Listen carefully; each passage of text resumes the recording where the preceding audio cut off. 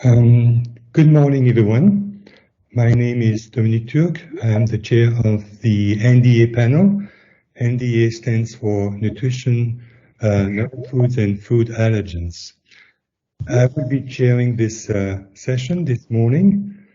The objectives of these meetings of stakeholders on the draft scientific opinion on the tolerable upper intake level for dietary sugars are twofold. First, to summarize the draft opinion with different presentations, and second, have a fruitful discussion on this draft opinion, in line, of course, with the ongoing public consultation. 180 people registered to this meeting, 160 from Europe and 20 outside Europe. So, warm welcome to you all. Next slide. Just a reminder, the event is being recorded. The event is in English, and questions should be submitted in English orally, not using at the end of each presentation and during the period at the end of the morning, which is foreseen for discussion. If you want to intervene, please raise your hand, and you are automatically connected to the audio broadcast. It's a one-way audio. The NDA panel has been supported by many people, as you may imagine, for this huge task. The working group members of the working group on UL sugars, you have under each of the names the area of expertise of those different members. Marco Vincetti, Roger Adden, Pauline Emmett, Carl Galli, Mathilde Kersting, Paula Moynihan, and Luc Tapie. On the right-hand side of the slide, you can see the names of the observers on behalf of the mandate requester, the 5 Nordic countries, Irene Mattison, Anna-Kari Lindros, and Eva Birgisdottir, and Stephanie Bodenbach was an observer from the European Commission, and Julia Vanzelus was a database developer. And finally, but very important, as you may imagine, the EFSA team, Laura Cicolalo, Esther Artau-Kortakans, Yonut Kratjun, Charlotte Salgar-Nielsen, Agnès de Séménon-Le Carré, Valeria Ercolano, Yucia Fabiani, Susanna Horvat, Laura Martino, Irene. So the specific questions that have been submitted by stakeholders through the registration form for this meeting will be addressed in different sections of this presentation, but questions outside this mandate will not be addressed. Some examples are on the slide. Usefulness of a representative index that summarizes the health effects of carbohydrates to support consumers' choice and communication, health impact of replacing sugars by artificial sweeteners in food and beverages, the relationship between the intake of non-nutritive sweeteners and chronic disease risk, and health effects of HFSS food, high in fat, sugar, and salt. So please refrain from asking questions on these issues that will not be covered. Next slide. Questions related to risk management, which is not under EFSA's remit, also will not be addressed, and you have some example below. I'm just going to pick 2 or 3 of those. Whether sugars should be considered food additives, how the final scientific opinion will be used by the EU Commission in further regulatory measures, e.g. the setting of nutrient profiles. So again, please avoid asking questions on these issues. Next. So it's my pleasure to introduce the first speaker.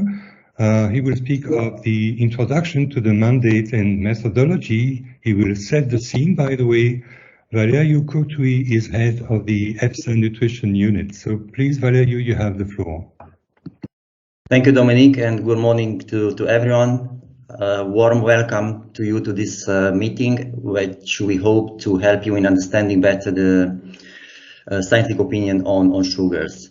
Before starting, I would kindly ask participants to switch off their camera, as it could be too heavy, the connection. So we will keep the video online only for the speaker shortly at the beginning, and then all cameras to be off. So what I'm going to tell you, it's about the development of the scientific opinion from the receipt of the mandate from the requesters to the draft opinion. And then we'll continue with the specific parts of the opinion.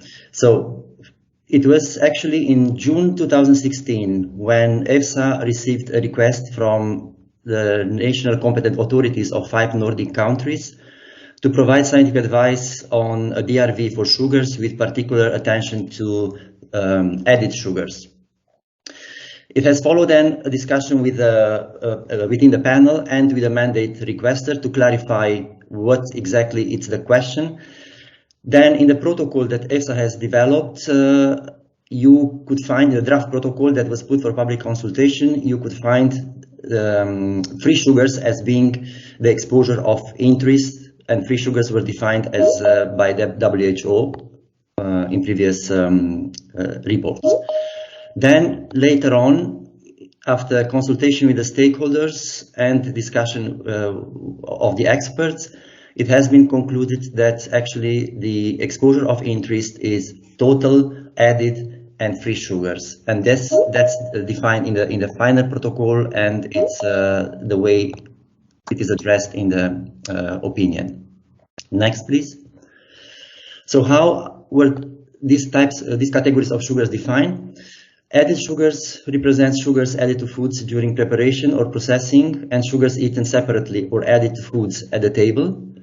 Then free sugars includes added sugars, and in addition, the sugars naturally present in honey, syrup, fruits and vegetable juices, and fruit and vegetable juice concentrates. The total sugars, of course, includes free sugars, but also sugars naturally present in fruits, vegetables, and milk. And these are the 3 categories that the colleagues will refer and the experts will refer later on as being the exposure of interest in this opinion. The mandate also told EFSA which were the main types of dietary sugars to be considered, and in fact they were the monosaccharides, glucose, galactose, and fructose, and the disaccharides, sucrose, lactose, trehalose, and maltose. What was excluded from the term sugars were the polyols and other substances that were used as sugar replacers, or other mono or disaccharide present in minute amounts, such as isomaltulose, D-tagatose, and allulose. The endpoints to be considered in the assessment, some of them were present in the original mandate, and those were the micronutrient status, the dental caries, chronic metabolic diseases, which included obesity, type 2 diabetes, dyslipidemia, hypertension, and cardiovascular diseases. But then later, during the protocol development and considering the comments received in the public consultation on the protocol, the experts considered that it was important to also add other endpoints, namely the non-alcoholic fatty liver disease, the gout, and also 2 endpoints related to pregnancy. At the same time, after the public consultation and some discussions within the panel and the working group, and considering the comments that we've got in the consultation, it was considered that micronutrient status as an endpoint should be better dropped, and that consideration was made. So the micronutrient status was dropped out, as I was saying, was considered not to be very useful in setting an upper level. And anyway, how the intake of sugars would affect micronutrient intakes depends on dietary patterns. So all in all, it was considered that this aspect will be better considered by the member states in developing food-based dietary guidelines. The mandate did not refer to a number of endpoints, and also the experts later did not consider them for the opinion, and those were endpoints such as cancer, neurological endpoints, protein glycosylation, inflammation, psychological endpoints, or beneficial effects of sugar. So you will not find anything about those in the opinion, and they were not, as I said, in the mandate. Now, the mandate at the end, after all this consultation and as defined in the final protocol, was interpreted by EFSA as a request to provide an upper level for sugars, as I said, for the group's total free and added sugars. And to respond to this question, EFSA has developed a stepwise approach. Before going to the approach, allow me first to say that the upper level or tolerable upper level intake, it's not a recommended level of intake, but it represents the maximum daily intake of a nutrient from all sources judged to be unlikely to pose adverse health effects to humans. So it's not something like a recommendation.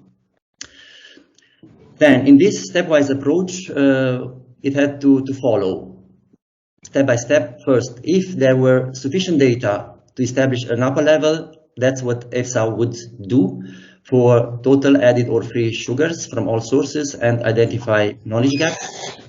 But then if data were insufficient, the next step would have been to consider a chronic daily intake where there is confidence on the absence of adverse effects. For this, as well, to consider whether there are sufficient data or not, and if data would have been sufficient, then the next step would have been to set a cutoff value for the different categories of sugars. But if the data were proved to be insufficient, then the next step would have been to consider advice on quantitative intakes of a particular type of sugar and consider advice on quantitative sugar intakes from one or few sources only. In this situation, again, we had the two possible steps. If data would have been insufficient, then nothing else would have remained than identifying gaps in the knowledge. While if data were sufficient, it was very important to produce advice assistance to member states for developing food-based dietary guidelines and, of course, to identify the knowledge gaps. So that was defined in the protocol. I would like also to highlight at this point that dietary goals and recommendations for nutrients are not in EFSA remit, and you will not find in the opinion or in the protocol or discuss today such goals and recommendations to consumers. So those recommendations are actually in the remit of the national authorities.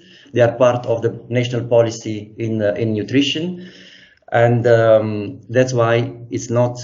Those are not in EFSA remit. So please, I would invite you to refrain in discussing recommendations for consumer because it's not our task.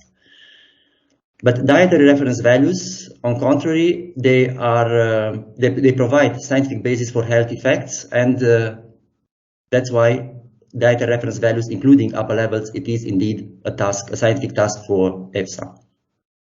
Next, please. Regarding data and methodologies, it was decided to follow the approach described in the principles and process illustrated in the EFSA promoting methods for evidence use in scientific assessment. And in that context, a protocol has been developed. The protocol was open for public consultation, as I was mentioned before. We also had a technical meeting with stakeholders where we collected more input. And the protocol was then amended based on the scientific merits of the comments received. The final protocol was published, and that protocol defined the strategies for data collection, appraisal of relevant evidence, data analysis, evidence integration, and the uncertainty analysis. Next. In the protocol, there were also clearly defined the 6 assessment sub-questions and the methods to be applied. So for the question on what are the levels of sugars in food and beverages in Europe, the method applied was actually what EFSA used was the food consumption data based on the EFSA nutrient composition database and the Mintels database on global new products. For the second question on the distribution of intakes of sugars from all dietary sources, the method applied was food composition data, and food consumption data of EFSA.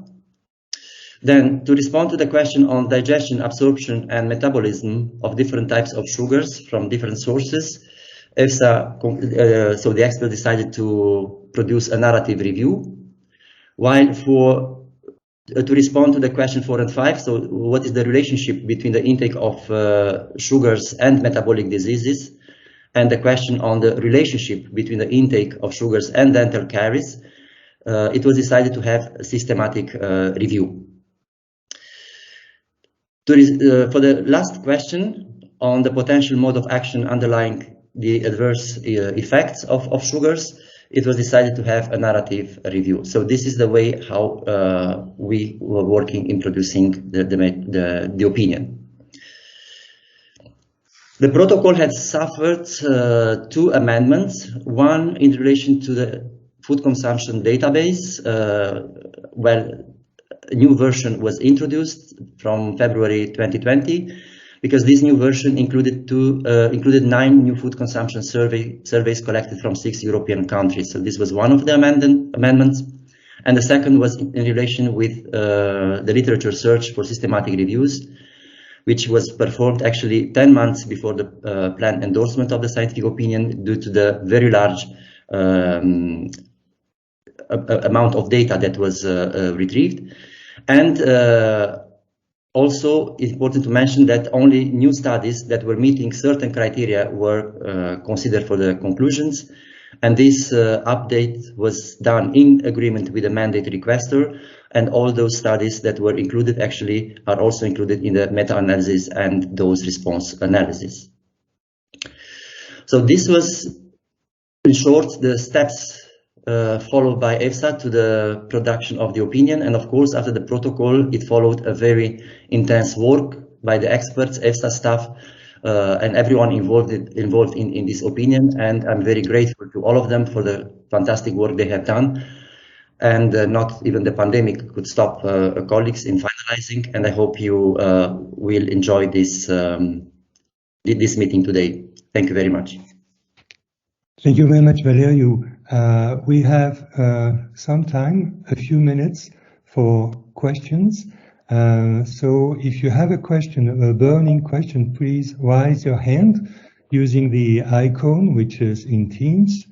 And we will be more than happy to give you the floor and ask your question to Valerio. And again, at the end of the meeting, there will be a 40-minute time slot for additional discussion. So please don't be shy. You're more than welcome to ask questions to Valerio. It will probably be more interesting on the content. Yeah, we have a question from Diane Bourne. So please, Mrs. Bourne, switch your microphone on and ask the question to Valerio. You're welcome. Hello. Can you hear me? Yes. Yeah. Okay, it's Diane Bourne here from Food Standards Australia, New Zealand. I'm based in the New Zealand office. I'm very interested in the definitions for added and free sugars. And I'm looking at Table 9 on page 53. And I see, for example, that free sugars includes the added sugars, but it excludes, and other things, as in the table, and it excludes sugar from intact fruit, vegetables, and milk. I'm just interested to know if you considered sources of sugars from processed fruit products, such as dried and powdered and puree, in your consideration of the definition. I think I will need from the colleagues.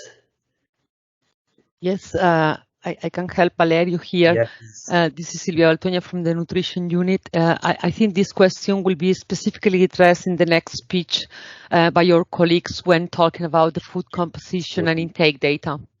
Okay, thank you. Okay. Thank you, Ian, for the question.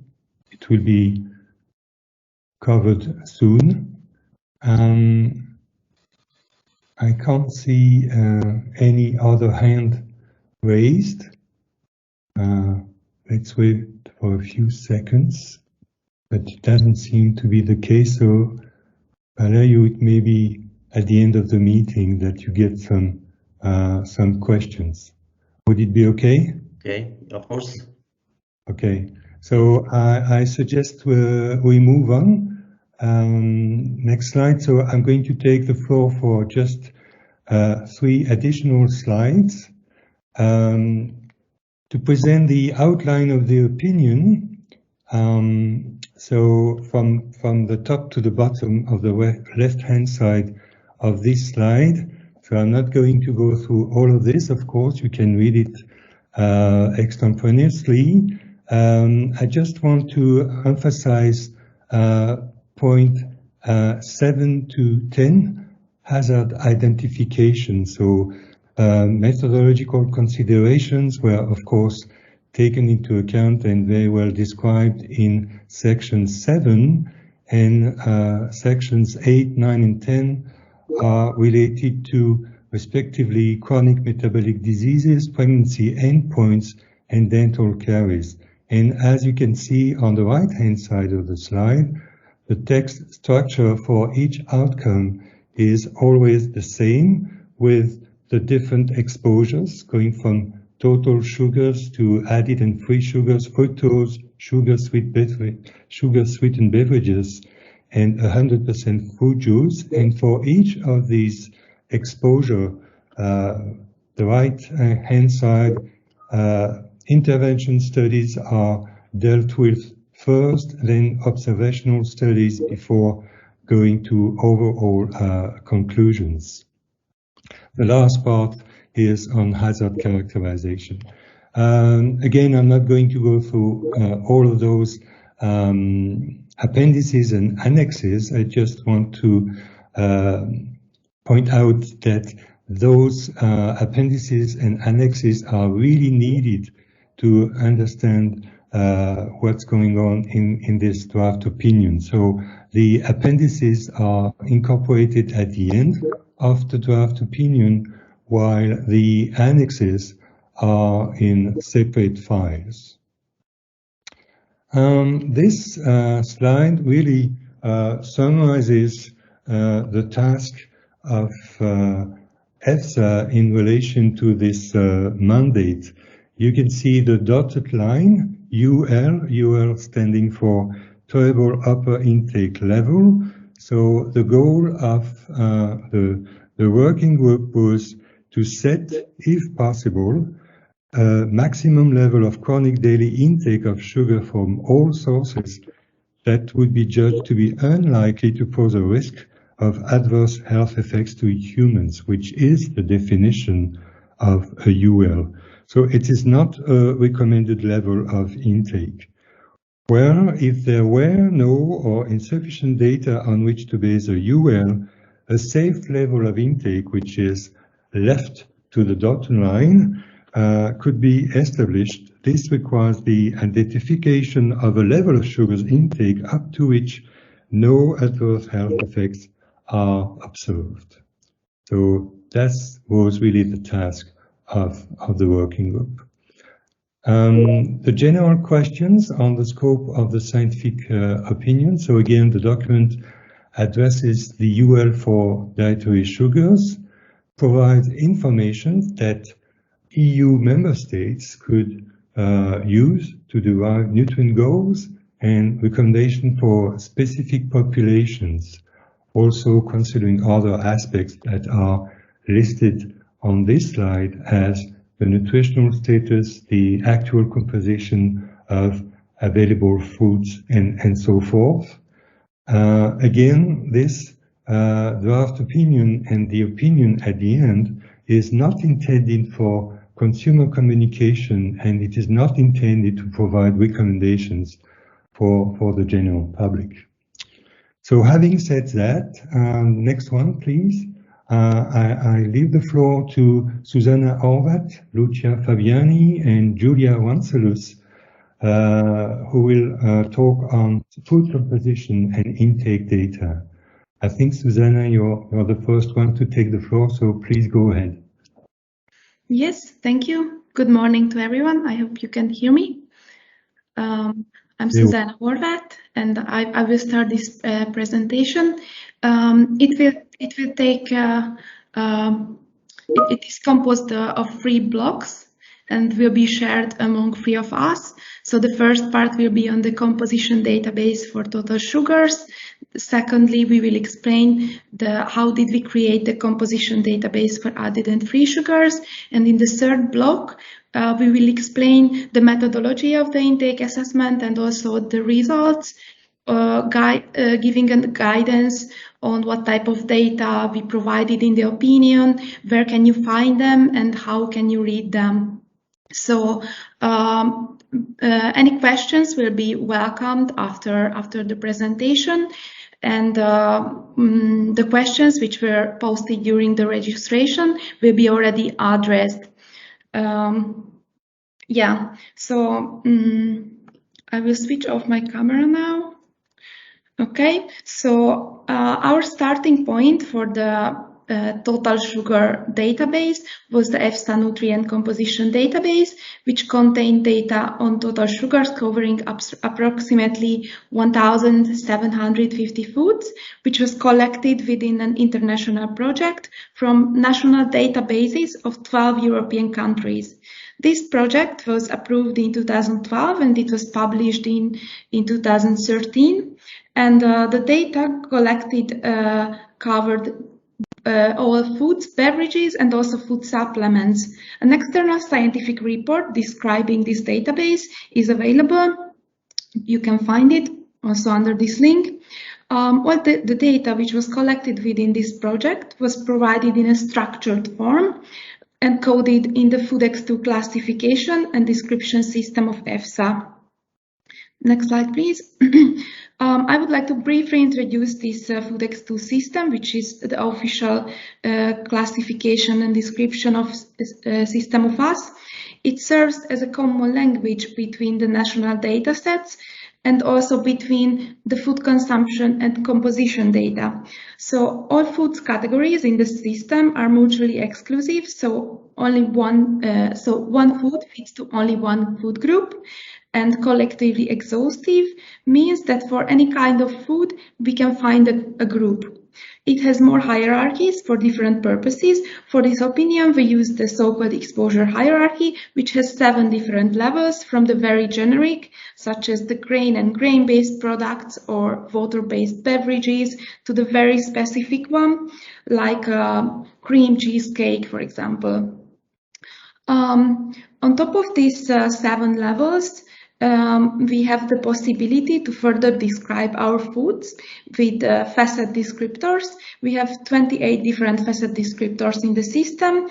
Among them, we have also some sugar-related ones as well, like qualitative info on added sugars, or to indicate if the product is sugar-free or it was made with reduced sugar content. For our database, data on total sugars were extracted from our nutrient composition database. However, before using it for the intake assessment, we had to clean it and to find the best way to connect it with our food consumption database. First of all, an outlier analysis was performed, checking the sugar contents if they are homogeneous in a certain food category. This worked well in some simple cases like fruits or bread, but in case of some more complex products, the product variability was really large. So this outlier analysis, it was not enough to reveal the mistakes in the database. So secondly, we checked the consistency of national food names, FoodX2 classification, and total sugar contents as well, basically line by line. And if we found mistakes, we excluded the product. We also checked within a category if the same product was provided in diluted or powdered form, where it was relevant, and eventually corrected them by application of dilution factors to transform them to ready-to-consume form. As a next step, the product variability was also checked in the Mintos Global New Product Database. We checked in this database products from the last 5 years, and it was done in the period of 2018-2019. If you don't know this database, just very briefly, it is a database of packaged goods. It contains label information of different products of over 3 million food and beverage, and more than 1 million covering the EU food market. Also from the 27 members, covering 25 from the 27 member states, and also Norway. You can see that you can check in this database the labeling of the product, the nutrition information, and also the ingredient list in a nice searchable form. So it was very useful for us. After this cleaning, we selected the right Foodx2 level of the categories, taking into account this product variability.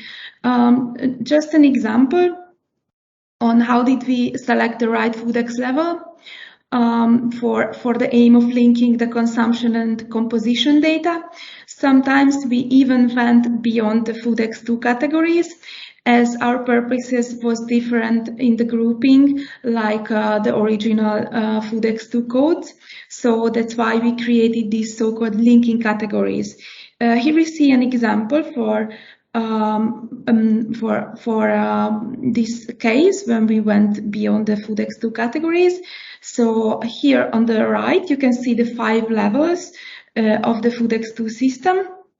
From the first level, which is fruit and fruit products, to the 5th level, which is in this case are different flavors, different kinds of jams. And after investigating the sugar contents on 2 levels, we saw that regardless the flour, the fruit jams with sugar had very similar sugar content. So in this case, we could stop at level 4. However, we found also that based on the different facet descriptor information, we are able to distinguish in the composition table jams with sugar, jams with reduced sugar content, and also sugar-free jams. Thus, we created these 3 new categories. This method was applied in all cases when it was relevant. For example, for the flavored soft drinks, we also created similarly, like for the jams, different categories based on their sugar contents.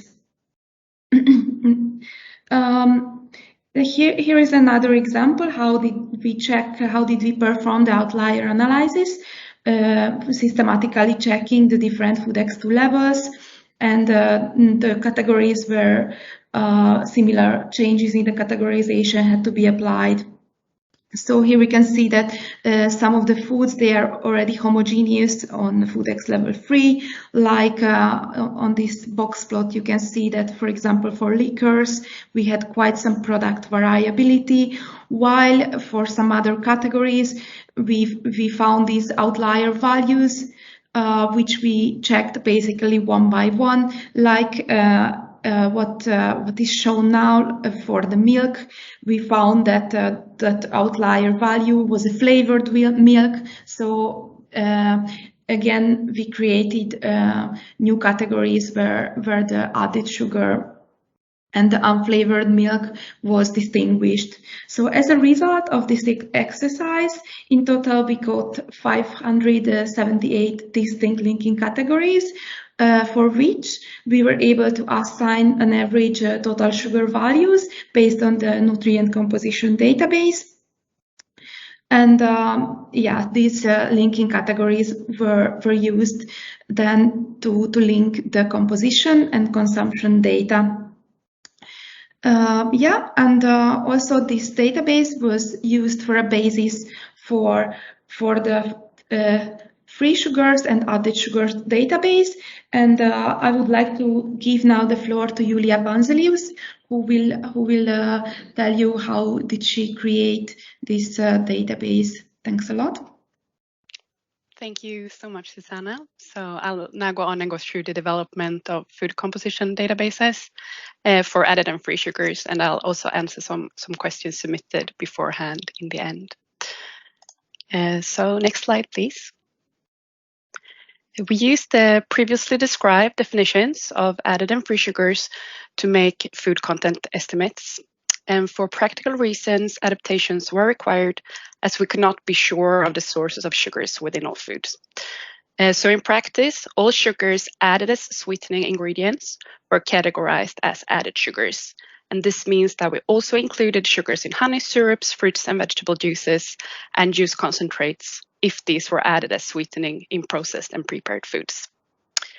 And all the sugars in the foods that were classified as added sugars were also classified as free sugars.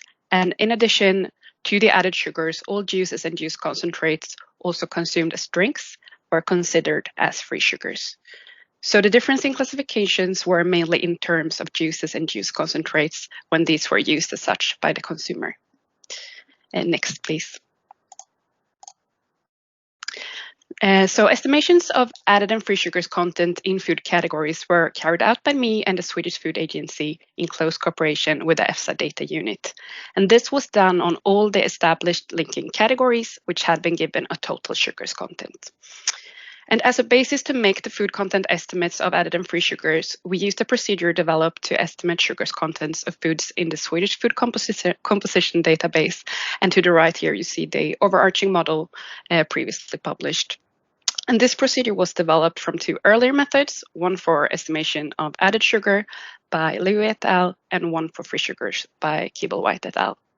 And these methods were combined and harmonized to enable estimates of both added and free sugars within one model and to include a broader set of food items.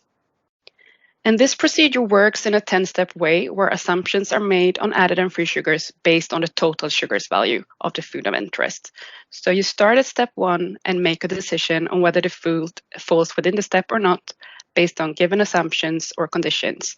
And if the food doesn't meet the criteria, you move on to the next step until the food meets the given assumptions or condition. And the first 6 steps are considered as objective steps, as these are based on predefined assumptions, while the last 4 steps are considered as more subjective steps, as these require further subjective estimations. And there were 3 steps here not applicable. 2 steps were not applicable as they were referred to composite foods and are based on a standardized recipe calculation method, which is not the case in the comprehensive food consumption database, as most composite dishes are disaggregated into their ingredients and reported as such. And 1 step was not applicable because it relies on the known content of lactose or fructose in the food item, and this information was not available in the food composition database. Next slide, please. So I'll now go through the steps considered, and I'll give some examples. And the first step was used for all foods that were assigned less than 0.1 gram of total sugars per 100 grams. And these food groups were automatically given an added and free sugars content of 0. And here we find foods such as fats and oils, which don't contain any sugars. The next step was also used to classify food groups as no added or free sugars containing, although here the foods have a measurable total sugars content. And this step is based on several criteria for food groups that are considered to not contain added or free sugars. And foods within this step were, for example, pasta and breads. Within the next step, all total sugars of the food groups were considered as added or free sugars. And this step is also based on several criteria for food groups, where for this step, these are considered to have minimal amounts of naturally occurring sugars. And here we find foods as soft drinks, and for free sugars only, also fruit juices. The next step was used to estimate sugars within sweetened food that had an unsweetened variety. And for example, the total sugars content of sweetened milk was compared to unsweetened milk to establish added and free sugars content of the sweetened milk. In the next step, which is the first step to be considered as subjective, sugars content from other more specific similar foods were borrowed. And this was done in two different ways. Either the sugar's content was taken directly from another food group or used as a basis to make an estimation. And for example, in the food group dairy ice creams and similar, which is a broad food X2 category, we used the proportion of added and free sugars content from the category ice cream milk-based, which is a more specific food X2 category.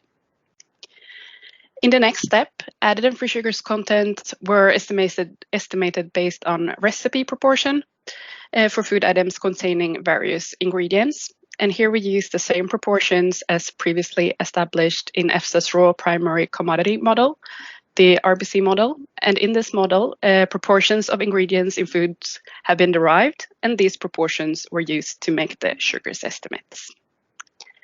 And the final step was used for the remaining food categories where no other steps were applicable.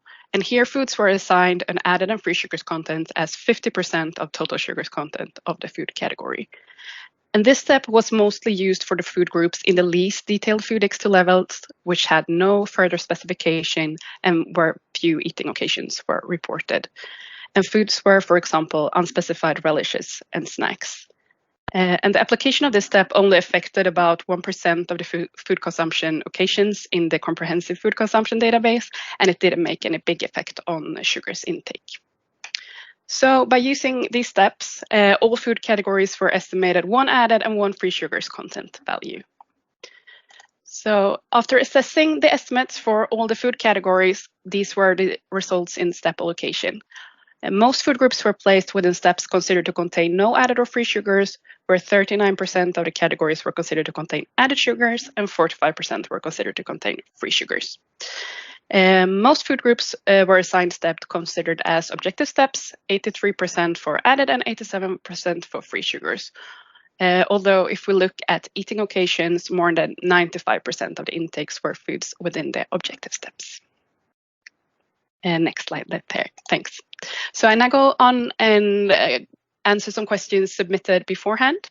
And the first question was if processed fruits, canned and dried fruits, has been considered in the study.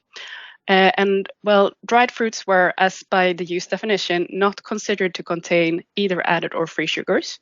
But for canned and jarred and also candied fruits, we used the RPC model to get recipe proportions of fruits, sugars, and juice within the foods, and from them calculate added and free sugars content. And the next question was, do sugars in blended fruits, such as fruit purees or hummus, as well as sugar found in plant-based milks, count as free or added sugars? And we didn't count these as either added or free sugars, as these food groups are not included in the stated definitions. And the next question asked about clarification on the inclusion and exclusion of infant formula, food for special medical purposes, and total diet replacements for weight control.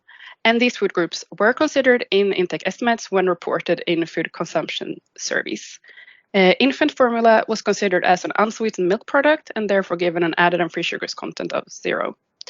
Regarding food for particular diets and food for weight reduction, these were both food groups with very few consumption occasions and with unspecified products. And we didn't know what specific products had been consumed, and therefore the added and free sugars content for these two categories were estimated to be half of the total sugars content for the two categories. And the last question here was regarding added sugars versus sugars formed or altered during storage.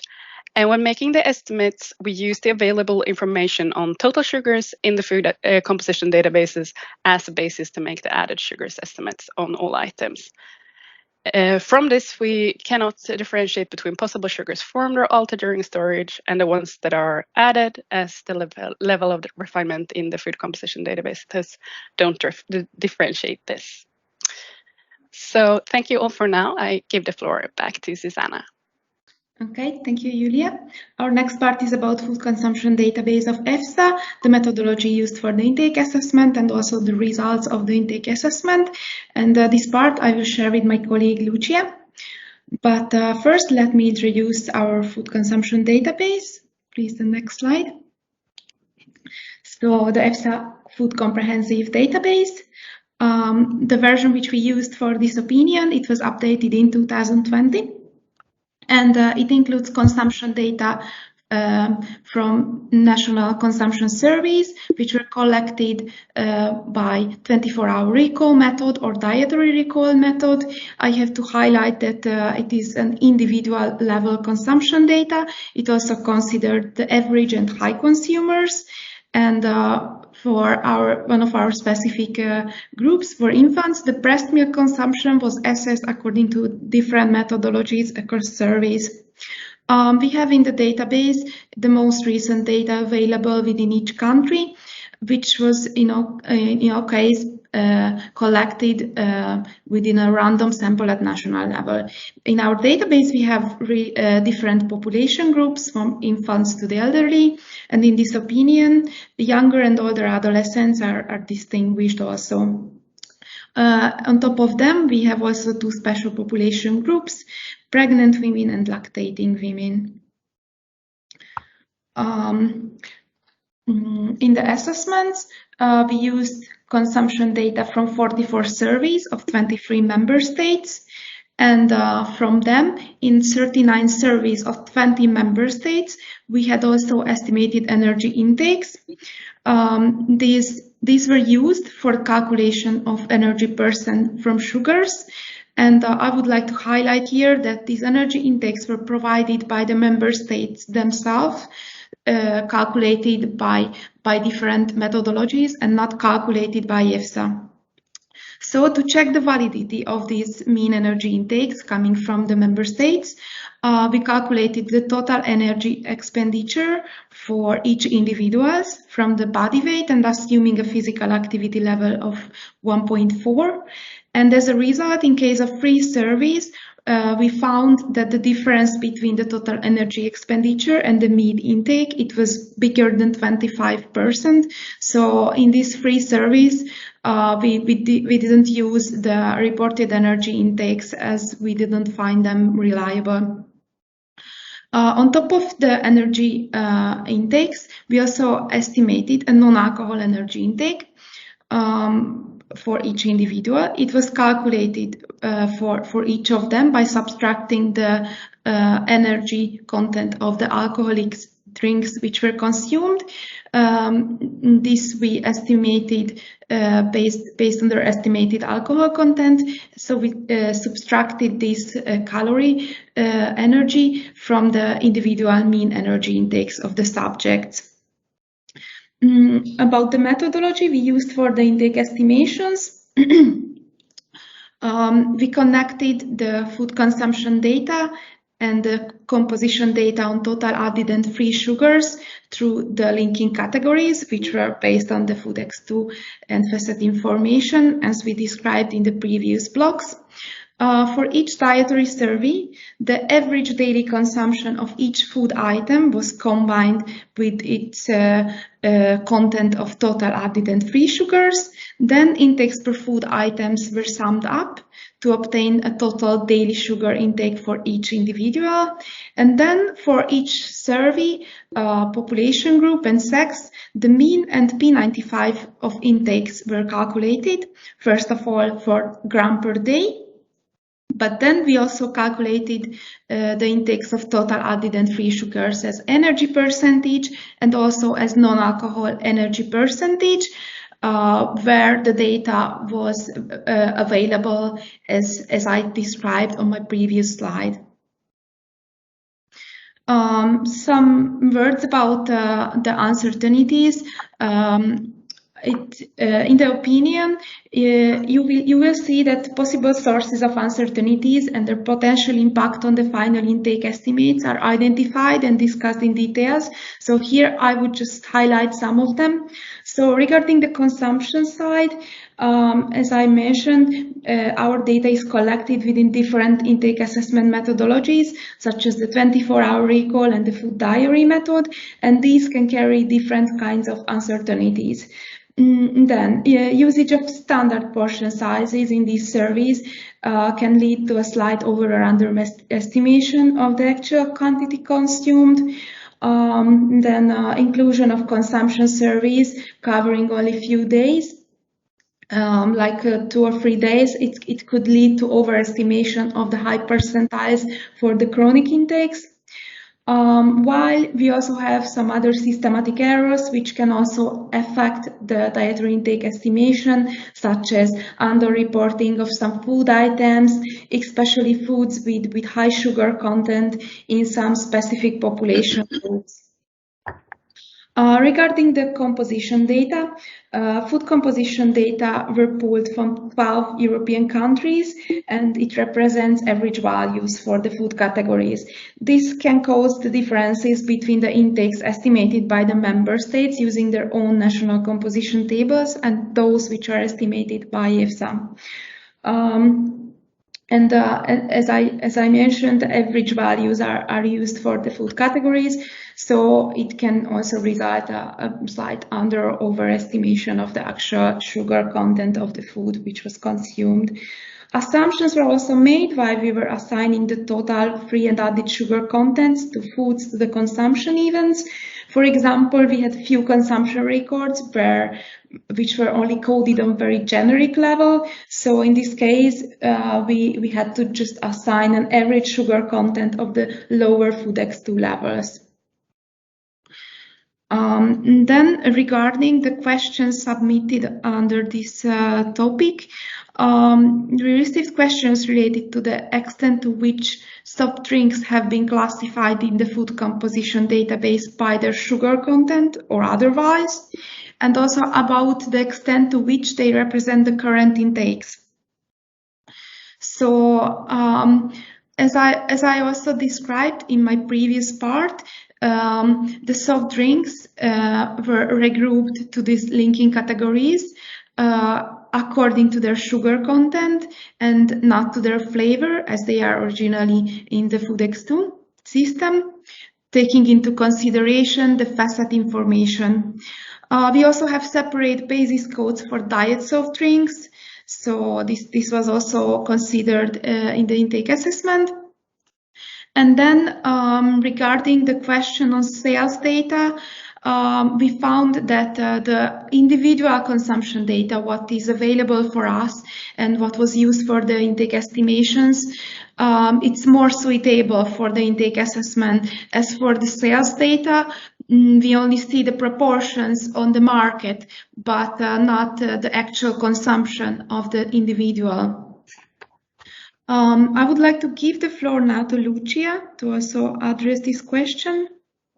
Good morning. I will like to complement the answer to the questions received during the registration, saying that in the opinion, in a section on uncertainty analysis, we also acknowledge that the consumption surveys might not reflect current intakes because they were conducted over a wide time span, and that consumption table may also not be up to the latest market developments. Also, I will cover in my presentation the fact that intakes of added and free sugar calculated by EFSA were consistently lower than those estimated at national level by member states, and that in any case, sugar-sweetened beverages were major contributors to the intake of added sugars and free sugars in consumers. Then I will give you an overview as final block of this presentation of the results of the intake assessment. So what type of data are available, where to find them, and how to read them. So starting from Annex C, that is the first Excel file you will find together with other annexes. Annex C is the place where you will find all the input data, meaning the EFSA composition database, the list of linking categories with the hierarchy of the Food X2 codes, and then also information on energy intake provided and calculated by EFSA, and also details on the dietary surveys used from our database. And this type of table you will find for all the annexes provided, giving the table number, title and short title, and description to guide the reader through them. Then starting from Annex C, we created 2 more annexes, so 2 more Excel files, which are Annex D and Annex E, which respectively contain the results of the intake assessment for the whole population and for the consumers groups.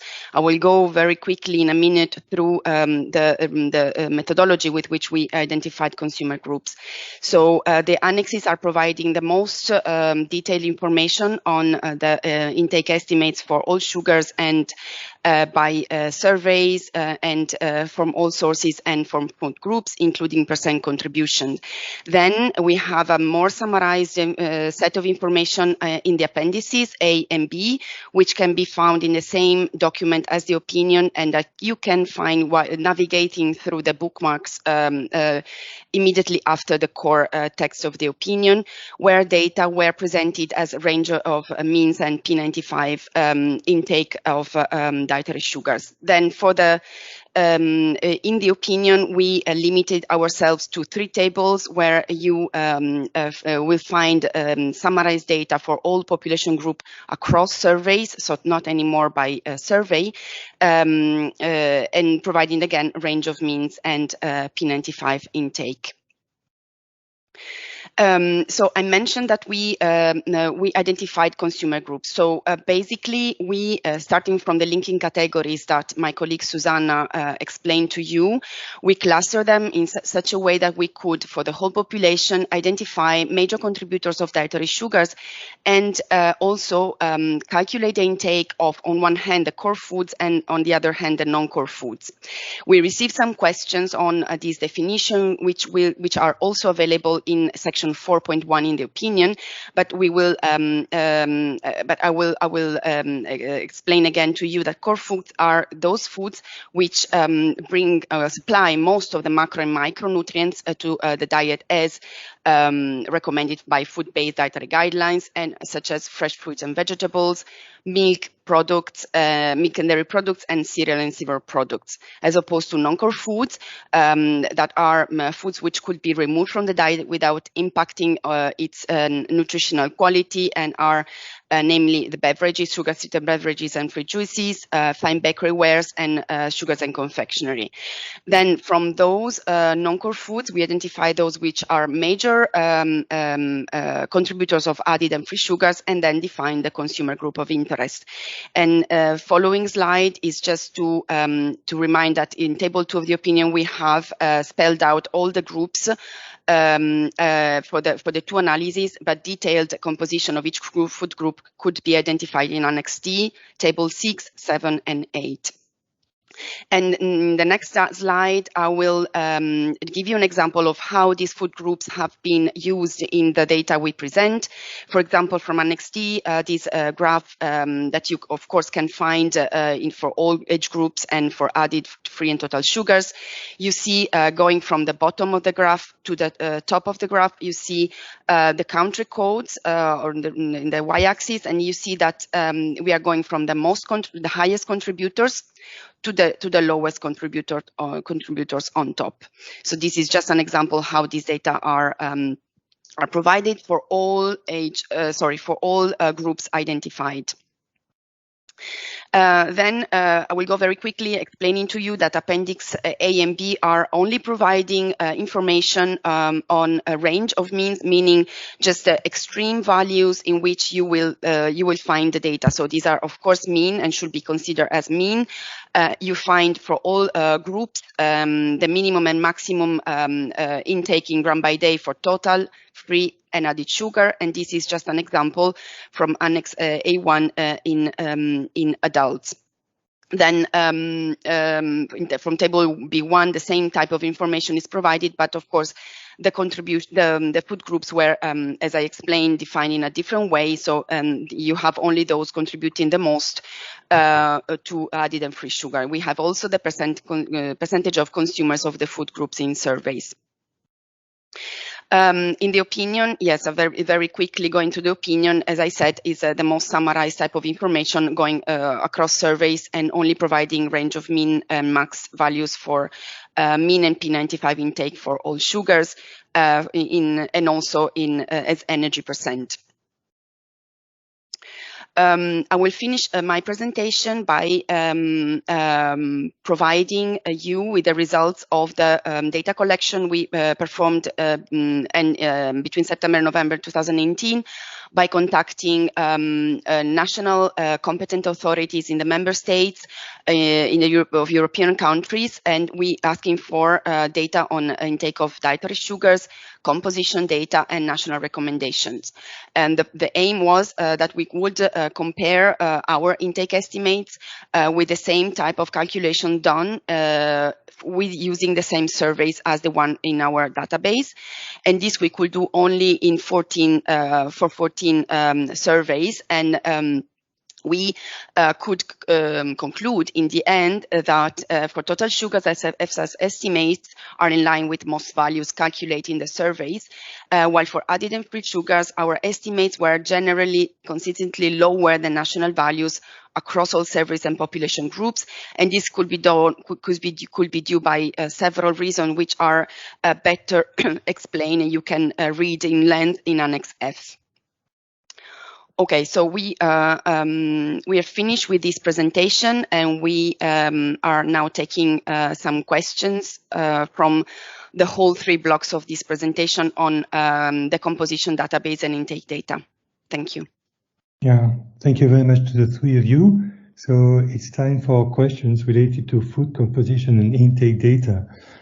So please, if you want to ask a question, raise your hand. Mrs. Bourne, would you like to ask your question again, or you are satisfied with the information you got during the presentation? Diane here. Thank you for that. Your great presentation. Thank you.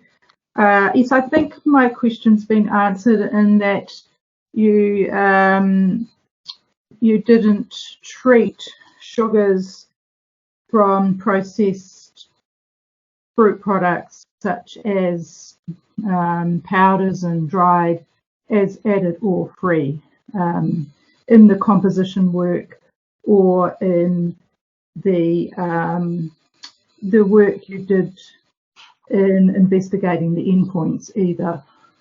That's correct, isn't it? Yes, we only included juices and juice concentrates from processed fruits and vegetables. Yeah, so that's really following the WHO. Yeah, we used the WHO definition, yes. Yes, okay, thank you. I see there's also interested in this, there's a question on the chat about fruit juices, another area I'm interested in, but thank you very much. Okay, Dr. Ruxton, please take the floor. Yes, thank you for those presentations. I'm Dr. Ruxton, freelance dietitian from the UK, and I'm also on the steering committee of a randomised controlled trial called HESPER Health, which involves fruit juice, hence my interest. I'm still a little confused about this core and non-core foods categories.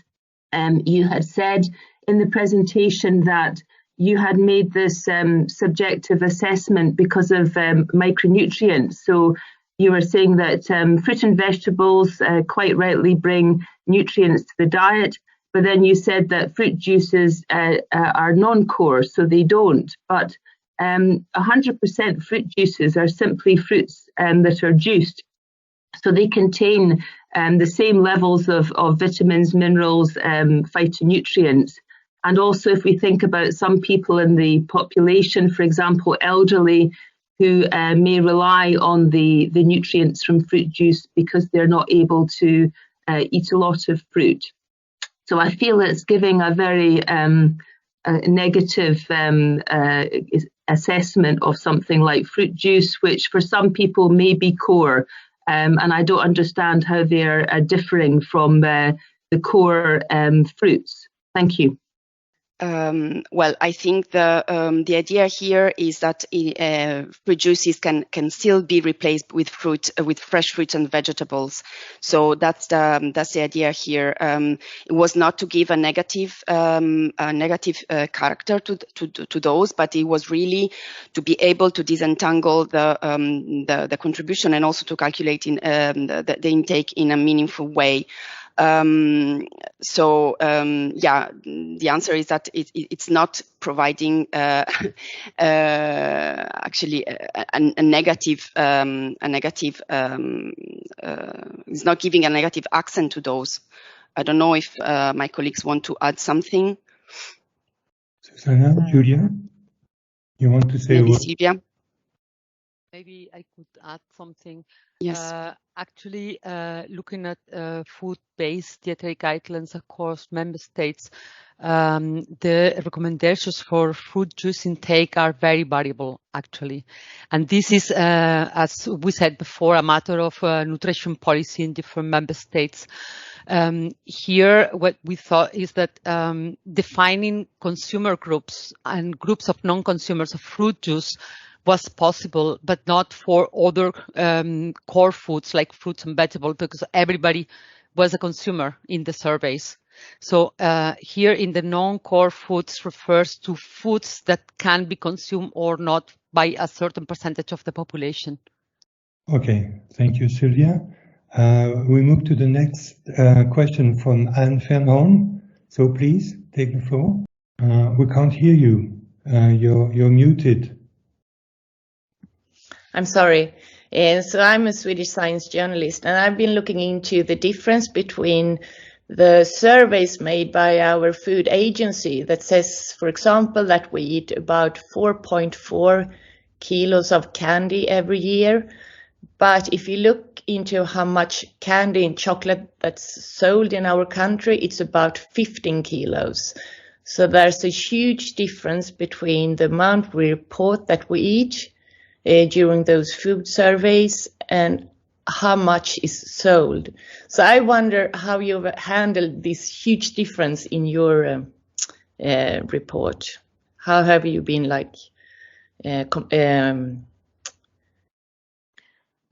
looking into this? I can try to take this question.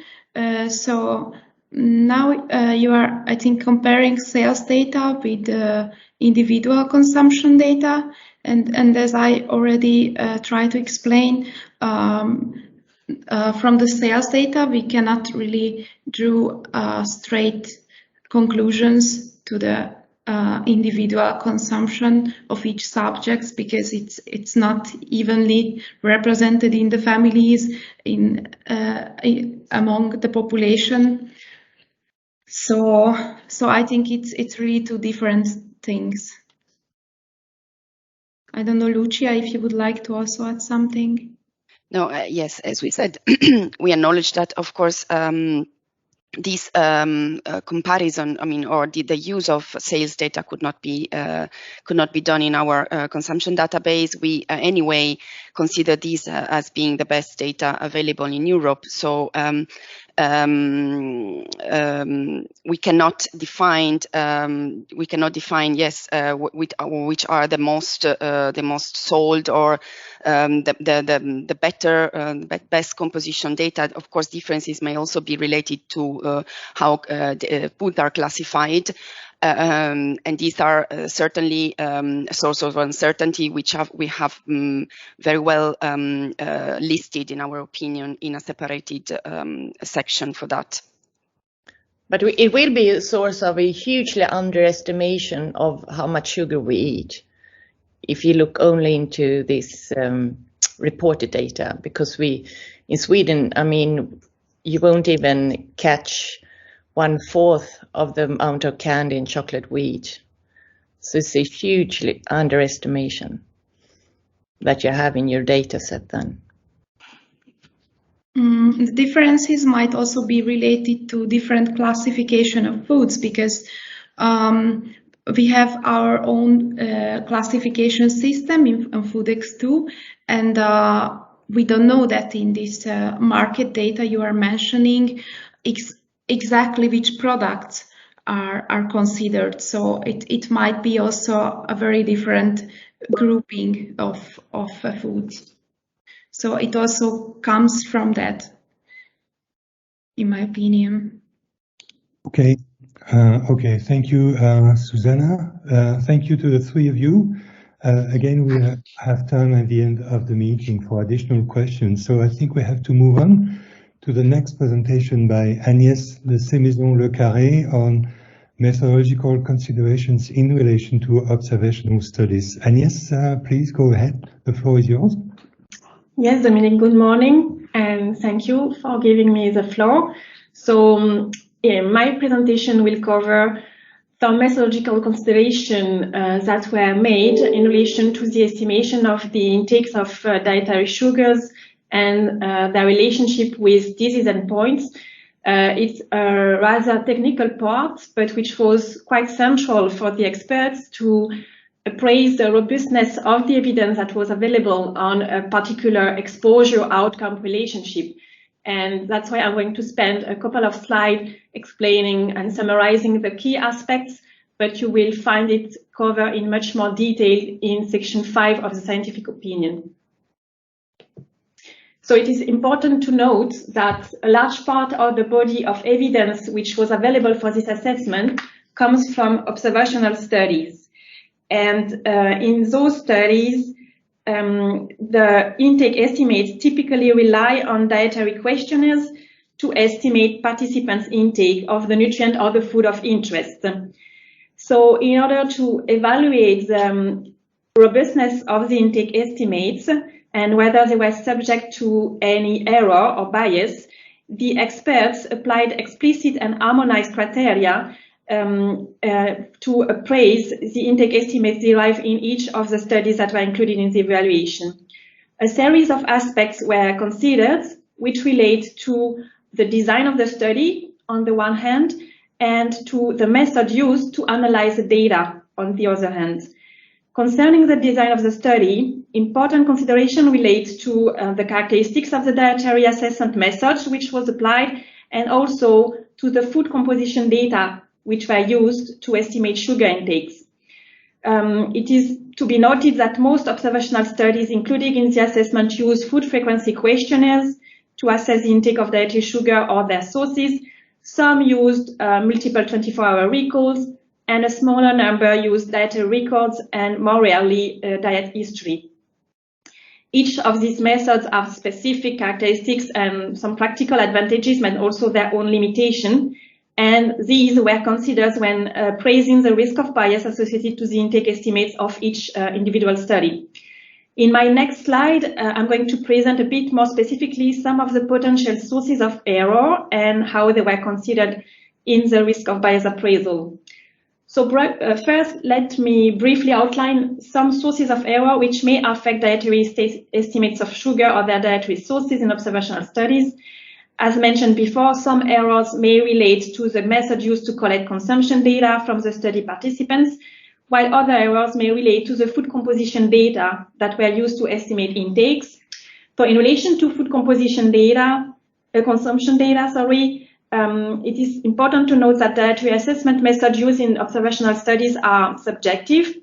And depending on the methods, people are requested to report their habitual food consumption or to describe their recent food consumption. And this is subject to a number of potential reporting bias. Depending on the method, selective reporting or recall bias may affect the accuracy with which people describe their food consumption, as well as the size of the portions they report. And actually, a number of factors may influence the reporting and have been described in the literature. One relates to how healthy a particular food is perceived to be by the participants. And in practice, people may tend to over-report their consumption of the sources of sugar that they perceive as being healthy, for instance, fruits, while they may under-report their consumption of the food that they perceive as being unhealthy. And this is somehow to meet social expectations of the interviewers. So the intake estimate may also be affected by recall bias, and this affects in particular foods and beverages consumed between meals, such as snacks, which are easily forgotten, and also add-ons, for instance, sugars or honey that consumers add to their food or beverages directly at the table. And these, again, are easily forgotten if the questionnaires are not designed to probe participants to report on those. It is important to note that the direction and magnitude of the errors due to misreporting can be difficult to predict. In other words, it can be difficult to assess whether the errors may have resulted in an underestimation or an overestimation of the nutrient of interest. And this is particularly true for exposures such as total sugars or total fructose, for which the contributors may be affected by reporting bias in opposite directions. So, as misreporting is often difficult to quantify or account for, the choice of a valid dietary assessment method at the level of study design is particularly critical. Still, some methods exist to minimize the impact of these errors on the intake estimates, and I will come back to that in a minute. In relation to food composition data, errors depend on the quality of the database which is employed, and in relation to estimates of total sugars, the total sugars content of food is available in food composition, in most of the food composition database, as a result of mandatory labeling of total sugars in food, actually. But errors may still occur if the database is outdated, for instance, or not kept up to date and representing the evolution in the market of the composition of food in terms of the total sugar content, and also if the food composition database is not representative of the food consumed by the particular population groups included in the study. But there is even larger uncertainties in relation to the estimation of free and added sugars. And I guess this was clearly illustrated in the previous presentation from Julia, because the attribution of a free or added sugar content to food is to be based on the ingredient list or the recipe of the food, and needs to rely on a number of assumptions, so that this might introduce some errors. An issue we have in assessing the literature is that the methods used to attribute the free or added sugar contents to food is rarely reported in scientific papers. And another difficulty we have in integrating the evidence from different studies is that investigators might actually apply different nomenclatures or definitions when categorizing or defining added or free sugars, for instance, and this has to be kept in mind where comparisons are made between studies. Next slide, please.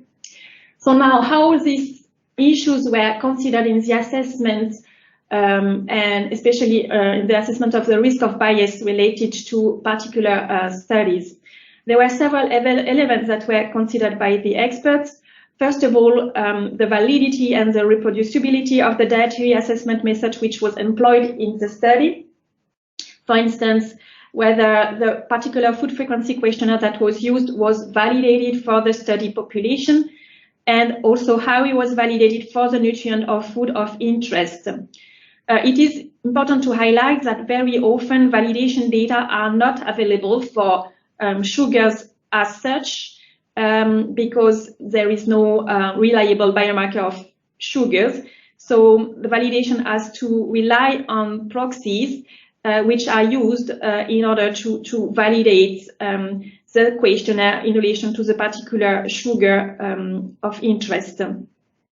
Another important element was any measures of reproducibility of the method which was reported in the literature to appraise the reliability of the intake estimate. Another important aspect relates to whether the dietary assessment was repeated over the duration of the study.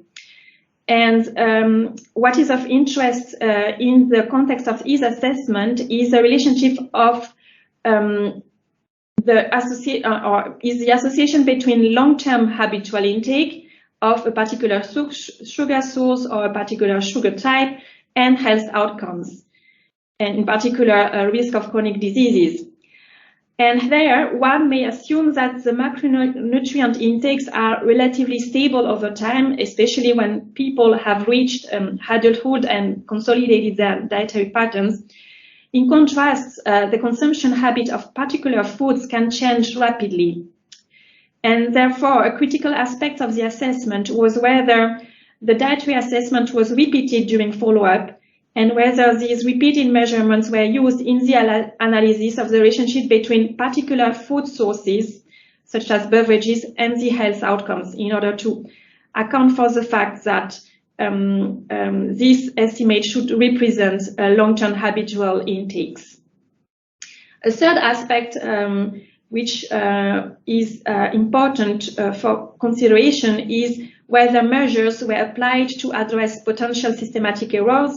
And I've briefly mentioned that misreporting is unavoidable when using dietary questionnaire to assess the intake of people.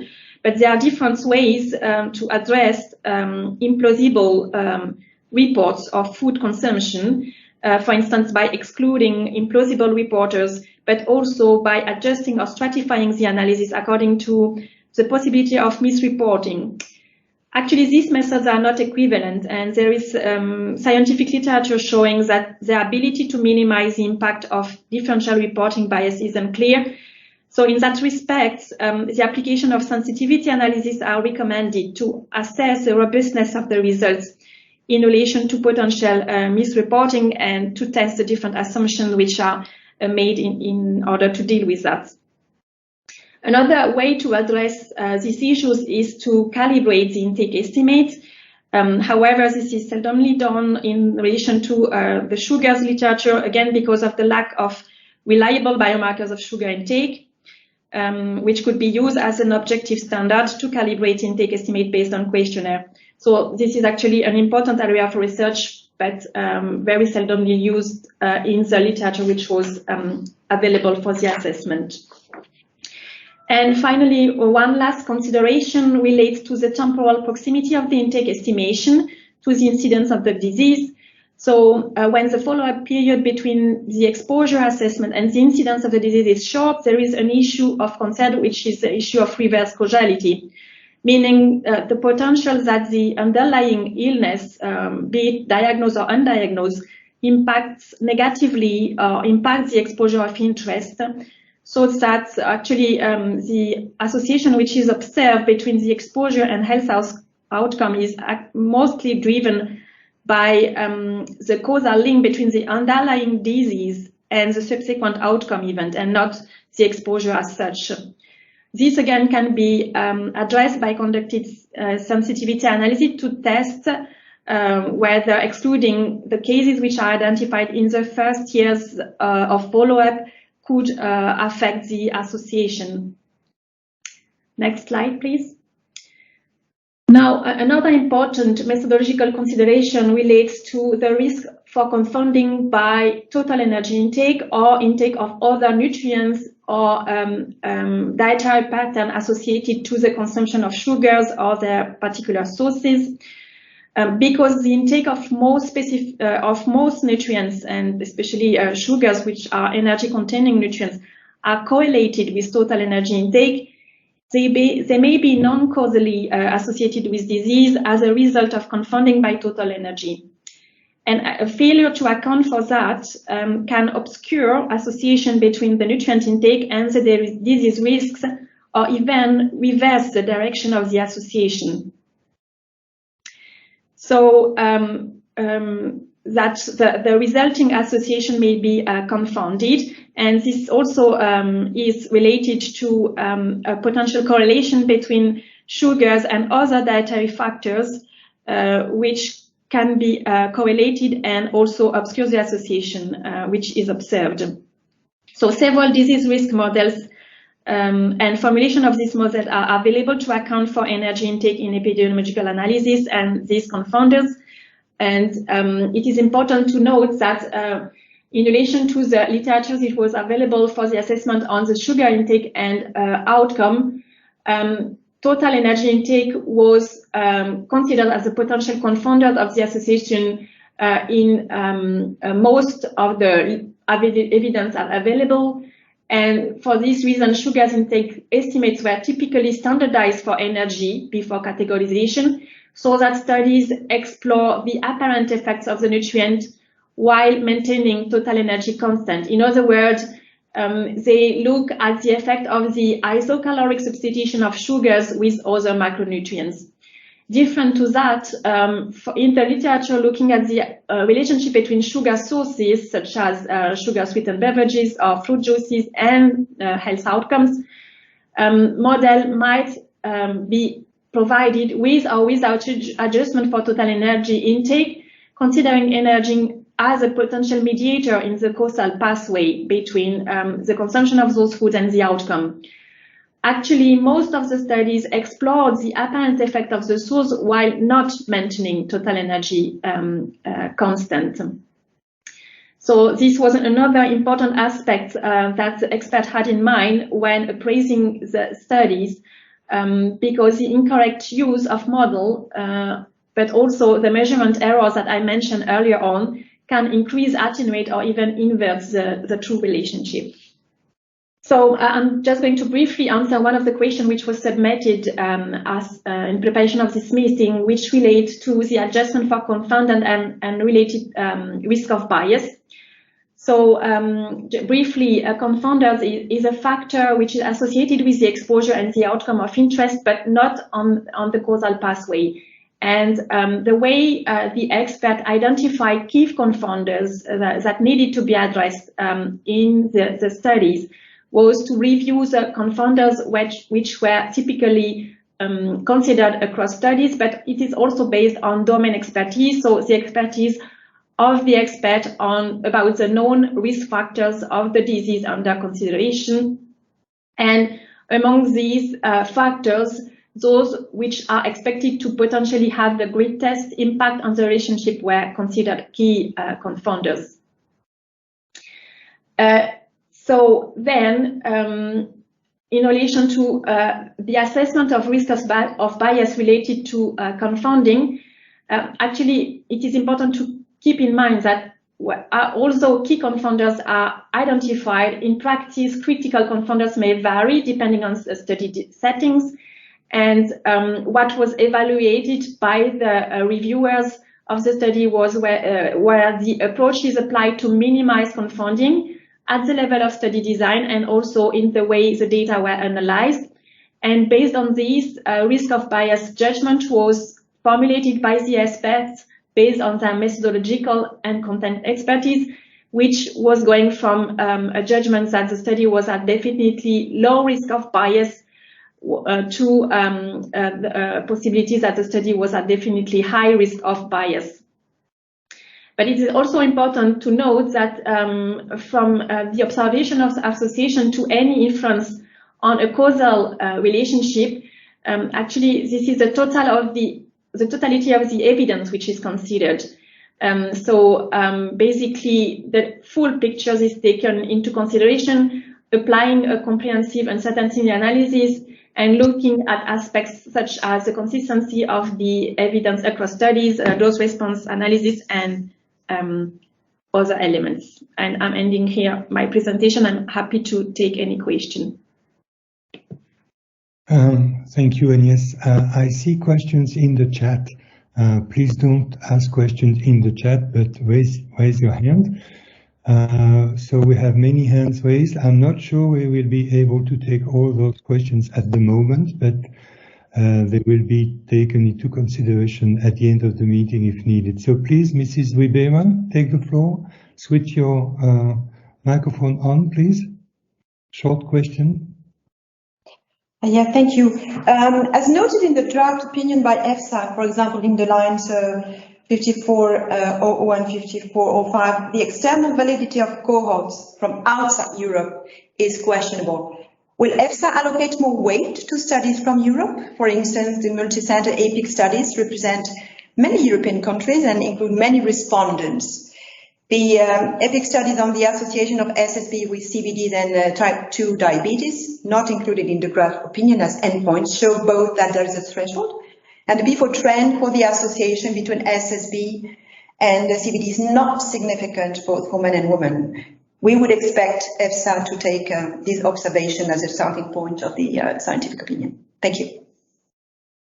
Yes, thank you for the question. Well, we are going to address more specifically in the next presentation how these aspects, including external validity, were considered in drawing over a conclusion. For sure, the geographical area where the study, the cohort was based is an important consideration. And this is discussed where appropriate in different places of the opinion. But there are cohorts conducted in other parts of the world which were still considered by the expert as being relevant for assessing any association which might apply to the European population. Thank you, Agnes. Mrs. Wutjekind, it will be the last question for the moment, and the other questions will be at the end of the meeting. So please, Mrs. Wutjekind, go ahead. Okay, thank you very much. The protocol clearly states that observational studies that do not provide sufficient information to allow quantitative estimates of sugars intake, for example, studies reporting only on frequency of consumption, should be excluded. Therefore, we are questioning why prospective cohort studies on sugar-sweetened beverages have been included, given that these studies were undertaken all around the world and in many years in the past, even up to 27 years. So how can they justify, or what evidence do you have in order to be able to estimate sugars intake from such products? Thank you for the question. I'm aware of the question because I think it was also submitted as part of the question in preparation of the meeting. So for the sake of time, I'm not going to address it because it's going to be addressed in details later in the meeting. Okay, thank you, Agnes. So don't be frustrated. You will have time at the end of the meeting to ask additional questions on this issue. So we move on. We move to the presentation by Marco Vincetti, the chair of the EFSA working group on UL sugars. Marco, the floor is yours. Thank you, Dominic. Thank you to all the attendees, and thank you to EFSA for organizing this meeting with the stakeholders. My name is Marco Vincetti. I am a public health physician. I teach epidemiology and public health in the University of Modena and Reggio Emilia Medical School. As you may know, Modena is located in northern Italy, very close to Parma, by the way. So we are ready to go ahead talking about the hazard identification, chronic metabolic disease issue, concerning how we managed, how we handled the hazard identification issue with the metabolic diseases. And it's section 8, but also section 5 of the opinion. And we're talking about body of evidence, intervention studies, observational studies. Both are human studies, we may say experimental and non-experimental studies, and principles that apply we applied to assess the body of evidence, evidence integration and certainty analysis. The next slide, please, Sylvia. So this is just not so simple a picture, a figure reporting, and I'm not gonna talk about the details. You will find the details not only in the opinion, Annex A, but also in the slides which are becoming available. We originally retrieved over 40,000 hits looking at the epidemiologic literature, and there was, the identification, screening phases. The original search was performed at the end of July 2018, and there was an additional search in 2020, as reported in the opinion, the draft opinion, in order to update the body of evidence in terms of the literature, taking into account the most recent studies, provided that they could give a meaningful addition to the already retrieved literature. And again, the details about what is intended to be meaningful addition is reported in the draft opinion.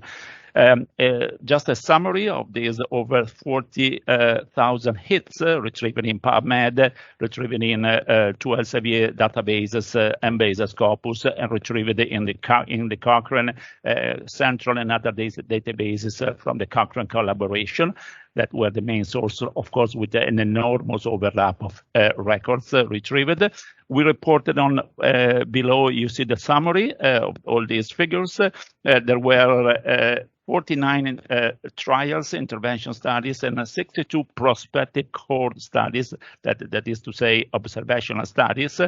They were actually split in more studies. The papers, the real papers, were 61 on the right, referred to RCTs, and 97 referred to cohorts of observational cohort studies, because of course one cohort may be subject to more than one assessment, not only for an issue of follow-up time, but also of different outcomes and so on.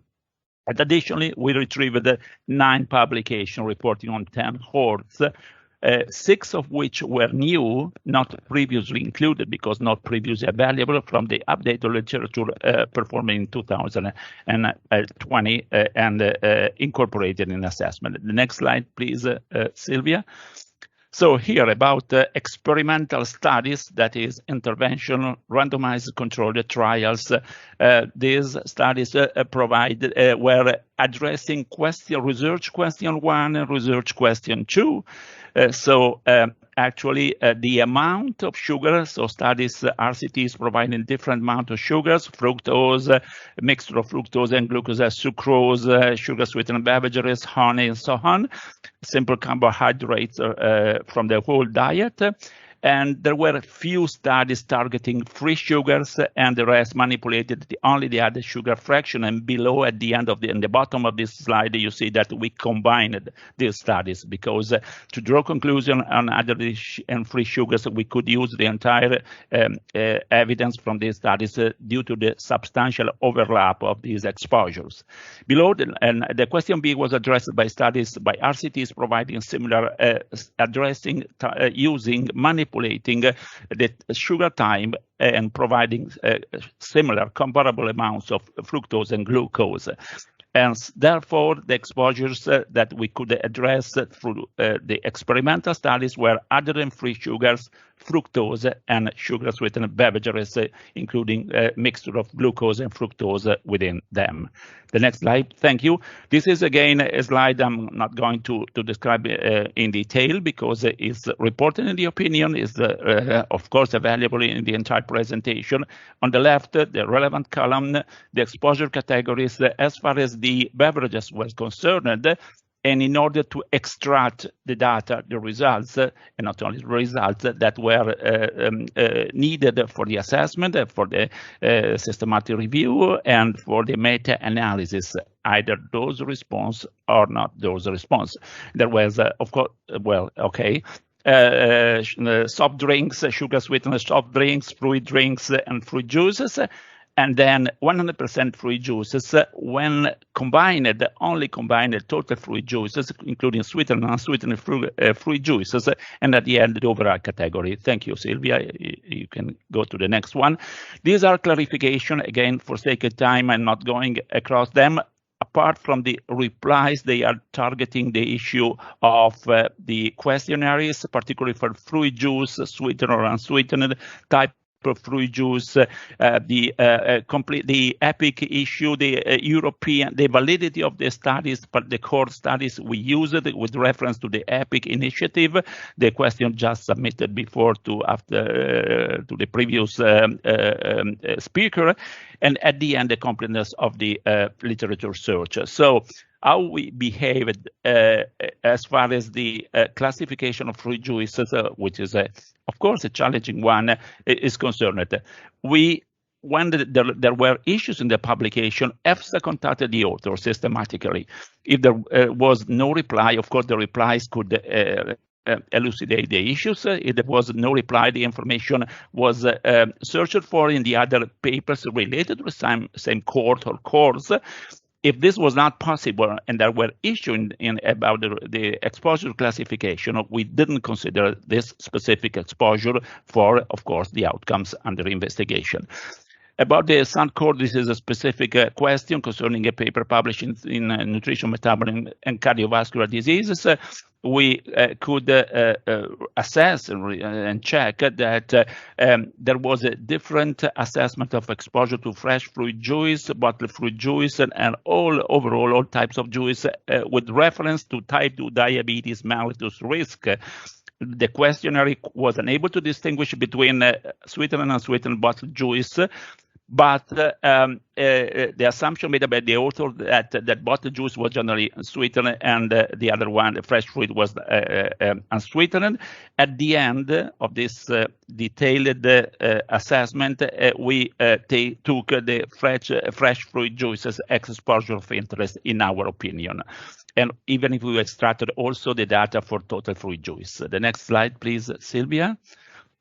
Issues were also related to the famous US-based studies, which are the Harvard studies, professional follow-up, Nurse Study 1, 2, and also the Women's Health Initiative by the Fred Hutchinson Seattle Research Center, because the systematic reviews were unclear in classifying which was the fruit juice, sweetened and unsweetened, and 100% or unspecified exposure of interest. We contacted the authors, we means EFSA institutionally contacted the authors to understand better which were the choices of the authors in terms of exposure assessment, questionnaire details, and also concerning specifically a paper by Pan et al. The authors could confirm that fruit juice was 100% fruit juice only. That cider, because there was a question already submitted during the public consultation about cider, not considered to be of interest according to the EU regulations. That was really a very minor contribution to the intake in that category. And there was a separate question for fruit drinks with added sugars, and these are the details of the added sugars, of these fruit drinks. And so the next slide, please, Sylvia. And okay, and we must apologize for missing one study. I would say that if it is only one study missing, over 40,000 records screened is not so terrible, but still is something I have to apologize, because we retrieved the study during the search, but we overlooked it, and it was erroneously excluded at the screening phase. We have to be grateful to people in the public consultation who arrived at this point, pointed out this lack of consideration, and this paper published by Romagueira et al. In Diabetology in 2013 about type 2 diabetes mellitus is going, of course, to be considered in the final opinion. Thank you for noting this. About prospective core studies, which was the kind of observational studies or non-experimental studies we used, we could assess exposure to total sugars, added sugars, sucrose as a surrogate exposure for added sugars, and free sugars as well from all sources. Fructose, either total fructose or free fructose for all sources, sugar sweetened beverages, and you see here the combination already detailed before, and 100% fruit juices. And we did the same that we did for trials for RCTs. We combined in terms of evidence the one yielded by studies addressing free sugars to those targeting the exposure to added sugars due to again to the wide overlap of these two exposures. The next slide, please. So this is the overall picture, the plot, summarizing what we have done in these 3 years. And as you see, it's not just one question or a few questions. Here we have 35 sub-questions, considering how we can bridge all the exposures on the left, total sugars, added free sugars, fructose, sugar sweetened beverages, and 100% fruit juice with the different endpoints. Actually, I should call them outcomes, because these are dichotomous endpoints: obesity, non-alcoholic fatty liver disease, or non-alcoholic steatohepatitis, type 2 diabetes mellitus, dyslipidemia, hypertension, cardiovascular disease, and gout. So we assessed all this, and we used this, let's say, philosophy approach to organize the lines of evidence. We divided these lines of evidence in 3 different lines of evidence. The standalone or main lines of evidence were those directly addressing disease endpoints, and this line of evidence was clearly, let's say, the first one we can say directly answering, if possible, the sub-question. And then there was a surrogate standalone line of evidence, still having the same dignity of the standalone main line of evidence, because also these lines of evidence could answer by their own the sub-questions, but they were targeting not just the disease endpoint, but something which was closely related to the disease endpoint. We made 2 examples. Here there is one, blood pressure as a surrogate, let's say, endpoint for hypertension. We can say glycemia as a surrogate endpoint for type 2 diabetes mellitus. They are not the same systolic, diastolic blood pressure beyond or above or below a cut point, but we know how related they are. Complementary lines of evidence were remaining line of evidence, not so strong in terms of giving an indication of the risk of the disease, so far less direct or less direct. They were not able to reply by their own to the main questions, to the sub-questions, but still they could add to the evidence supporting or not supporting a possible association as seen in this analysis of the standalone lines of evidence. This is simply a nice, in my opinion, graphical picture of these issues, the ones I just... Here, how can we manage for the evidence integration and uncertainty analysis, which was the final but long and, let's say, painful in terms of the large body of evidence that we had to manage and the number of sub-questions and so on. We screened the body of evidence for each standalone line of evidence by study design, so dividing experimental, non-experimental trials towards observational that are only core studies for this assessment, which is recognized as the most powerful study design. We look at the number of studies available, the direction of the relations, the risk of bias, the lack of precision, the heterogeneity or unexplained inconsistency that couldn't be explained by age, sex, and so on.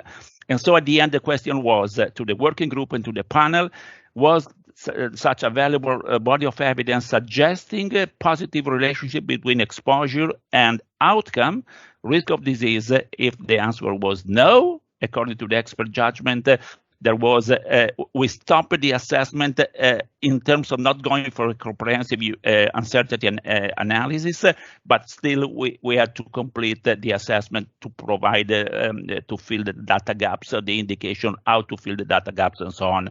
If the answer was yes, we go to, let's say, to the next slide, which shows how we managed to carry out the extensive and in-depth approach for the evidence integration and uncertainty analysis. That was this, we call it a comprehensive uncertainty analysis, made, of course, according to the EFSA guidance of 2017, published in 2018, about uncertainty. So we selected one endpoint, and which was the endpoint that we selected? We selected the endpoint with the highest relevance and strongest association, when there were more than one standalone lines of evidence or for related lines of evidence.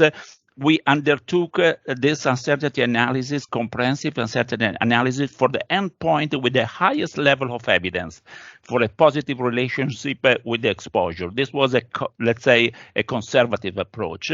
We look at the risk of bias, unexplained inconsistency, indirectness, imprecision, publication bias, magnitude of the effect estimates or risk estimate, those response relations, consistency with other endpoints or in standalone and complementary lines of evidence. At the end, there was an expert judgment of all these issues, and we put we defined our final assessment in terms of level of certainty in a positive was a prerequisite, and causal relationship in 4 categories, looking at probabilities according to the EFSA guidance, from 75 up to 100% probabilities, high, medium, low, and very low, with cut points at 75, 50, 15% probabilities.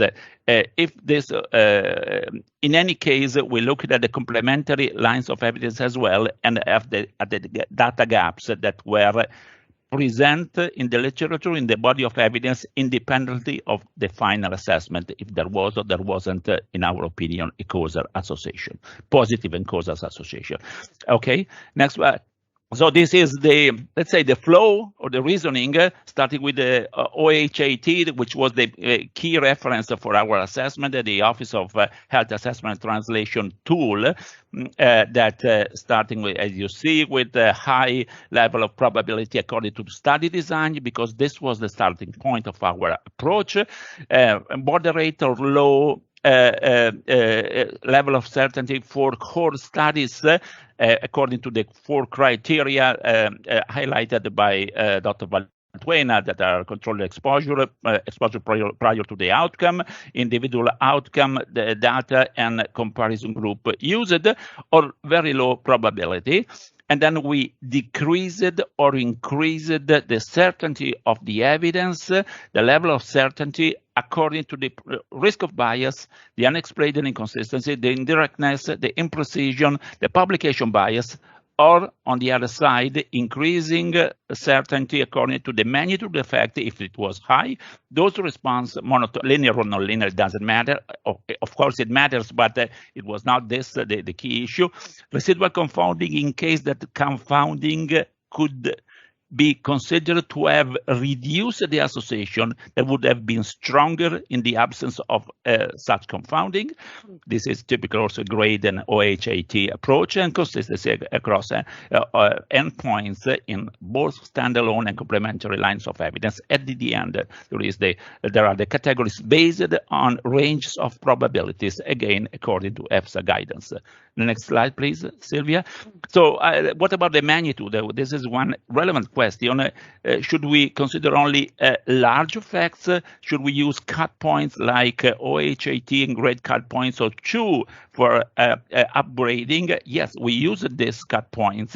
There were no need to upgrade the evidence for this cut point, but we were aware of one key factor, that having such an effect higher than 2, a relative risk, for instance, higher than 2, could depend on how we categorize exposure, and also even smaller effects, given the high prevalence of these diseases, given the high prevalence of the exposure, and given the relevance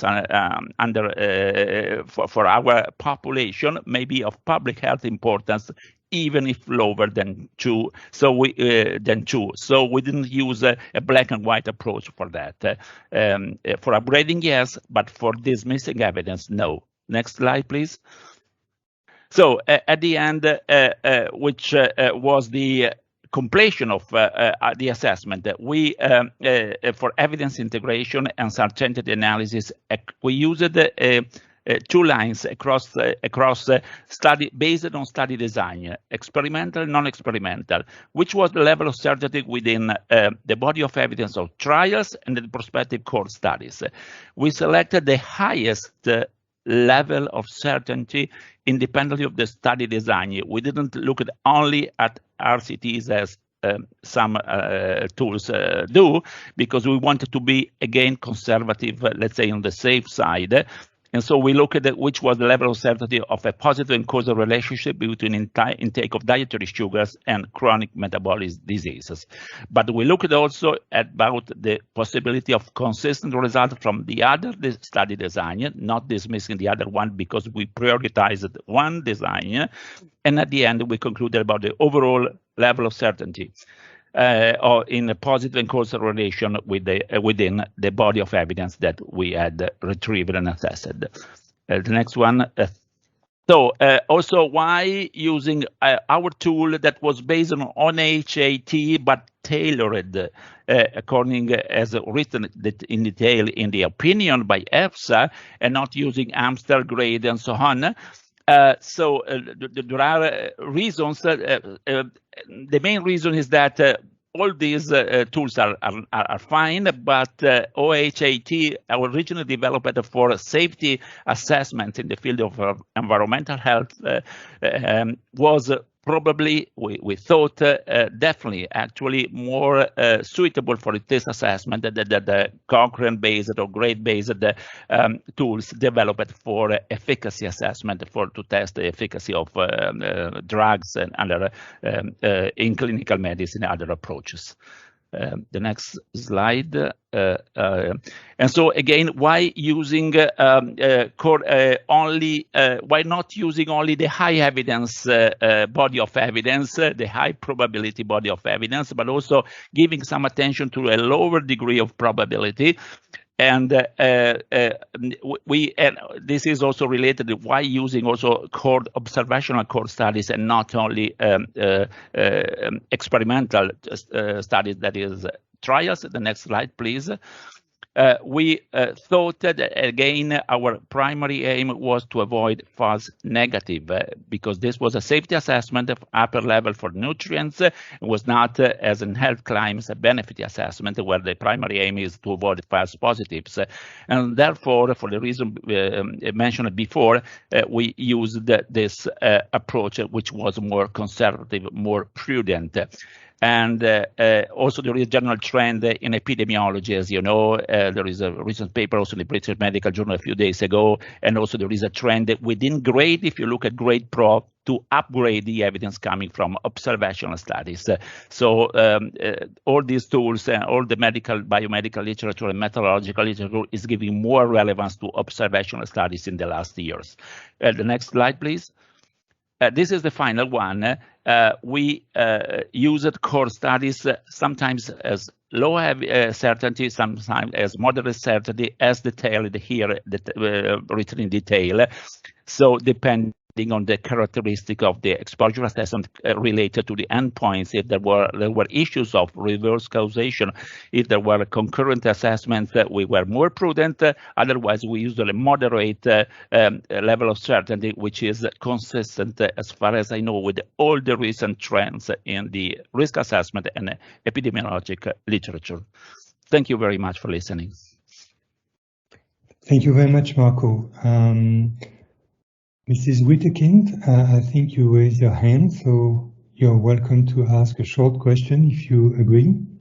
Thank you. It was just related to the last point, really, and to slide 77, I think, where you explained that prospective cohort studies, their initial certainty is low or very low, but it can be upgraded to moderate based on this exposure being prior to outcome or not. Can you explain where that, the evidence for that upgrading to moderate can be found in the opinion? Because I note for sugar sweetened beverages, all of them start at moderate, and yet I've not been able to find the evidence for that. Say it again. The last you said where it can be found in the opinion, and where can that be found? The evidence for that be found in the opinion, because all sugar sweetened beverages, the initial certainty from prospective cohort studies starts at moderate, but the rationale, I think, should be apparent in the opinion and the evidence. Well, actually, this was our choice according to what has been done by OHAT, starting at moderate, but downgrading in low whenever there was an indication that the assessment of the exposure was concurrent with the endpoint. And actually, if you look at OHAT, and if you look at even the last version of GRADE, particularly based on Robbins high, they can give even a level of high to observational studies, even sometimes not related only to core studies, but even to case control and cross-sectional studies, which are of lower, let's say, power in giving us some reliability in terms of association. So this is a choice made according to the tool we used to tailor our tool, and is written in the section. I can send you the exact page maybe later on this morning, and it's concurrent, consistent with, if you look, for instance, at just published paper by Lash and Rothman, Modern Epidemiologists, is look at 1 week ago to the British Medical Journal editorial about comparing core studies to randomized controlled trials and yielding comparable results as far as nutrition epidemiology is related. This is a general trend across all these different tools and the literature. So if the question is related, where is written in the opinion, I will give it to you. But if it's concerning the scientific background of this choice, it requires a little bit more of time, but I can come back on that to you.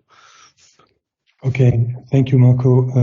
The very last question for this Q&A session from Mr. Koch, and then please, Marco, if you can reply in a short way, because we're a bit after schedule. So, Mr. Koch, please.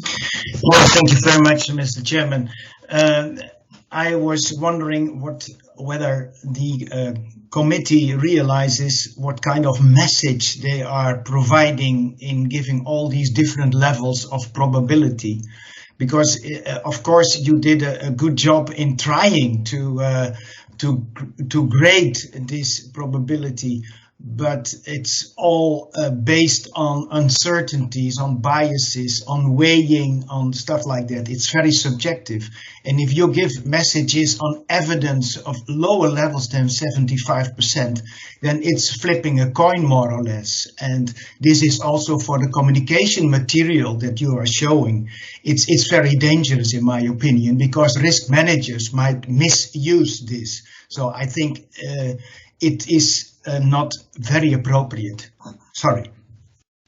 Yeah, thank you for the question. Yeah, you're right that the risk managers can misuse this kind of approach, but they can also take advantage from this kind of approach. And this is also true for the readers or for anybody interested in the opinion.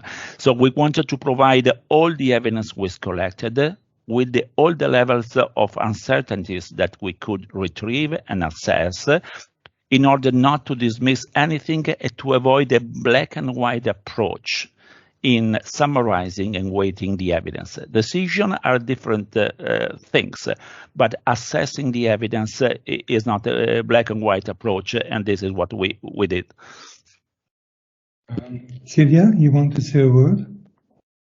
Yes, well, I want, it was 2 questions back, because there was somebody asking why all the studies for the beverages were starting as with a moderate probability for prospective core. This was not for all studies on beverages, it was for all studies that assess the exposure prior to the outcome. And this is based on the number of features, as you see in this slide here, that are met to assess causality in the OAT guidance. So if you meet 3 of them, and in this case it's meeting also the exposure coming prior to the outcome, the initial level of certainty is assigned to be moderate. But this is for all the exposures, not only for sugar-sweetened beverages. Okay, thank you, Silvia. Laura Martino, I think you also wanted to take the floor to make a comment. Please, Laura. Yes, thank you. To comment on the fact that the probability that we added to the judgment might be misused. The purpose of this probability is to make let's say, the narrative judgment high, moderate, low, and very low less ambiguous, because you might interpret this terminology very differently. So we felt the need, also according to what is recommended in our uncertainty guidance, to make this judgment understandable for everybody. And then, of course, different group of people could end up with different judgments because there is a level of subjectivities. But the point here is to have a structured approach and also a non-ambiguous translation of the assessment of the certainty that can be understood by all the people in the same way. Thank you. Thank you very much, Laura, for the clarification.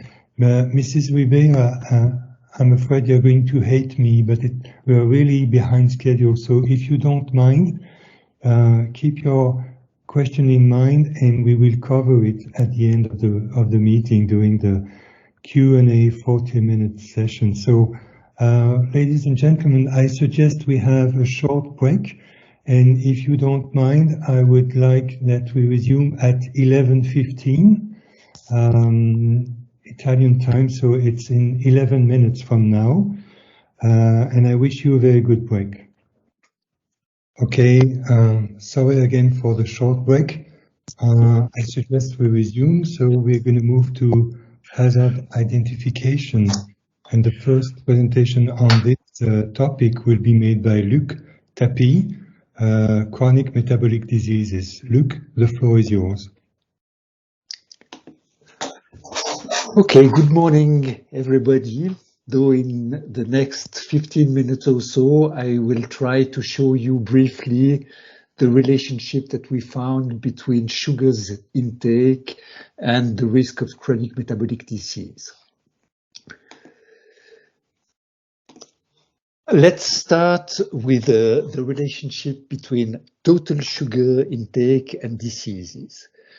Here, we had no randomized control trial available, and that was most likely due to the complex nature of the exposure. We therefore exclusively relied on prospective cohort studies, that is, observational studies. In these studies, total energy intake was considered a potential confounder, and models to fully account for it were applied. Overall, prospective cohort studies did not support a positive and causal relationship for total sugar in isocaloric exchange with other macronutrients and metabolic diseases. Next slide. Let's now turn our attention to added and free sugar. Here, we had several randomized control studies which were classified as isocaloric, that is, with an identical energy intake in each arm, with either a neutral weight maintenance energy balance or a positive energy balance, or an hypercaloric study, or so-called ad libitum studies where the exposure was controlled, but total energy intake was not controlled. Regarding prospective cohort studies, they were assessed in isocaloric exchange with other macronutrients. On the next slide, no studies. So I will show you the relationship between added sugar intake and obesity as an example. No studies addressed the main standalone line of evidence, and we therefore made our analysis on studies addressing surrogate standalone line of evidence. And that was changes in anthropometric parameters like body weight, body mass index, or waist circumferences. And we also relied on complementary line of evidence. On the next slide, the initial step with the meta-analysis of randomized control trials, and there were 11 control trials assessing the effect of sugar on body weight.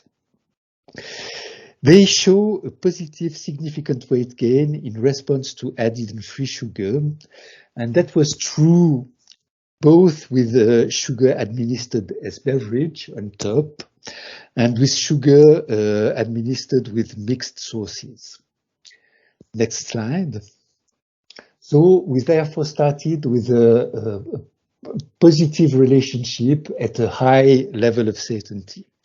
We then proceeded to an uncertainty analysis in which we assessed the risk of bias associated with these studies. And as you can see in the colored part of the slide, there were serious bias, mainly relating to blinding in many studies. And as a result of this, this was considered serious bias. There was no weakness regarding unexplained consistency, imprecision, or publication bias, but the fact that the surrogate measure was used instead of incidence of obesity was considered a serious weakness. On the basis of this, the overall level of certainty was downgraded from high to moderate. Next slide. So in summary, randomized control trials indicated a relationship between added and free sugar intake and risk of obesity with a moderate level of probability. Prospective cohort studies did not show a positive relationship between intake of added and free sugar in isocaloric exchange with other macronutrients and risk of obesity, and therefore did not modify the level of certainty. Next slide. Similar analyses were performed for each metabolic disease considered and for all for each metabolic considered.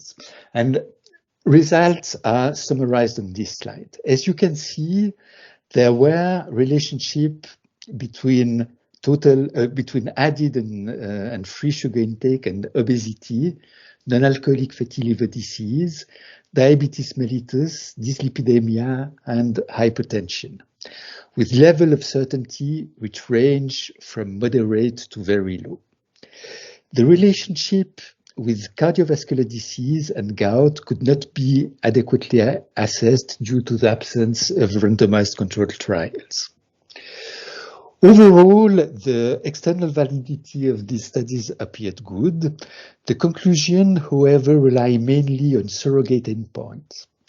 Also, the effect of added and free sugar from all sources and the role of excess energy intake could not be always adequately addressed. Next slide. We also performed the same analysis for fructose intake. Here again, we relied on the same categories of randomized controlled trials and prospective cohort studies as for added and free sugar. But here, the randomized control studies compared fructose to glucose. Next slide. As you can see, randomized control trials did not indicate a positive relationship with any of the metabolic disease considered. The same was true for prospective cohort studies, except for a relationship with cardiovascular disease, with a low level of certainty, and with gout with a moderate level of certainties. Some randomized controlled trials exploring complementary lines of evidence indicated a specific effect of fructose on hepatic insulin sensitivity and uric acid concentration, however. And we would like to make one important point here, and that's that it is very difficult to differentiate the contribution of fructose and glucose in the diet, since these two sugars are usually consumed simultaneously. Next slide.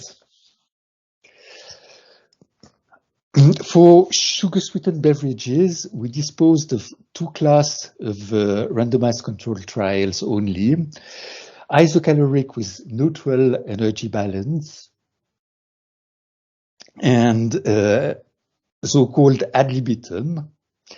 And we disposed of prospective cohort studies which did not fully take total energy intake into consideration. On the next slide, we'll see the results, and the results indicate overall a positive relationship between sugar-sweetened beverages intake and all metabolic diseases considered, with high levels of certainty for obesity, diabetes, hypertension, and cardiovascular disease. Dyslipidemia, sorry, I'm getting a little bit confused here. A positive relationship with metabolic disease considered regarding obesity, non-alcoholic fatty liver disease, type 2 diabetes, and hypertension, with a level of certainty ranging from moderate to very low. Prospective cohort studies showed a relationship with obesity, type 2 diabetes, dyslipidemia, hypertension, cardiovascular disease, and gout. And here the levels of certainty range from low to high.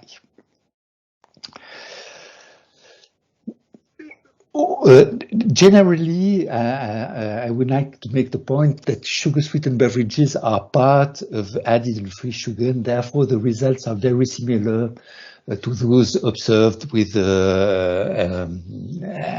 added and free sugars. Next slide. And finally, for fruit juices, we had no randomized controlled trials, properly speaking, and we therefore relied essentially on prospective cohort studies. These prospective cohort studies were mainly not fully adjusted for total energy expenditure. They showed a positive relationship with obesity, diabetes, and gout, with level of certainty ranging from very low to moderate. The next slide. The panel also considered the possible modes of action by which sugar may impact metabolic health, and identified as main factors the hedonic properties of sugars, which may favor an excess energy intake, the stimulation by sugars of splanchnic, that is liver and gut lipogenesis, and an increased secretion of triglyceride-rich lipoprotein particles by the liver and the gut.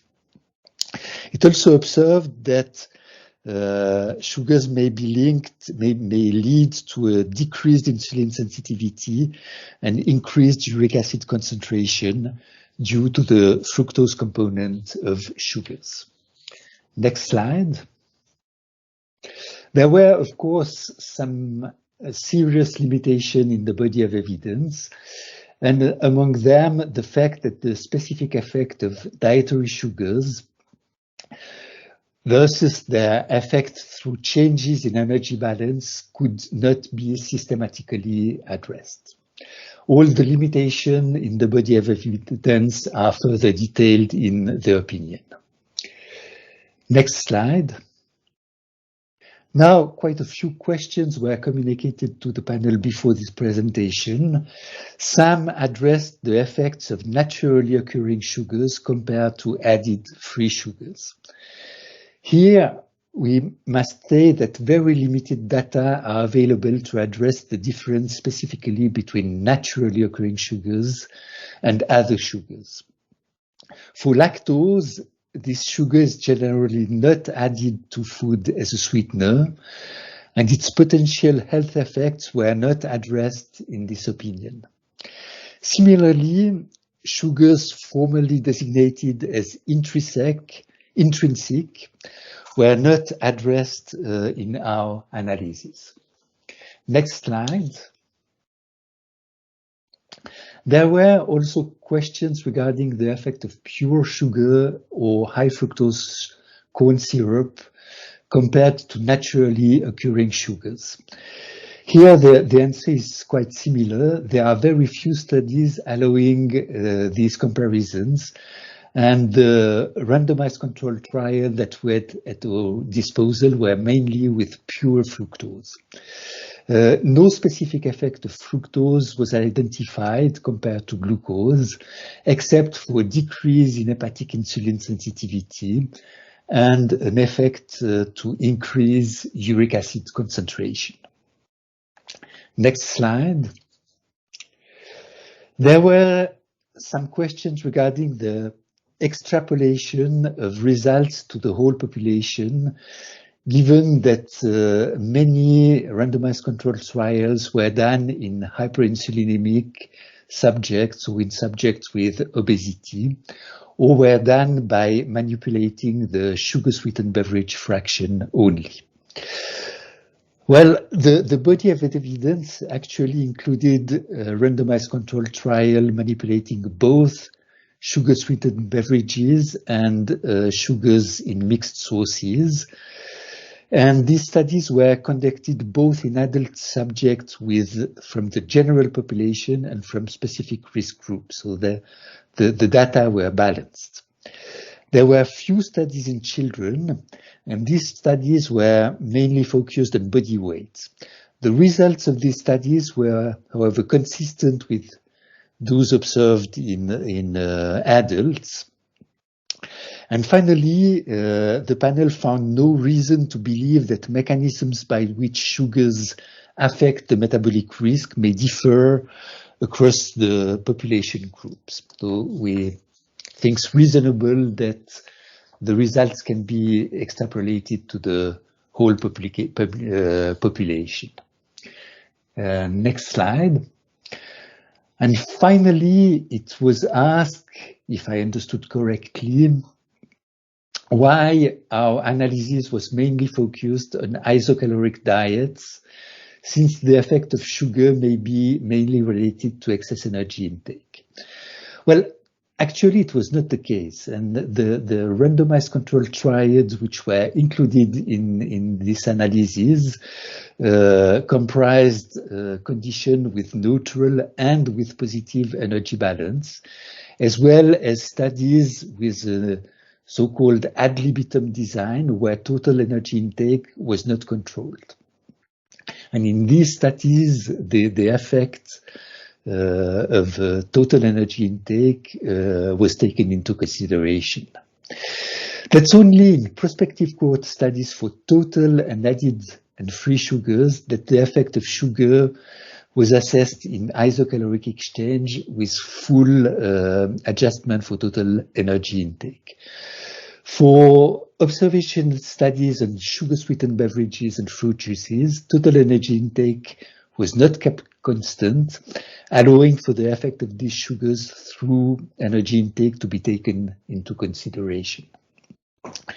Okay, I hope that I addressed that way this question.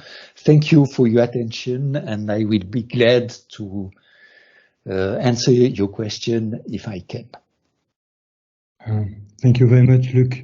I have to apologize. I did not mention that you are a member of the working group on UL sugars.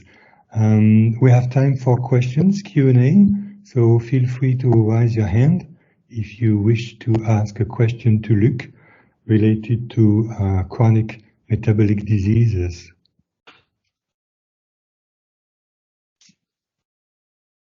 Yes, Mr. Lovick, please. Yes, thank you very much for this presentation.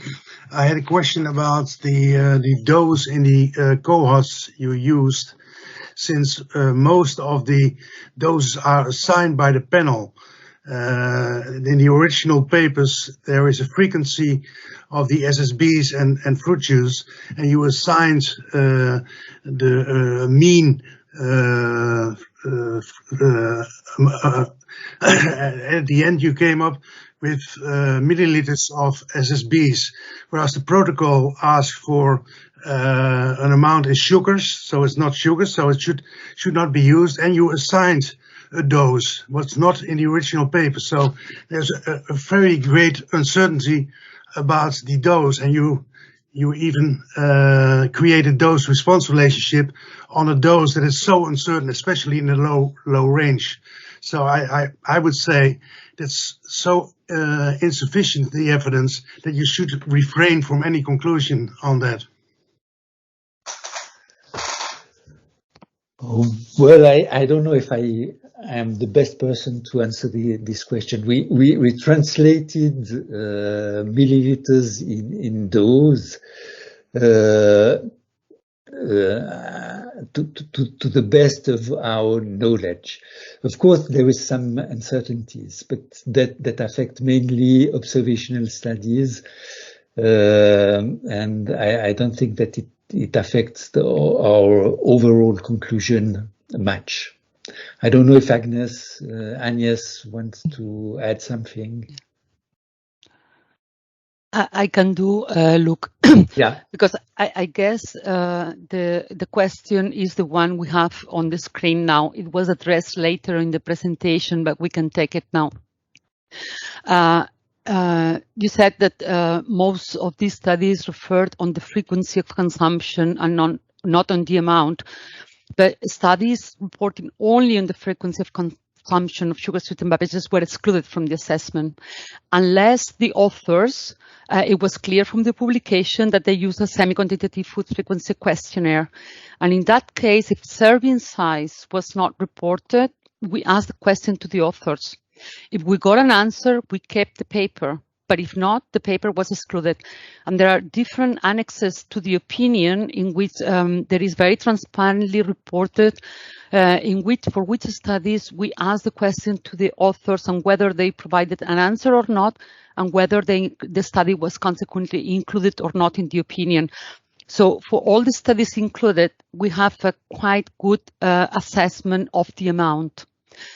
Then on the reliability of the questionnaires, of course, that is more depending on the study. But either we had the amount or the study was not included. We never assign serving size. Yes, but you don't have those in sugar amounts. And that's what the protocol says. This is another question we can take, which is at the end of the presentation. This is why we're trying to avoid jumping in and out. And this was very often questions on the unjustified focus on the beverages. And the issue is that this was really data-driven. So the sugar-sweetened beverages and fruit juices were quite homogeneous sources as compared to other food groups for the sugars intake. And what we looked at is that in the questionnaires, most often they were questions about regular versus diet soft drinks, Hawaiian Punch, lemonade, iced tea, energy drinks, and other non-carbonated fruit drinks with sugars. They were very hardly including other drink categories like sports drinks or the vitamin drinks in the US, which may contain lower amounts of sugar. They were hardly asked in food frequency questionnaires. And since the food composition data for these beverages was quite consistent across geographical areas in the published food consumption databases, the panel considered that assuming a 10 gram per 100 milligrams mean value was sufficiently accurate for the assessment.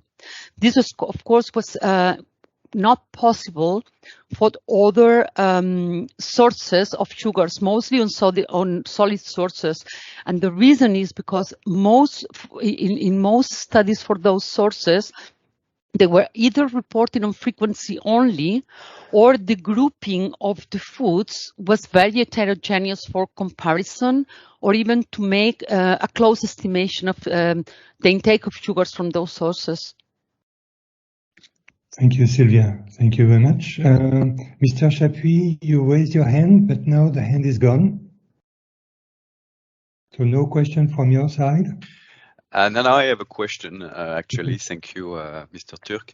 I have a question with regards to the use of uric acid as a surrogate marker for cardiovascular disease. If we refer to the most recent guidelines from European societies for cardiology and so on, it's not very clear that it's really a surrogate marker or that it can be used to predict anything for cardiovascular disease. It is the case for goat, of course, but I wonder.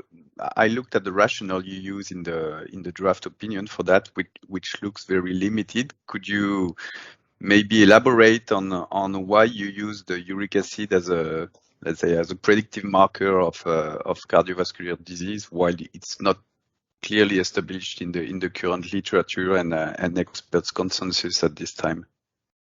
Okay.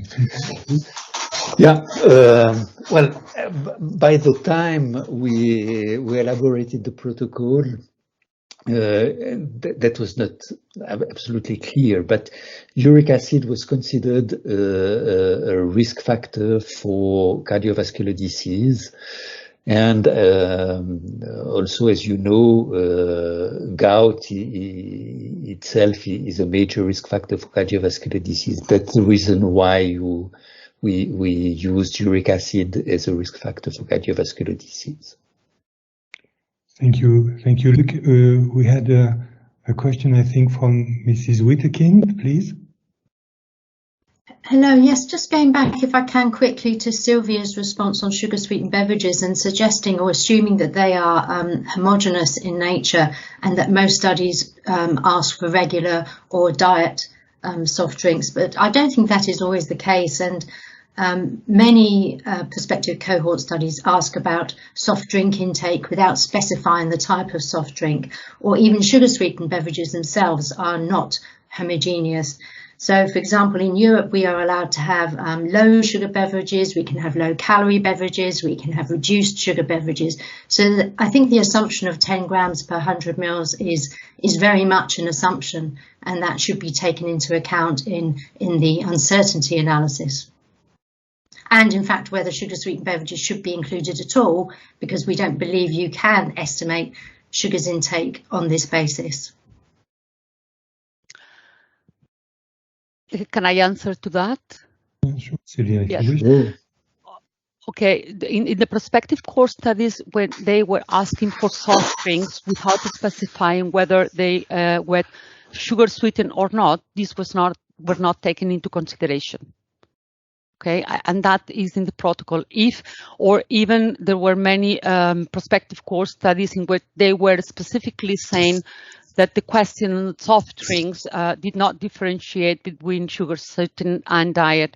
These were not considered in the opinion. So once the questions are made on sugar sweetened or not, you may argue that some of them may contain less than 10 milligrams per 100, but they were very seldom. They were taken into the question very randomly. On the other hand, several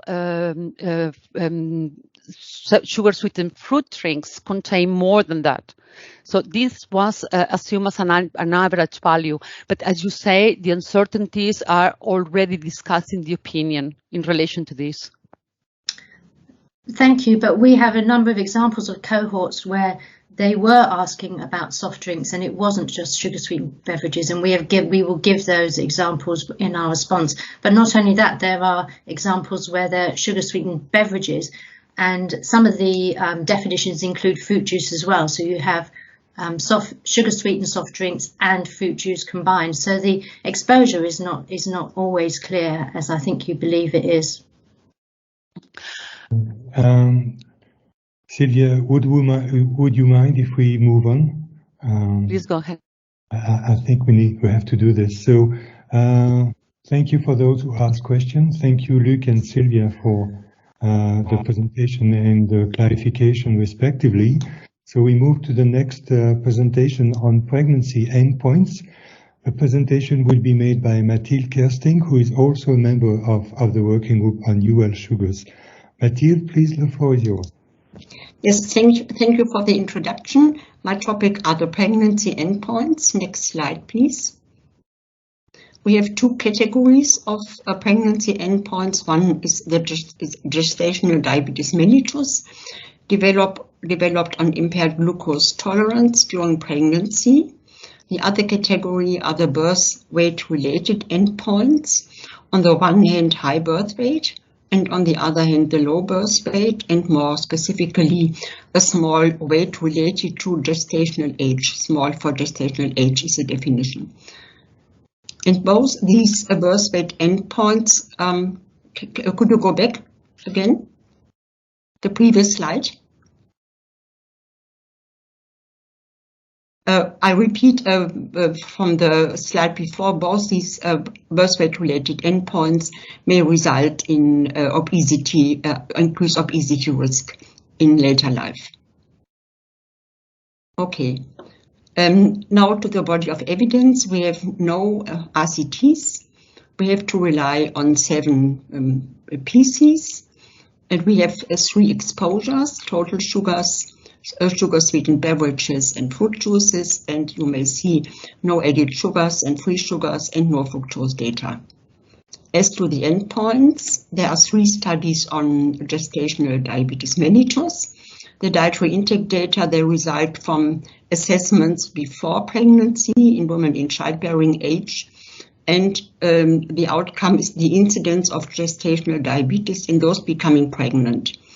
There are no data on the sugar intake during pregnancy. As to the birth weight-related studies, the intake of sugars has been assessed during pregnancy in women that were recruited in the first trimester. Next, please. You are already familiar with the evidence integration and the uncertainty analysis, as Marco showed the principle. The standalone main level of evidence would be here incidence of gestational diabetes or incidence of high birth weight or small for gestational age. As to the body, the birth weight outcomes, the body weight would be then the standalone surrogate endpoint. And as to gestational diabetes mellitus, there could be complementary lines of evidence coming from obesity or type 2 diabetes and associations in the general population. Next, please. As to the heat map and the internal validity, you see the studies that were available on the gestational data. They are across the world, from Australia to the USA and Europe. The son is from Europe, the others are from Australia, the Australian longitudinal study and the Nurses' Health study too. You see the 3 exposures, sugars, the beverages types, and you see the risk of bias is ranged from high to low. The next, please. Now to the studies that were included here. This is on total sugars. The Australian longitudinal study on women, a large study. A large number of women became pregnant during the 12-year follow-up.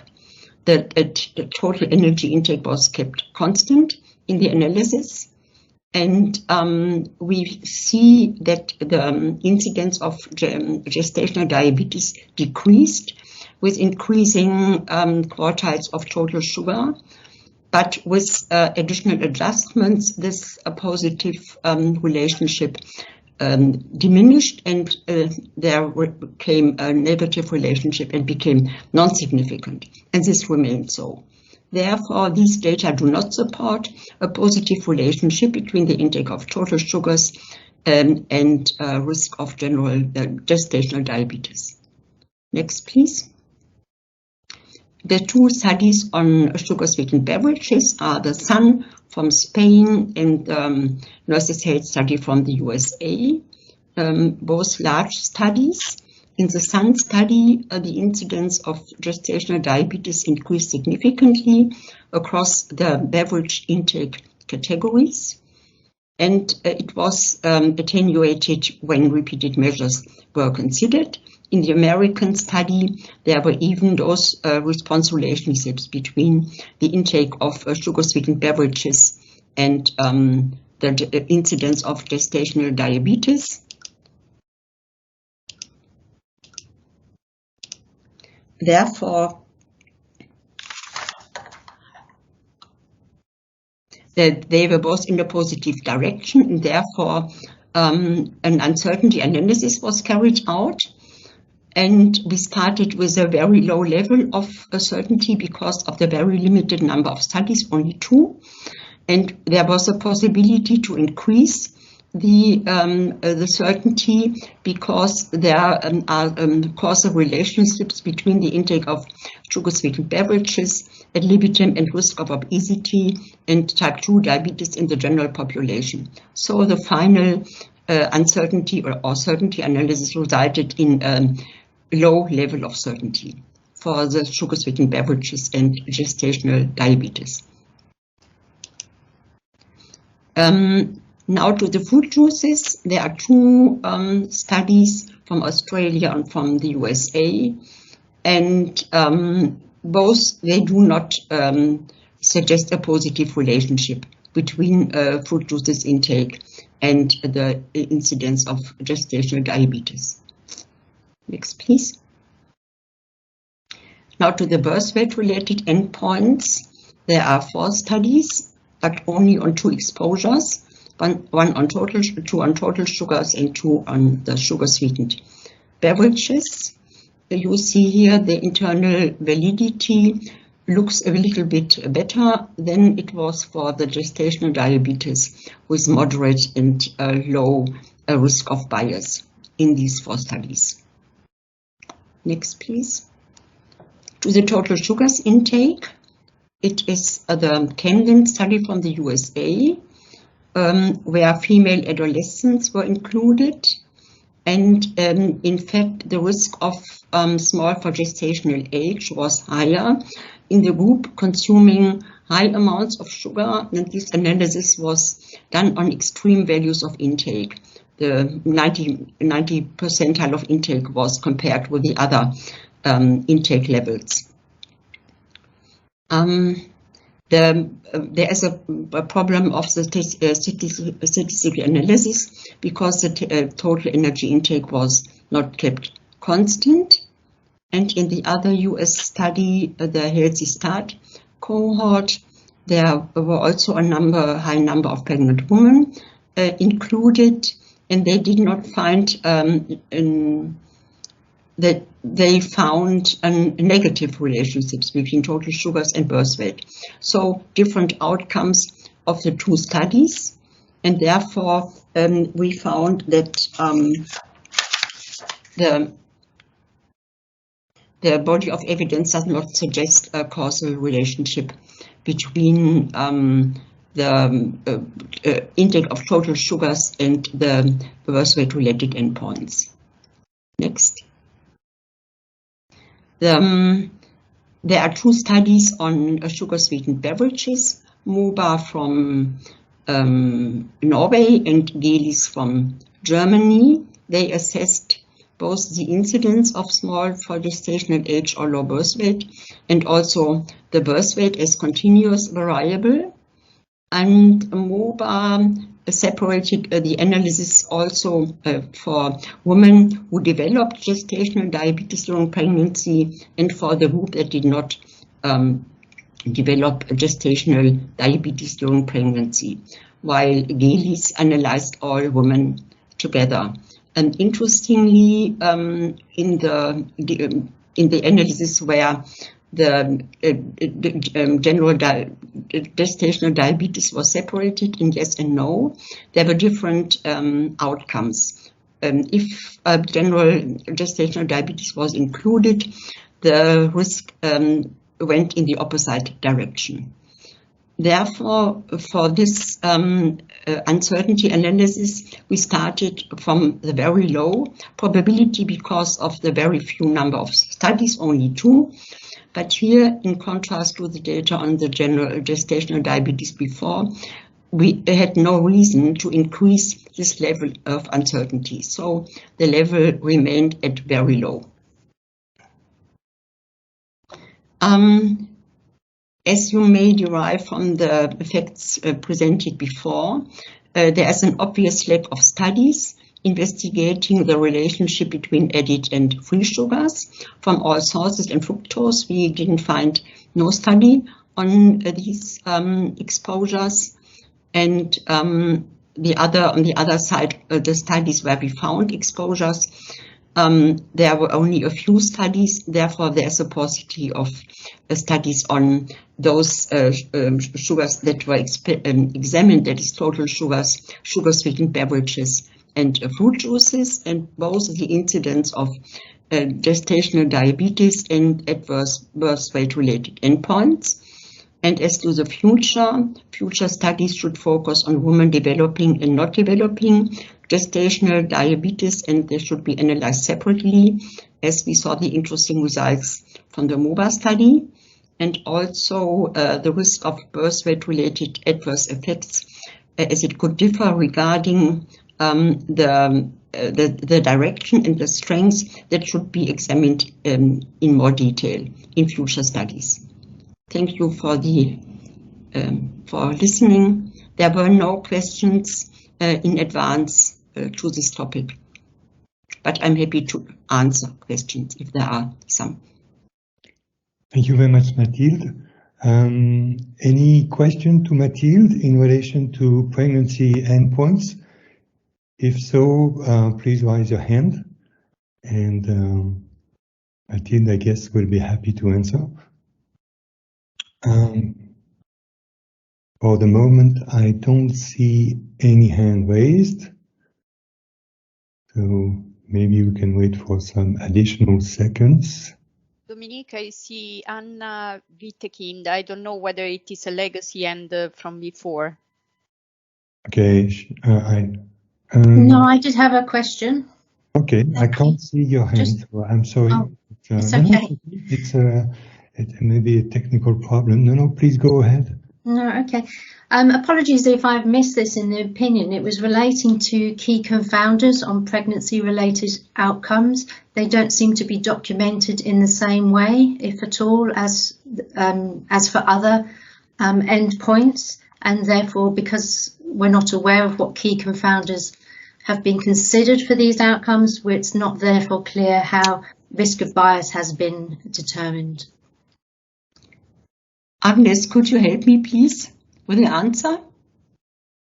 Yes. On the confounders? Yes, thank you for the question. It's true that it is not reported in the opinion because of the limited number of studies that we had in this body of evidence. The confounders were considered case by case for each individual study by the experts by assessing whether the confounders that were considered in the specific analysis were considered to be sufficient.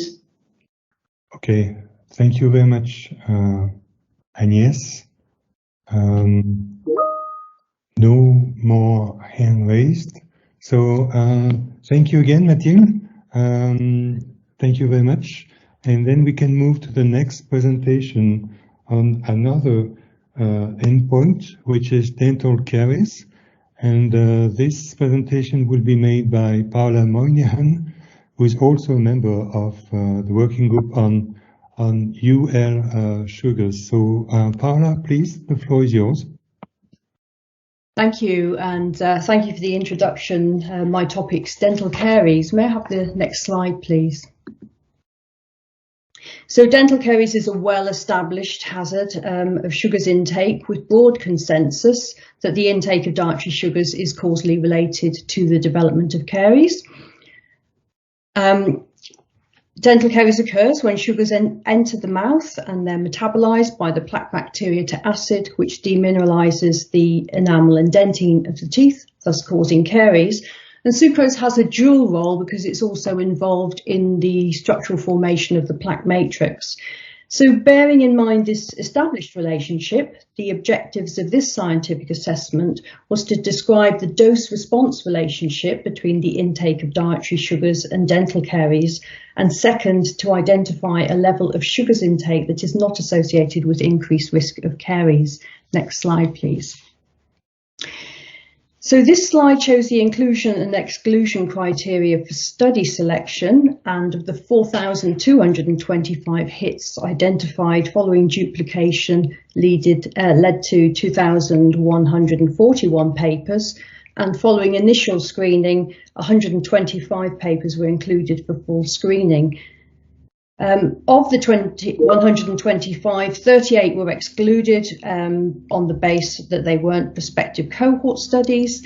66 were excluded based on wrong exposures because the papers did not provide sufficient information to allow quantitative estimates of sugars intake, and 1 was excluded on the basis of insufficient duration. So these exclusions resulted in 19 papers reporting 14 studies, of which a further 7 papers were excluded at the data extraction stage due to wrong exposure. So the final body of evidence comprised 8 studies, 1 being an intervention study and the remainder being prospective cohort studies. Next slide, please.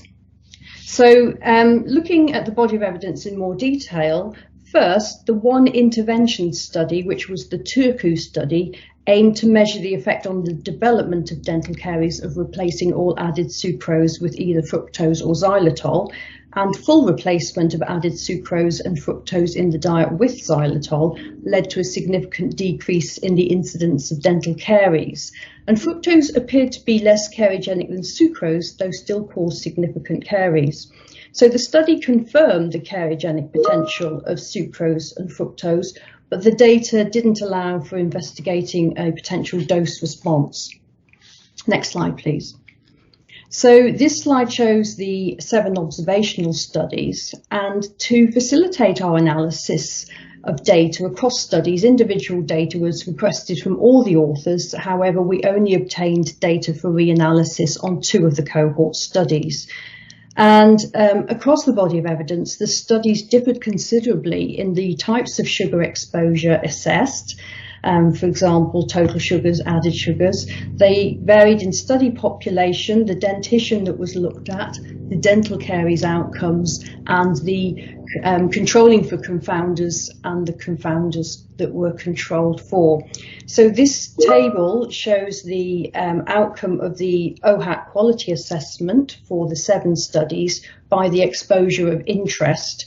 And we see that 2 of the studies for total sugars were from tier 1 with low risk of bias. The majority were tier 2, moderate risk of bias, and 1 study was rated tier 3, high risk of bias for data pertaining to total sugars intake. Next slide, please.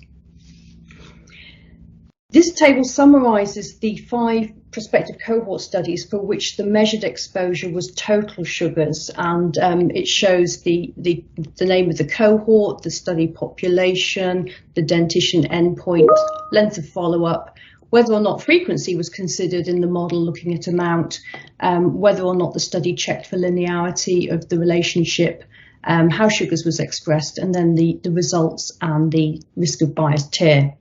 So 3 of the 5 cohort studies reported a linear dose-response relationship between sugars intake and dental caries, and all 3 of these were for the permanent dentition. 2 studies, 1 in children with mixed dentition and 1 of root caries in older adults, found no relationship between the level of total sugars intake and the level of caries.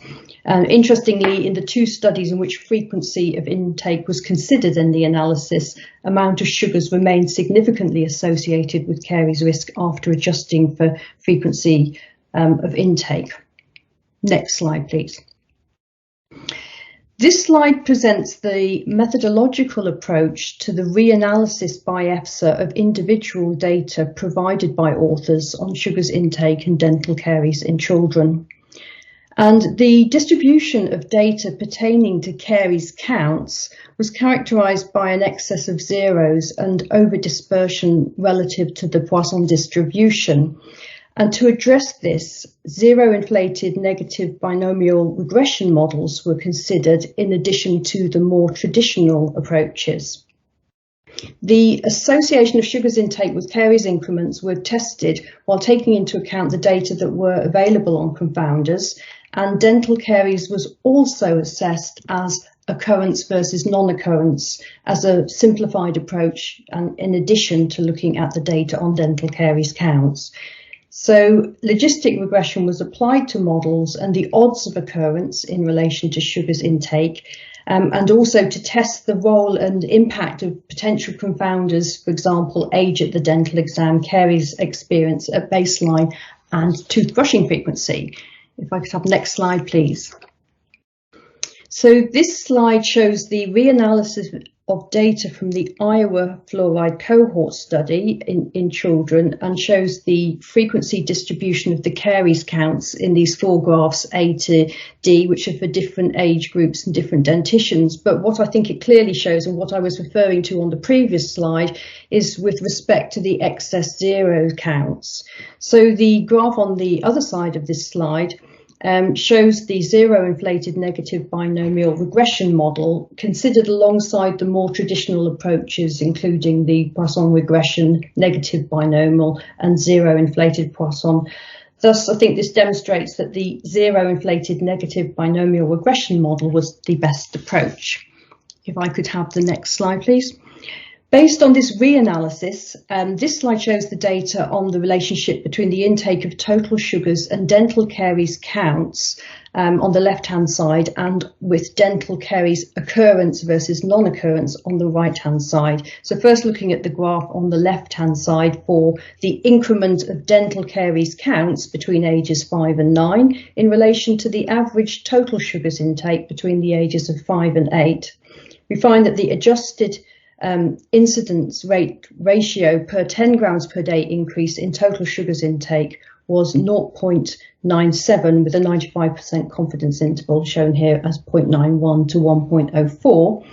Then looking at the right hand graph, which shows the occurrence versus non-occurrence of dental caries, and here we see the results presented as a nested model where each set of data points, the top point relates to the unadjusted relationship, and then we add the covariance one by one to demonstrate the impact of any adjustment, and the bottom data point is the fully adjusted analysis. So here we see for the analysis for total sugars intake and increment of dental caries, the adjusted odds ratio for dental caries occurrence per 10 grams of increase in total sugars was 0.93 and the CI was 0.83 to 1.04.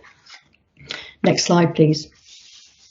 So that was total sugars. Let's move on to look at added sugars. And here there were 2 prospective cohort studies, both from the STRIP parent study, but with overlap of only 1 participant, and therefore these were considered as separate cohorts. In the STRIP1 study, children were recruited at 1 year and followed up to 10 years, and the extreme groups of sucrose intakes were selected and followed up and compared over time. But the data in this cohort study didn't allow us to derive dose-response relationships. In the STRIP2 study, individual data was shared by the authors and reanalysed by EFSA, and this is shown on the next slide. So this slide presents this reanalysis. The left-hand graph shows the association between sucrose intake in grams per day at age 3 and the caries increment between ages 3 and 6. And the adjusted incidence rate ratio per 10 grams increase in sucrose intake was 1.21 with a 95% CI of 0.91 to 1.61. And then looking at the right-hand graph, which is for the permanent dentition, and it looks at the association between sucrose intake at age 12 and the dental caries increment between the ages of 12 and 16, the adjusted incident rate ratio per 10 grams increase in sucrose was 0.99 with a 95% confidence interval of 0.84 to 1.18. Next slide, please. This slide shows the outcomes of the nested models for sucrose intake and risk of dental caries occurrence versus non-occurrence, again for the primary and permanent dentition. So looking at the left-hand graph, this shows the association between sucrose intake at age 3 and the occurrence of dental caries between ages 3 and 6. And again, if we look at the top set of dots, the top point is the unadjusted analysis, and we see that adding the covariance to the model had very little impact until we added the last confound, and then there's a slight impact which was due to adjusting for the frequency of toothbrushing. But looking at this model overall, the adjusted odds ratio per 10 grams increase in sucrose intake was 1.64 with a 95% confidence interval of 1.13 to 2.37, which is significant. Looking at the right-hand graph, This shows the association between sucrose intake at age 12 and the occurrence of dental caries between the ages of 12 and 16. And again, we see very little impact of adding the covariates to the model. Overall, the odds ratio per 10 gram increase in sugars intake is 0.95 with a confidence interval of 0.68 to 1.34. So that was added sugars. If we can now move on and look at the sugar sweetened beverages and 100% fruit juice exposures.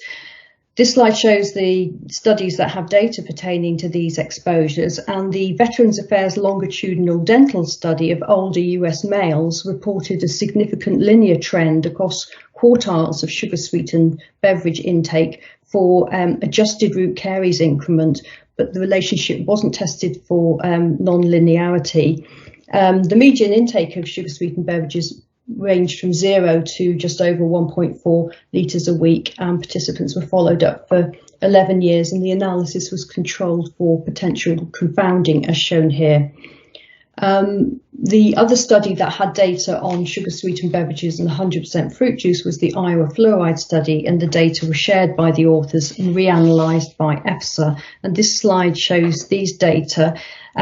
So this graph on the left-hand side shows the average intake of the association between the average intake of sugar sweetened beverages between 5 and 8 years and the increment of dental cavities between 5 and 9 years as caries counts, and the adjusted incidence rate ratio per 100 ml increase in the intake of sugar sweetened beverages was 1, with a 95% confidence interval of 0.9 to 1.1.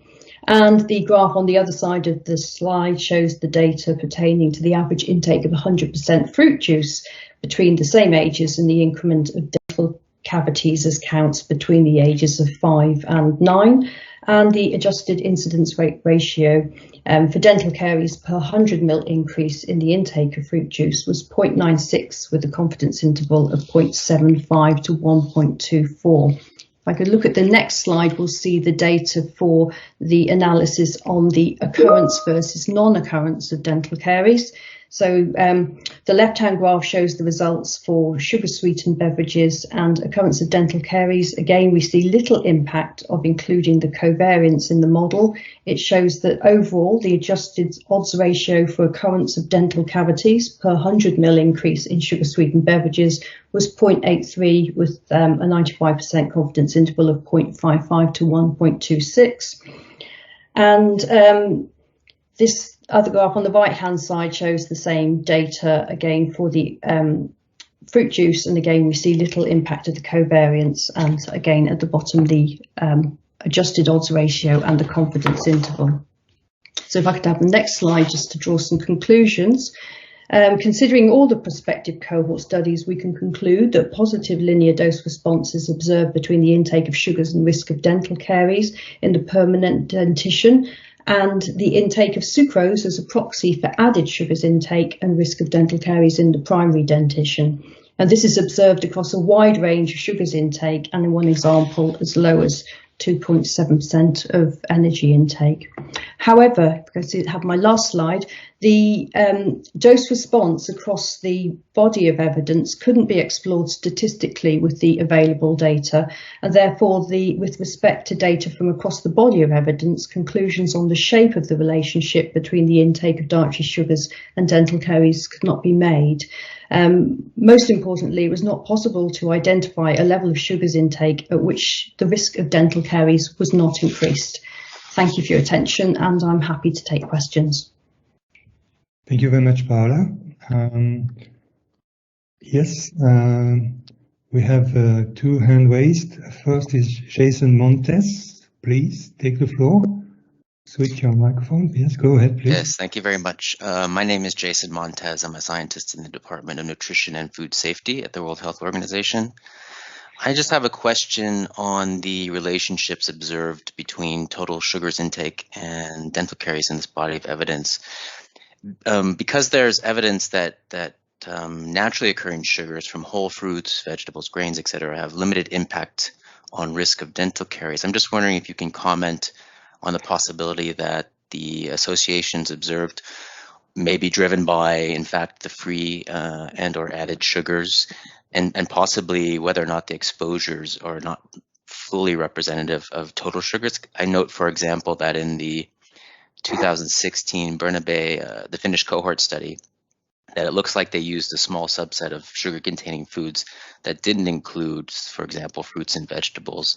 And that was included as part of the evidence base for the total sugars. So if you could just comment on that, it would be most appreciated. Thanks.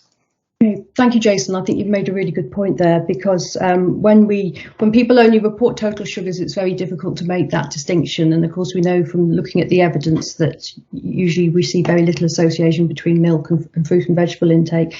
But we can't. It is likely that the vast majority of sugars are added sugars, but of course that wasn't reported, and so we couldn't report it as such.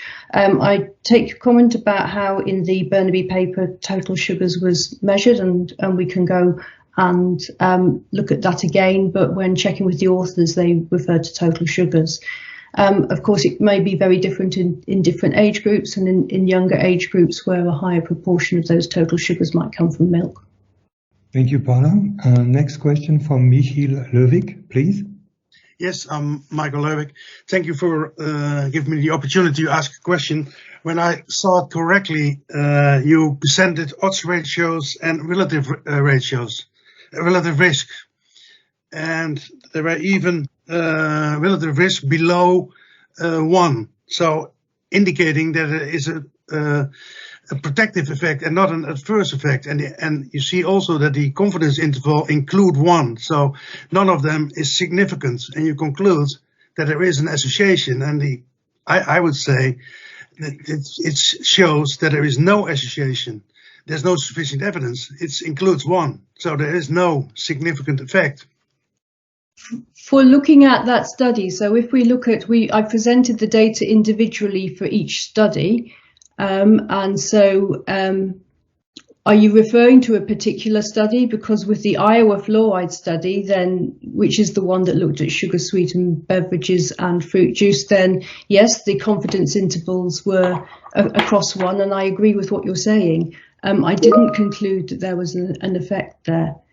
No, but if you also look at total sugars, if you take that one, and that's the conclusion, the end conclusion, that total sugars. Yes. Sorry if my presentation wasn't clear. So we had 5 cohorts on total sugars, which was summarised in the table. And of these, 3 of those 5 cohort studies reported a positive linear relationship, and those 3 studies were for the total sugars and the permanent dentition. So we have 3 studies, 2 with a low risk of bias and 1 with a moderate risk of bias, that reported that relationship. Now, in one of those studies, the linearity of the relationship was tested. In 2 of those studies, it wasn't, and we weren't able to do a comparison sort of across all studies. So there you have the Iowa fluoride study, which I think you're the one you might have been, was presenting the incident rate ratios for. And yes, I agree. And here it says there's no relationship. Likewise, for total sugars in the VA Veterans Affairs study, no relationship with root caries was reported for total sugars intake. But in that study, we had less confidence about the sugars exposure. I hope for the clarification. We have an additional question, maybe the last one for this Q&A session. Marcus Otto, please, Marcus. Yes, thank you very much. Based on this assessment, EFSA comes to the final conclusion that the intake of total sugars should be as low as possible, and that has, in my view, the similar meaning that the ELARA principle, as low as reasonable achievable. And I wonder if the use of the ELARA principle, was usually used for contaminants, is an appropriate basis for dietary recommendations, particularly as all fermentable carbohydrates are carcinogenic. What do you think about this? Thank you.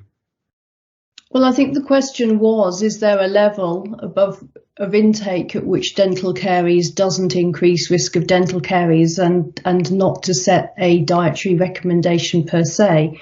I don't know whether, Sylvia, you have anything to add to that. Again, I think we'll address that more in detail in the last part of the presentation. If you can hold there, because there we'll explain how this data was used for hazard characterization and to draw conclusions. Maybe time-wise could be better. Yeah. So Marcus, thank you. We will deal with this a bit later. Okay, that would be okay for you?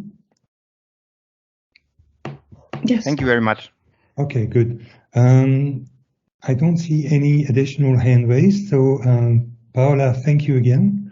Thank you again. And then we move to the next presentation on dose response modeling made by Laura Martino first and then Laura Cicolaro, both from the EFSA AMU unit. So Laura, you have the floor. Go ahead, please. Thank you, Mr. Chair, and again, good morning, good afternoon, everybody. So, in the first part of this presentation, I would describe what we had done for setting dose response modeling for added-free sugars on the evidence from randomized controlled trials, and then we will move with my colleague Laura Cicolaro to the evidence from observational studies. First of all, to start, I think it is important to say that we have performed dose response modeling on a subset of endpoints that you see listed here, triglycerides, fasting glucose and insulin, and body weight. For those, we have set up meta-regressive dose response modeling, linear and nonlinear, and also acknowledging the importance of subjective choices that you always have to make for modeling. We have also tested the influence of some of these methodological choices. For the remaining endpoints, as you see, we have still computed the pooled estimate, so the weighted average across the studies of the measurement of the effect and the related 95% confidence interval. So the methodological approach in a nutshell, first of all, the effect measurement that we have used is the difference or the mean effect that was observed in the intervention and the control group. And the intake, therefore, is the difference between the intake in the two groups expressed as percentage of energy intake. And very important to highlight here that the sugar intake is not the one from the old diet that frequently was not available from the studies, but the sugar intake from the fraction of diet that was controlled by the intervention.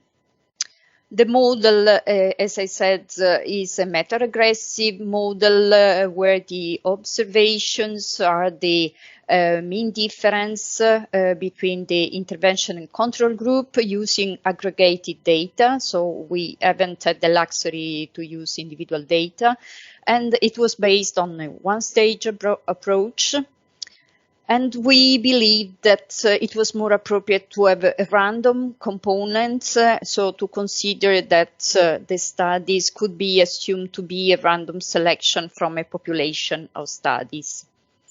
Important also to highlight that we have considered a series of possible modifiers in the model that were explored, though only in case the dose was statistically significant. So in case a dose-response relationship could be established first.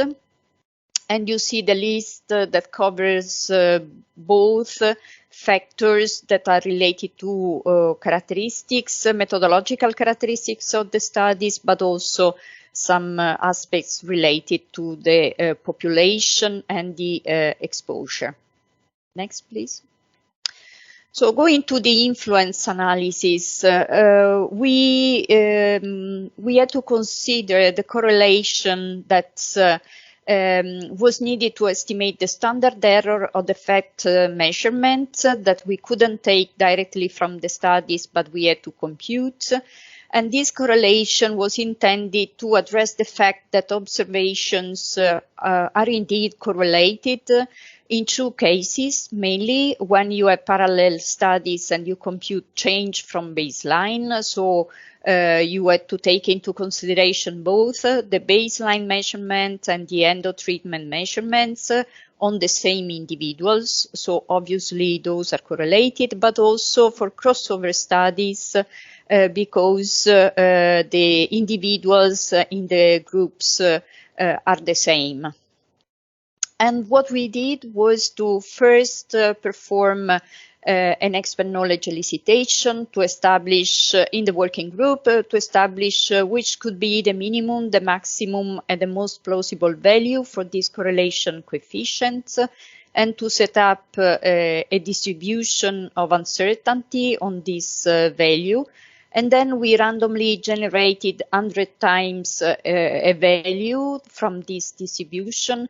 And each time we computed the standard error of the effect, and we rerun the meta-regressive model and the relative parameters in order to check whether there was at the end a difference that could raise concern in terms of robustness of the model in these parameter estimations.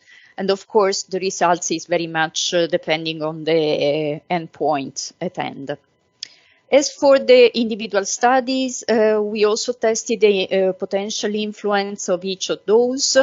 And we have used a method named as leave out, in which basically you take out one study at a time and you again rerun the model and estimate both the parameters and the goodness of fit in order to see again whether there might be a single studies that have a great influence on these two parameters and fit. Because of course, it might raise concern on the robustness of the model. Next, please. So still there were a series of uncertainties that remained, the typical model assumptions that we are not in the condition of fully test whether they are met or not, and related methodological choices, including some of those that I have already mentioned that we try to address with the influence analysis. Then we have also to acknowledge that in some cases we were not able to fit at best some specific subgroup of the population with some of these those response models. And also the quality of the exposure characterization was somehow an issue in the sense that the background intake from the whole diet was not available from all the studies. So as said before, the sugar intake is the one that is stemming from the fraction of diet that is controlled by the intervention. And also the computation, back to the previous. The computation of the effect measurement, in some cases we had more than two groups in the studies and we had to identify the two to compare for the effect measurement. And also it is important to state that the way we have used the groups was not necessarily corresponding to the original purpose of the study. So sometimes the intervention group was the one with the no sugar or limited quantity of sugar, while we have used in the opposite direction in certain cases. And again, the influence of individual studies we have explored, and there was an unexplained heterogeneity that remained in some cases after the model estimation.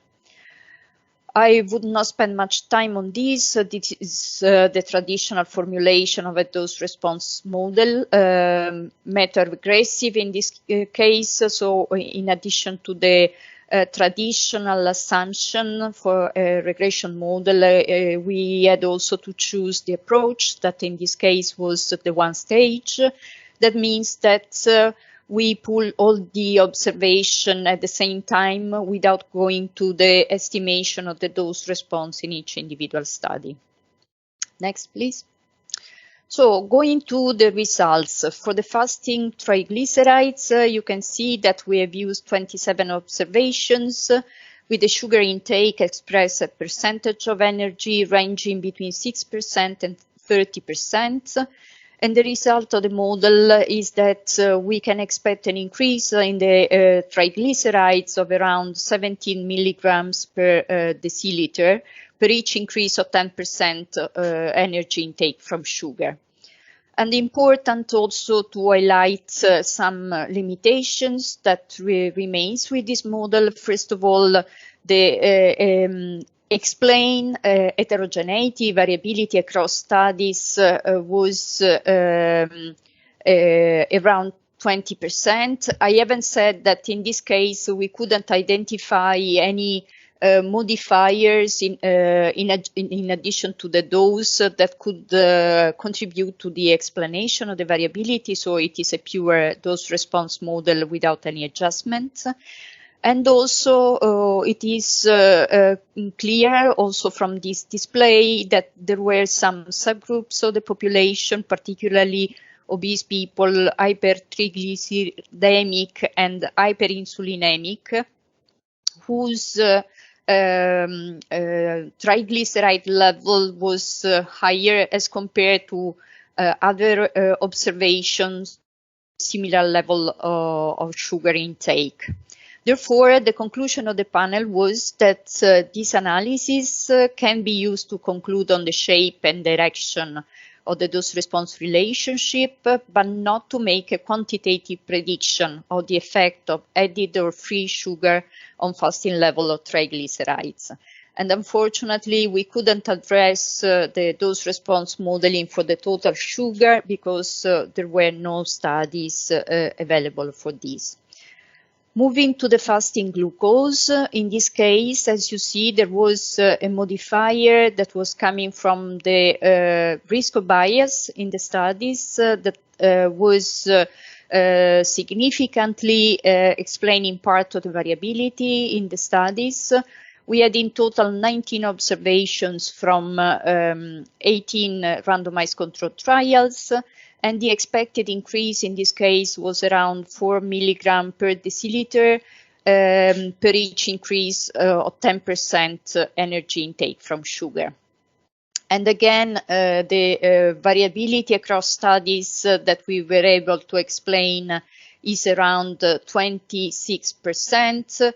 And probably this is due to the fact that there were other factors that were not present in the body of evidence, and it was not possible to adjust for those that could have helped in explaining part of this heterogeneity. Therefore, conclusion was similar as for triglycerides. So we kept this conclusion for the shape and the direction of the linear dose-response relationship, but not to make a quantitative prediction. Next, please. For the fasting glucose, also here we tried to set up a linear model, but this was very sensitive to one study and to other methodological choices. Therefore, the model was considered not sufficiently robust to be used to draw conclusion. And in case for the body weight, actually the evidence did not support a linear dose relationship between the intake of added and free sugars and the percentage of energy intake ad libitum and body weight change. Next, please. I would like now to address one of the questions that were submitted that we EFSA limited the assessment to linear relationship and non-linear shape should be also considered. And indeed, this is what we had done. Maybe we need to clarify better in the opinion. We have used a restricted cubic spline to do so with 3 nodes.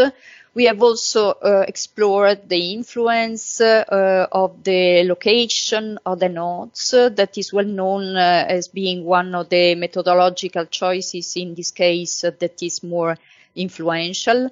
Again, we have kept a random meta-regressive model, explored modifiers as before. we have assessed the performance of the model as before computing the goodness of fit.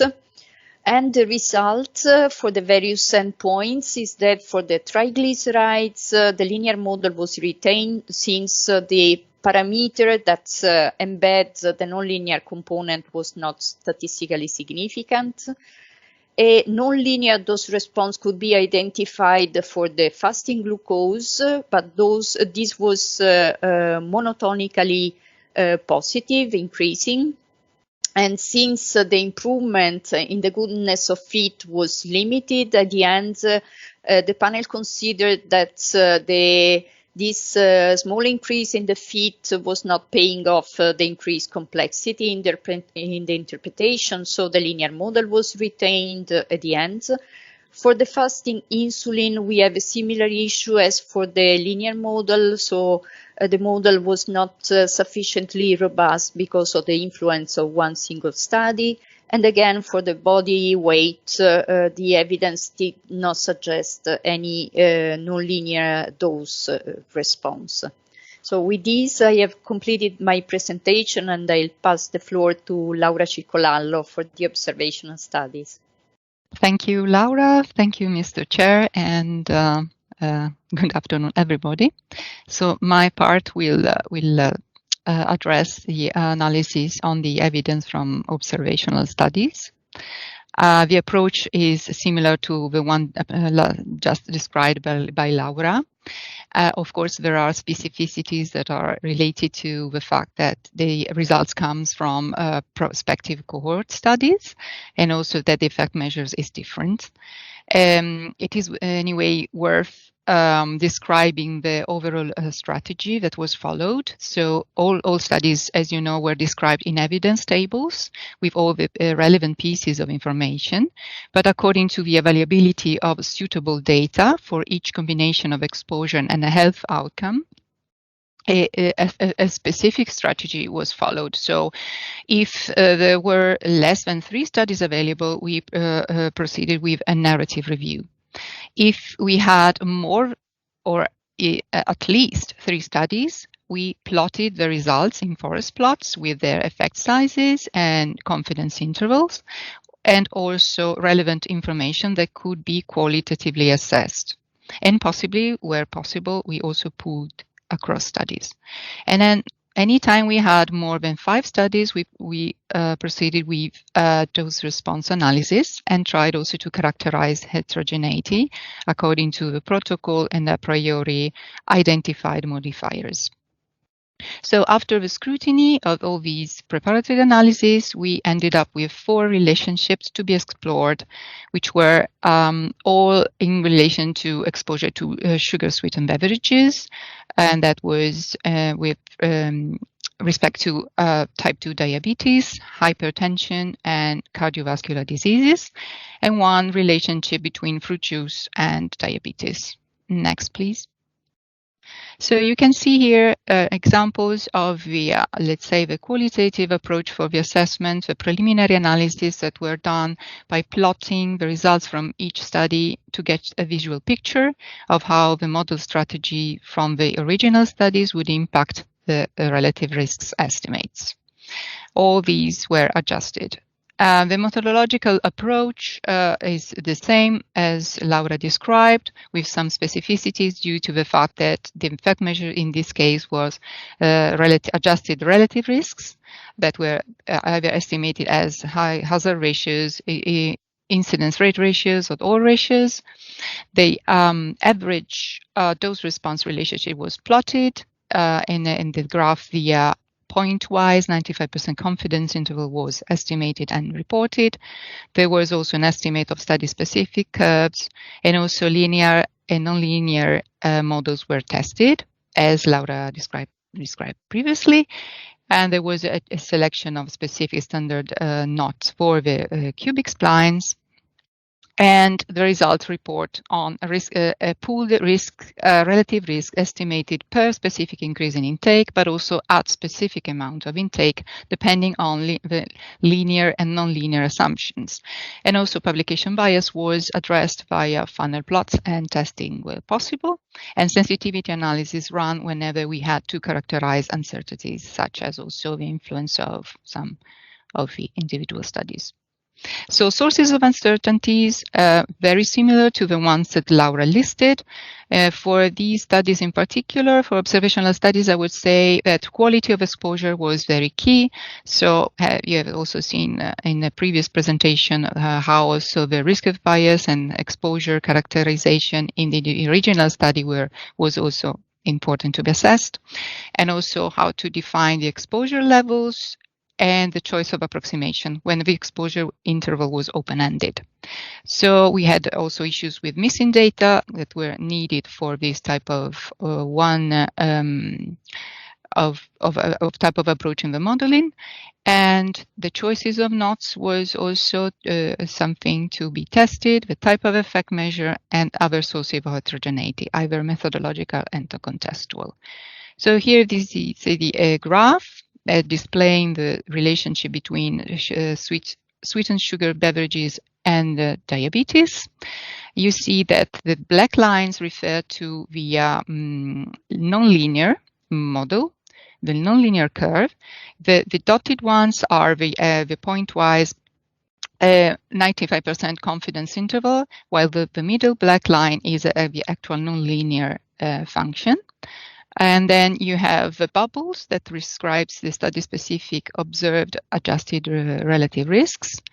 And you have a horizontal red line, which represents the null hypothesis of no association.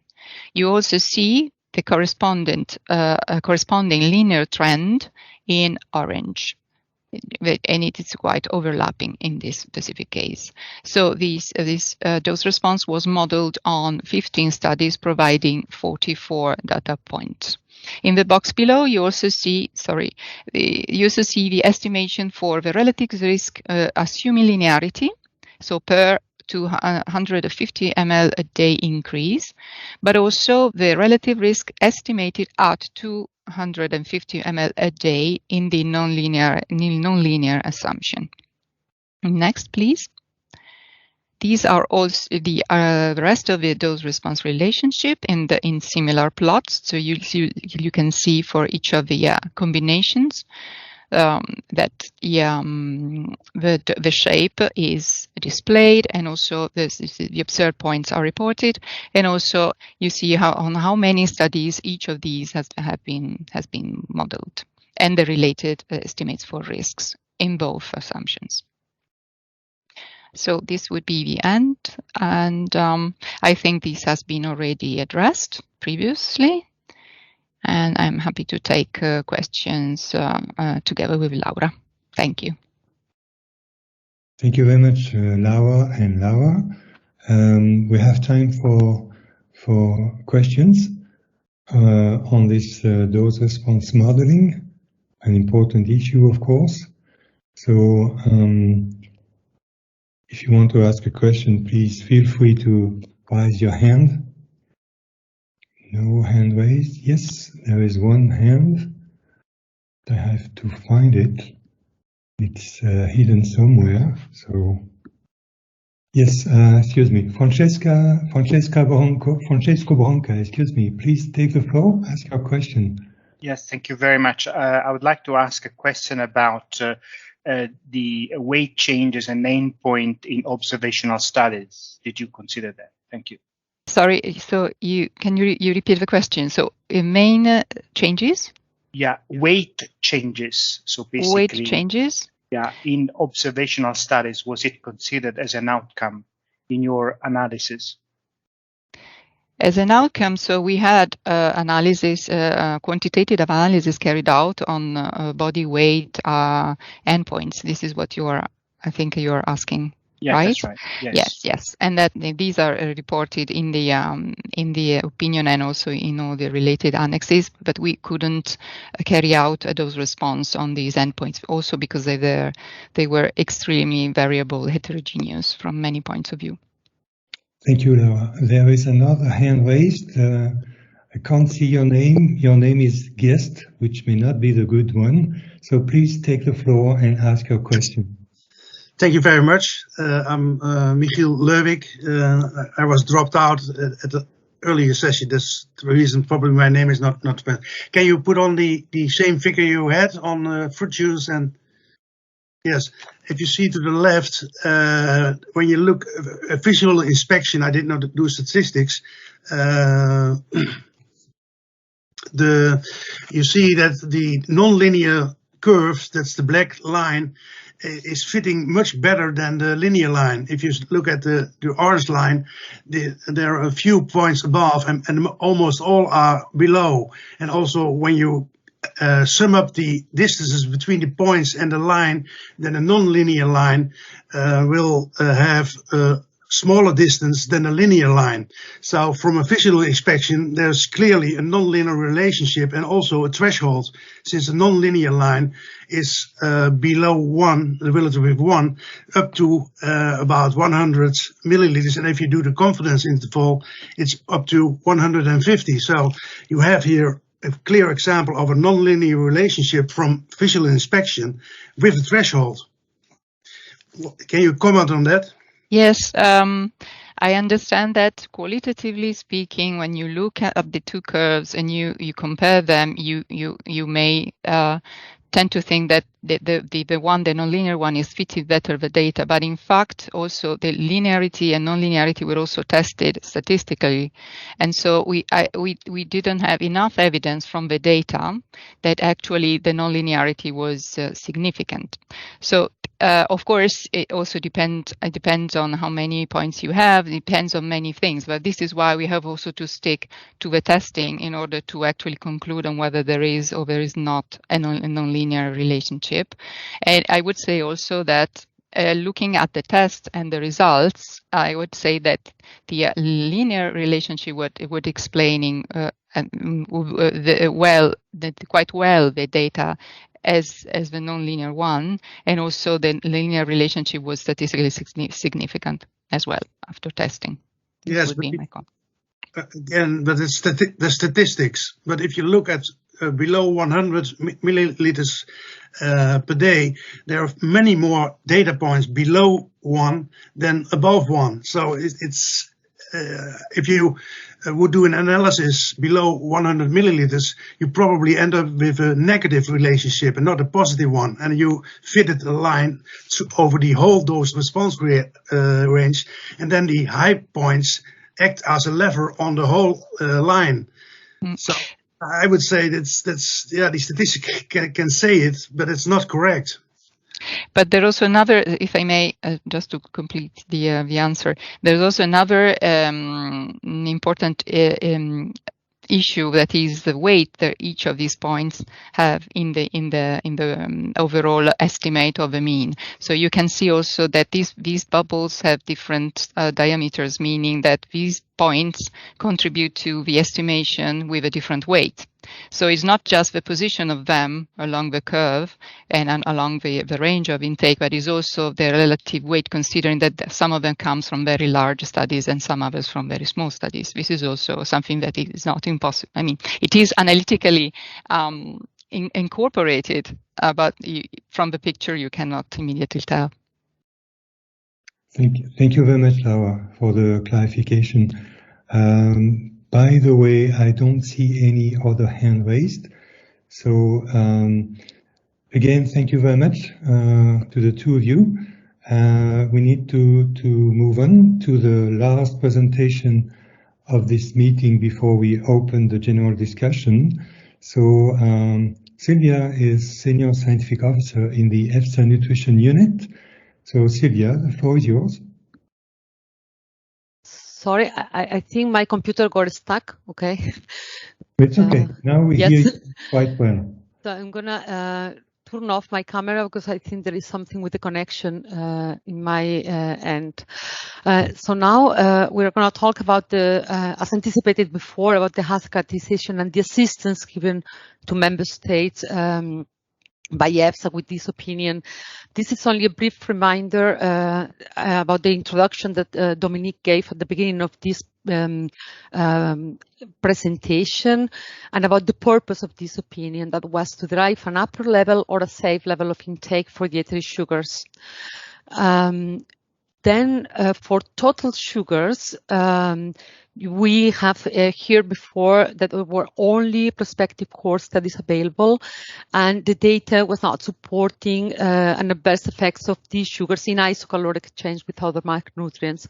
It's important to note that they did not assess whether this was so in exchange with other carbohydrates or allowing for excess energy intake from total sugars. What was seen was a positive and linear dose-response relationship with dental caries, mostly in permanent dentition, as Paul explained before, in 3 cohorts, but one of them, the Bernabe cohort, also tested non-linearity, and they couldn't find a non-linear association. So the data available, however, as you saw, did not allow exploring those response relationships across the body of evidence because the studies were very heterogeneous, and they did not allow identifying either a level of total sugars intake at which the risk of dental caries is not increased. In this context, EFSA could not derive an upper level or a safe level of intake for total sugars, and based on dental caries risk, the conclusion was that the intake of total sugars should be as low as possible within the context of a nutritionally adequate diet. The reason for this conclusion, and this is in relation to one question that was asked before today, is because some sources of total sugars, for example, fruits and vegetables or dairy products, milk and dairy products, are foods that are encouraged in food-based dietary guidelines, are part of balanced diets as assessed by member states, and of course cannot be zero. I mean, sugars are nutrients. So this is why the advice for member states is similar to that given for other nutrients for which positive and linear dose response relationships have been observed in previous EFSA assessment, and I will go there later. As for additive-free sugars, we just saw that most of the evidence comes from randomized controlled trials in relation to chronic metabolic diseases. We just went through the associations with fasting triglycerides and fasting glucose, but also in those relationships, these were positive and linear, even in the case that was evidence for non-linearity. The non-linear model was very complicated and was statistically adding not much to the linear model. So in both cases, the linear models were retained. Is also acknowledging the opinion that for sugar intakes, or better, for differences in sugar intake between the study arms in randomized controlled trials, below 10% and above 30%, the number of data points that we have is very small. So there is some uncertainty about the strength and direction of the relationship at those levels of intake. For dental caries, we have a similar picture as for total sugars, but with sucrose on and dental caries in primary dentition. We have seen positive and linear dose-response relationship in individual studies, particularly in the strip cohort for which EFSA was analyzing the data.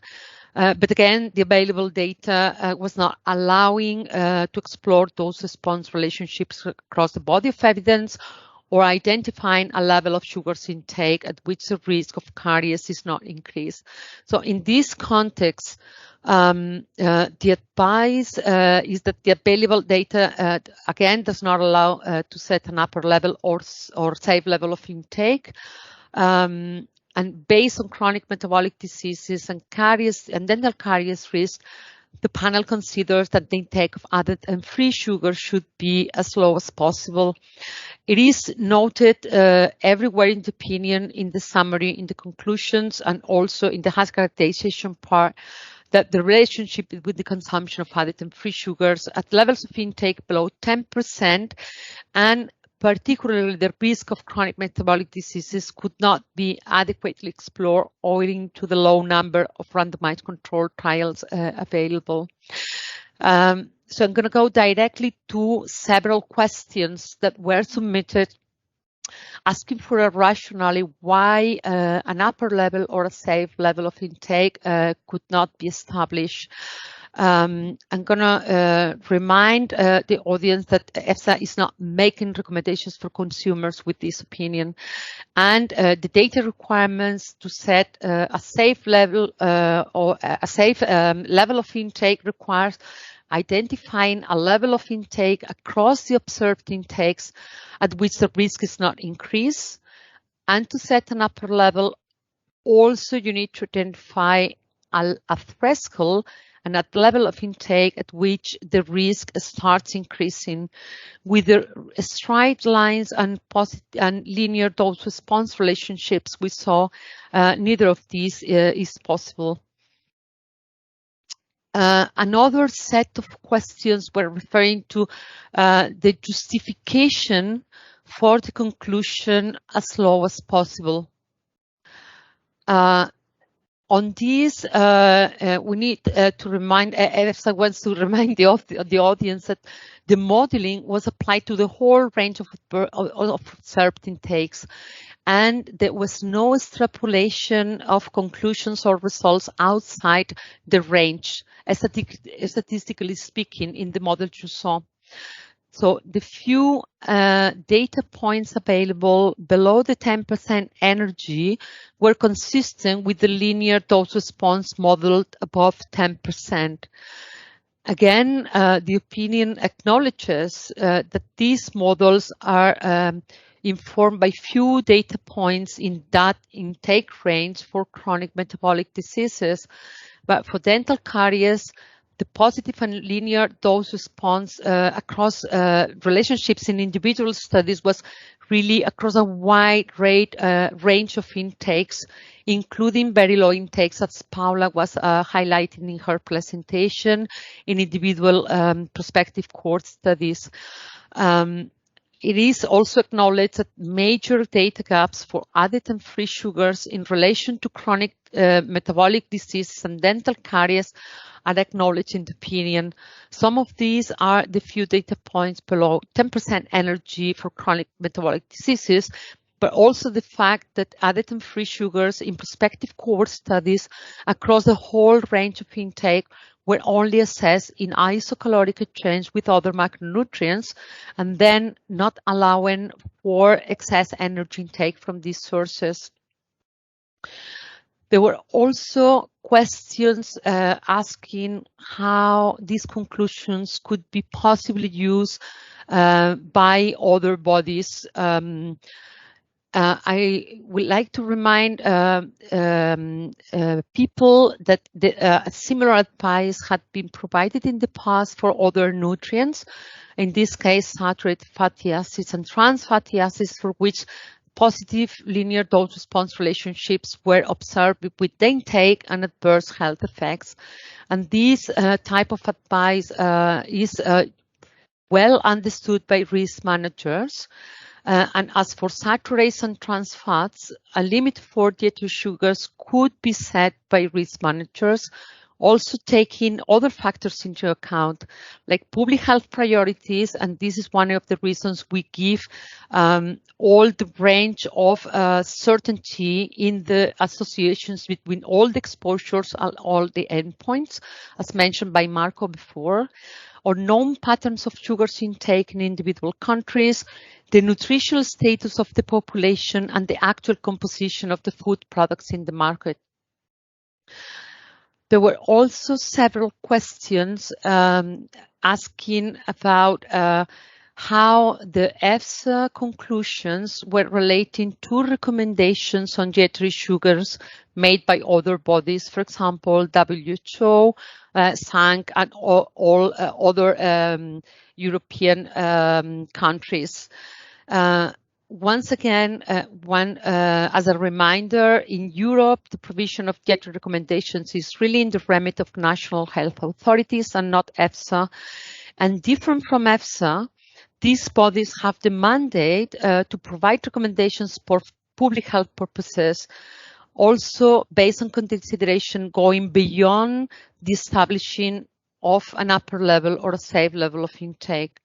So EFSA's scientific conclusions, and I want to spend 1 minute on this, are not really contradicting recommendations made by other bodies, but are providing the scientific basis to make those recommendations.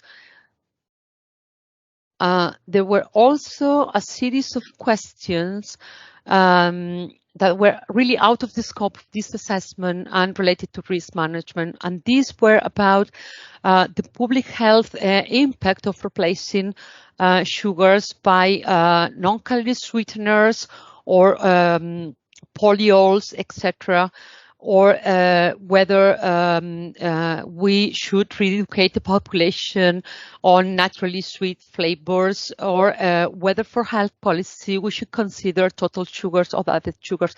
These are all considerations that are really on the remit of individual member states in Europe. And there was a question that was very unclear to us, so I will ask the person asking this question maybe to reformulate that in the question and answers session at the end. That was about the lack of harmonization that may exist in Europe, but we weren't clear about what this question was related to.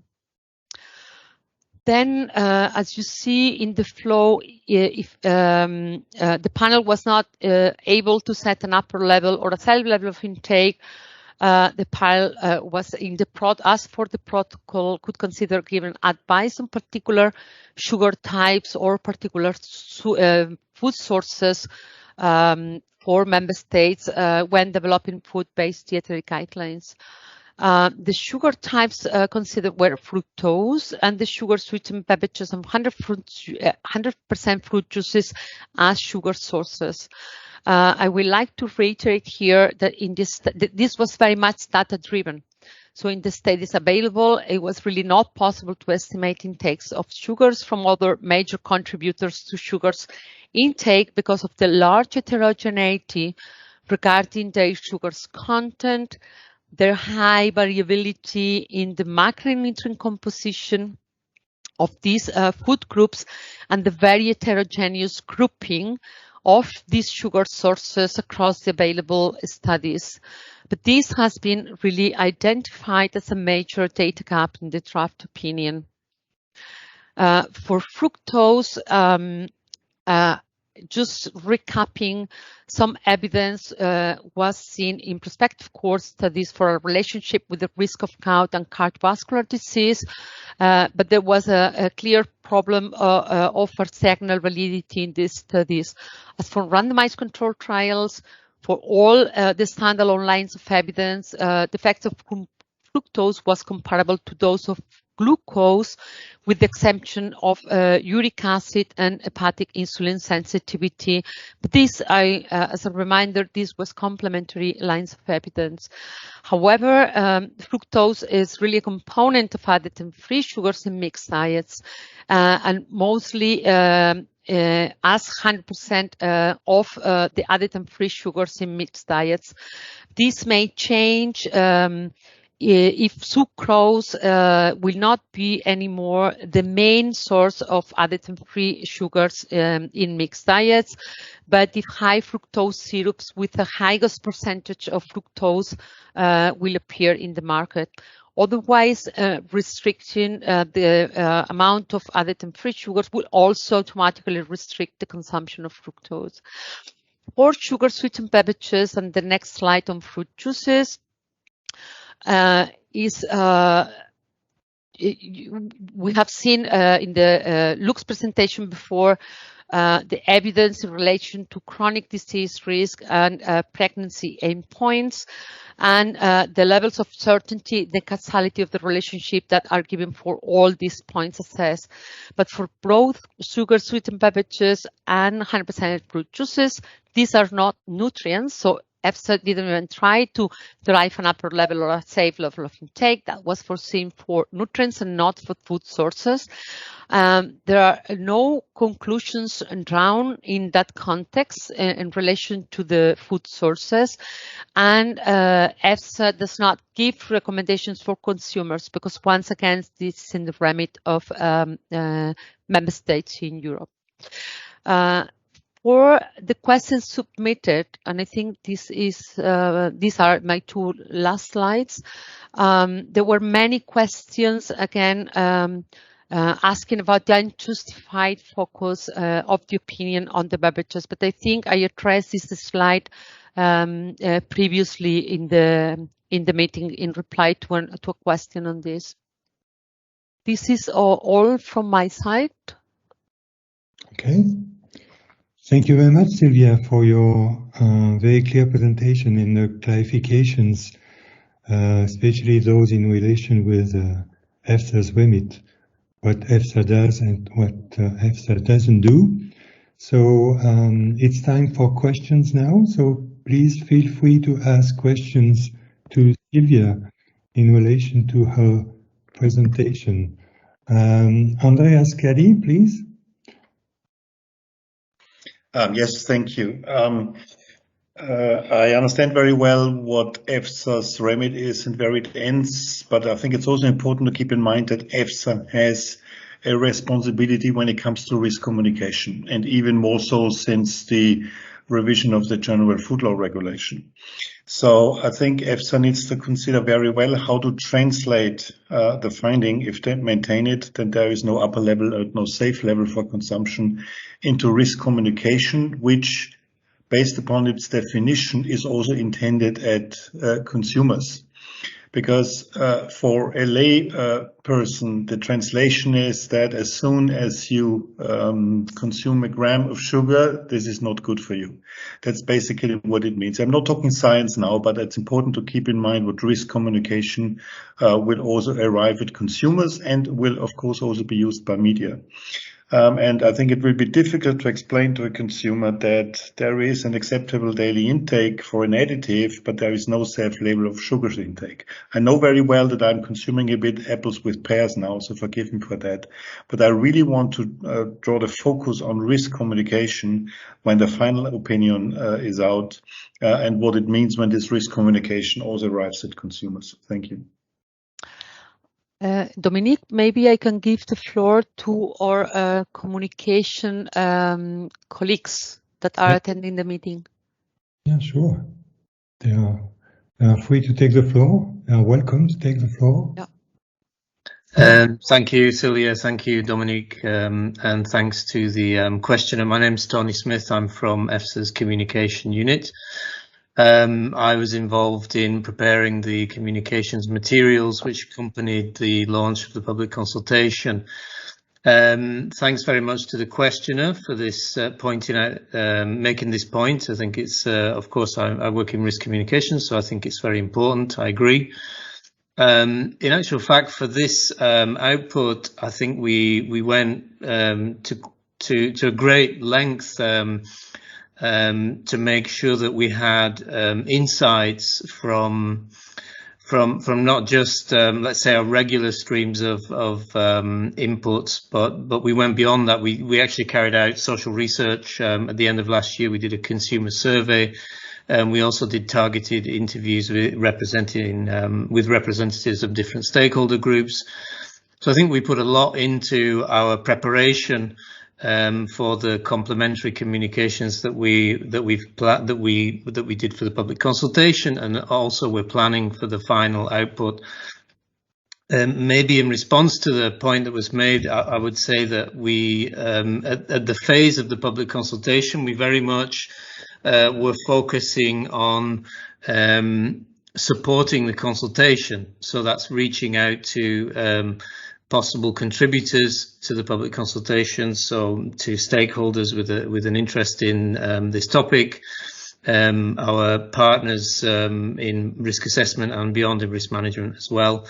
So this was very much the thrust of what we did back in July, and that was based to a large extent on the insights we got from the social research.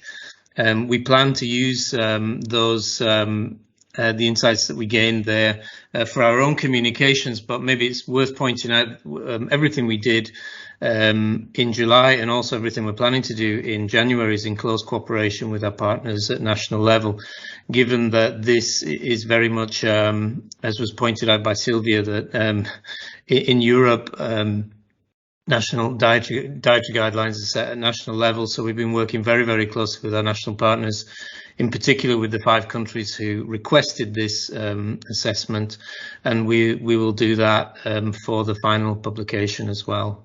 So I think I hope that's at least answered some of the points you raised. Thank you very much, Tony, for the clarification. Any additional question? Yeah, Mr. Löwig, please go ahead. We can't hear you. You're muted. I take the opportunity to ask to all of you if you can ask short questions. That would be really great. The shorter the questions, the more questions we will be able to address. So, Mr. Löwig. Yeah, can you put on slide 171? Sorry, I cannot see the number of the slide when I'm going through. The stepwise approach, what's in the protocol. Further down. Yeah, this one. Since if you follow this scheme, you can see there were not sufficient data for upper limits, not sufficient data for a cutoff value. So then you go to the next step, consider a quantitative intake of a particular type and a quantitative intake for, so in all the steps, you need a quantification. And that was not possible. So the end conclusion of this scheme, what's in the protocol, is that there is insufficient data, just as was the case of the opinion on 2010. So I don't see the possibility from this scheme that you can conclude as low as possible, since there are insufficient data, what's in the protocol, of in the draft opinion. So the end conclusion should be identify the gaps in knowledge. Yes, okay. I want to clarify that as low as possible is for the nutrients. And these are the conclusions that we draw also in the past when positive relationships and linear relationships were seen between the intake of the nutrient and the adverse health effect. As I said, the saturated fatty acids, the trans fatty acids are a very good example for that. A different issue comes with the food sources or the types of sugars. And for that, we have given advice to the member states, but not telling them what to do about that, because this is on their remit. And I think the data gaps are, we spent quite some text in the opinion to identify the data gaps in relation to each of these, both for the nutrients and for the sources, particularly for those that could not even be assessed in the body of evidence. Okay. Thank you, Sylvia. Mr. Koch, you raise your hand, yes, please. Thank you very much. I would like to follow up on the previous point and this issue of as low as possible in the document. My question is, how confident is the committee about this very strong statement, given the fact that indeed at lower levels, the evidence, there's really a gap in the evidence, and the data is scarce. Moreover, you assume a linear association at lower levels, but how strong is your conclusion there? It can be your conclusion. So could you elaborate on that a little bit more? The confidence about the statement as low as possible, giving only few data at the lower levels, assuming a linear relationship, which is with respect to nutrients often not the case, maybe with toxicants, yes, and only genotoxic components. So explain to me, please, how are you coming to such a strong statement? Maybe Dominique, any expert of the working group or Marco wants to take this one? Yeah, you would like Marco to intervene? Okay, Marco, please. Could you reply to Mr. Koch on this on the strength of this of the statement as low as possible, Marco? Yes.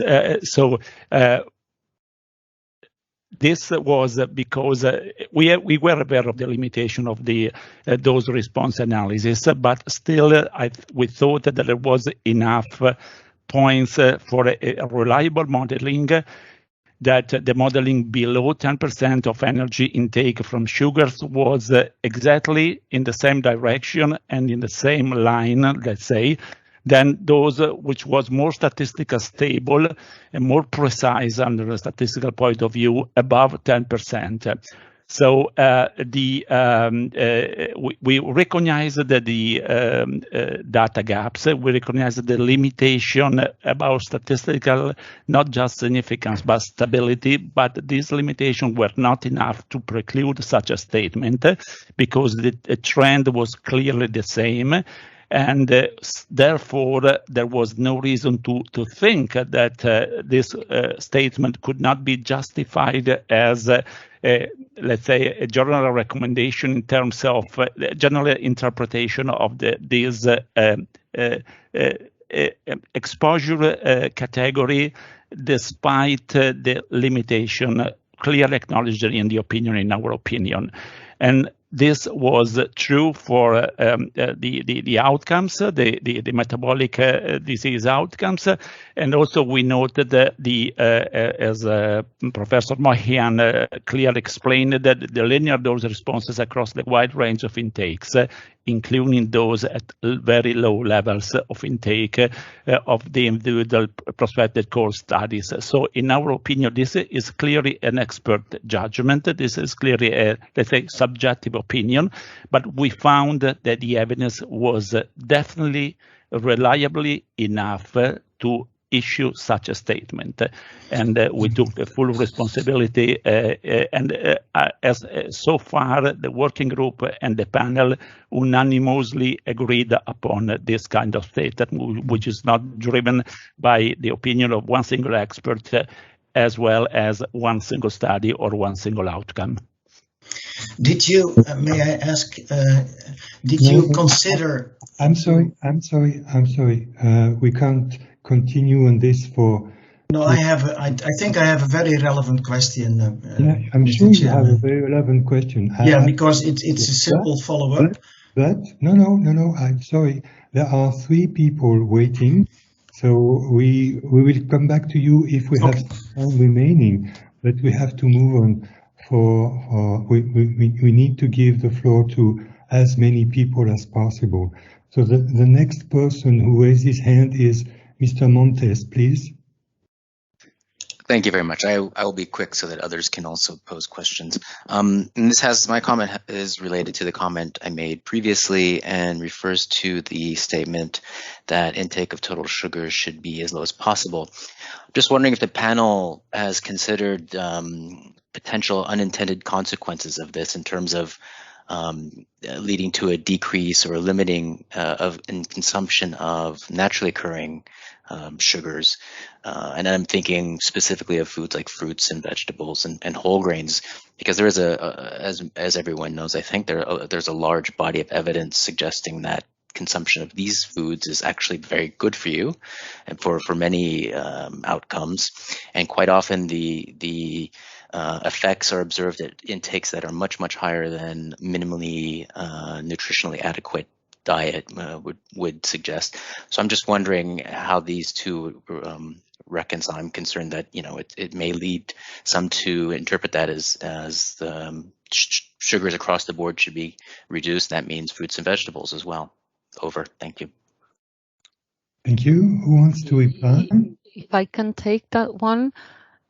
I mean, just to remind you that, of course, we had the mandate requester as an observer during the process as well to the European Commission.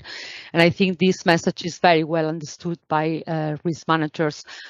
Being total sugar such a complex exposure, of course, you could reduce the amount or to have it as low as possible. You could reduce it by reducing the additive free sugars or the naturally occurring sugars, or both. Okay, so how you do that is really a risk management issue that may differ from member states to member states, but food-based dietary guidelines across member states in Europe are quite consistent on the fact that they don't want to limit, but rather encourage the intake of fruits and vegetables. So I don't think there is that risk of being this advice interpreted by member states. Thank you, because they were observers during the development of the opinion, and it was well understood. Thank you, Silvia. Mr. Levik, again, please. Yes, can you put up the next slide? Yes, if you see these dose-response relationships in the lower intake level, that's the difference between the arms. So the intake is somewhat higher since the rest of the diet is not taken into account. Then you see that there is a decrease and not an increase of both fasting glucose and fasting triglycerides. So this indicates that at the lower intake levels, there is a decrease, indicating that there is a threshold, and that the relationship may be linear, but it's below. So there is a decrease and not an increase. The increase starts at a higher level. So a clear indication that there is a threshold. And I agree that it's very hard to quantify it, but you cannot conclude that there is no threshold since the data show it. Can you comment on that? I think Laura Martino, you can. Yes, I can take this one.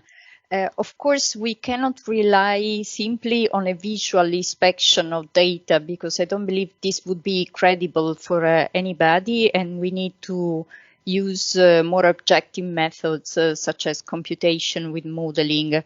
And this is what we have done. And you can see that we have carefully assessed the uncertainties in the model and the limitations that, for example, for the fasting triglycerides, was showing that we were not able to capture the level of change in the triglycerides for the groups of people that could be more sensitive even, because they are already with level body weight, triglycemia and insulinemia that are potentially of concern.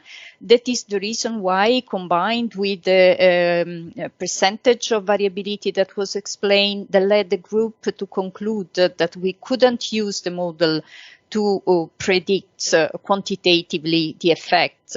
That is what, so we can only keep the conclusion related to the shape of the distribution and the change in the triglyceride, in this case fasting glucose, in the other case associated to the change in the dose of sugar.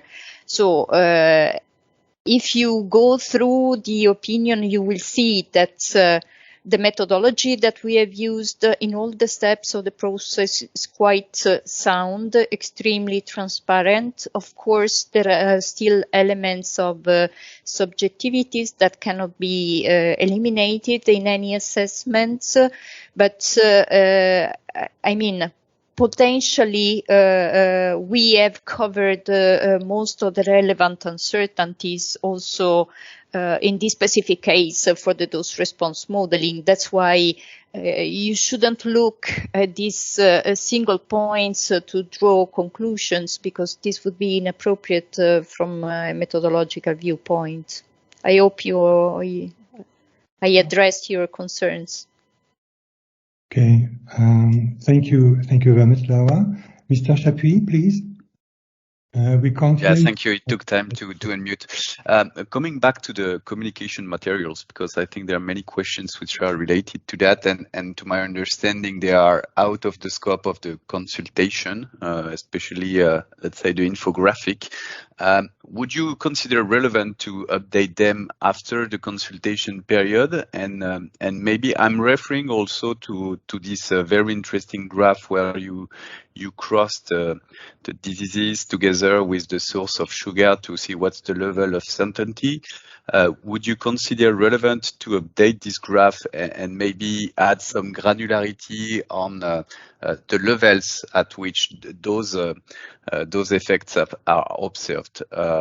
Because there have been a lot of questions on the communication materials, and I think many people think they are a bit let's say they can be scary for consumers, and even if we know that it's not intended for consumers, we know that it's something very visual that can be let's say taken in the newspaper and so on, and that could be scary to the general population. So my question would be, would you consider updating those materials? Who wants to take this question?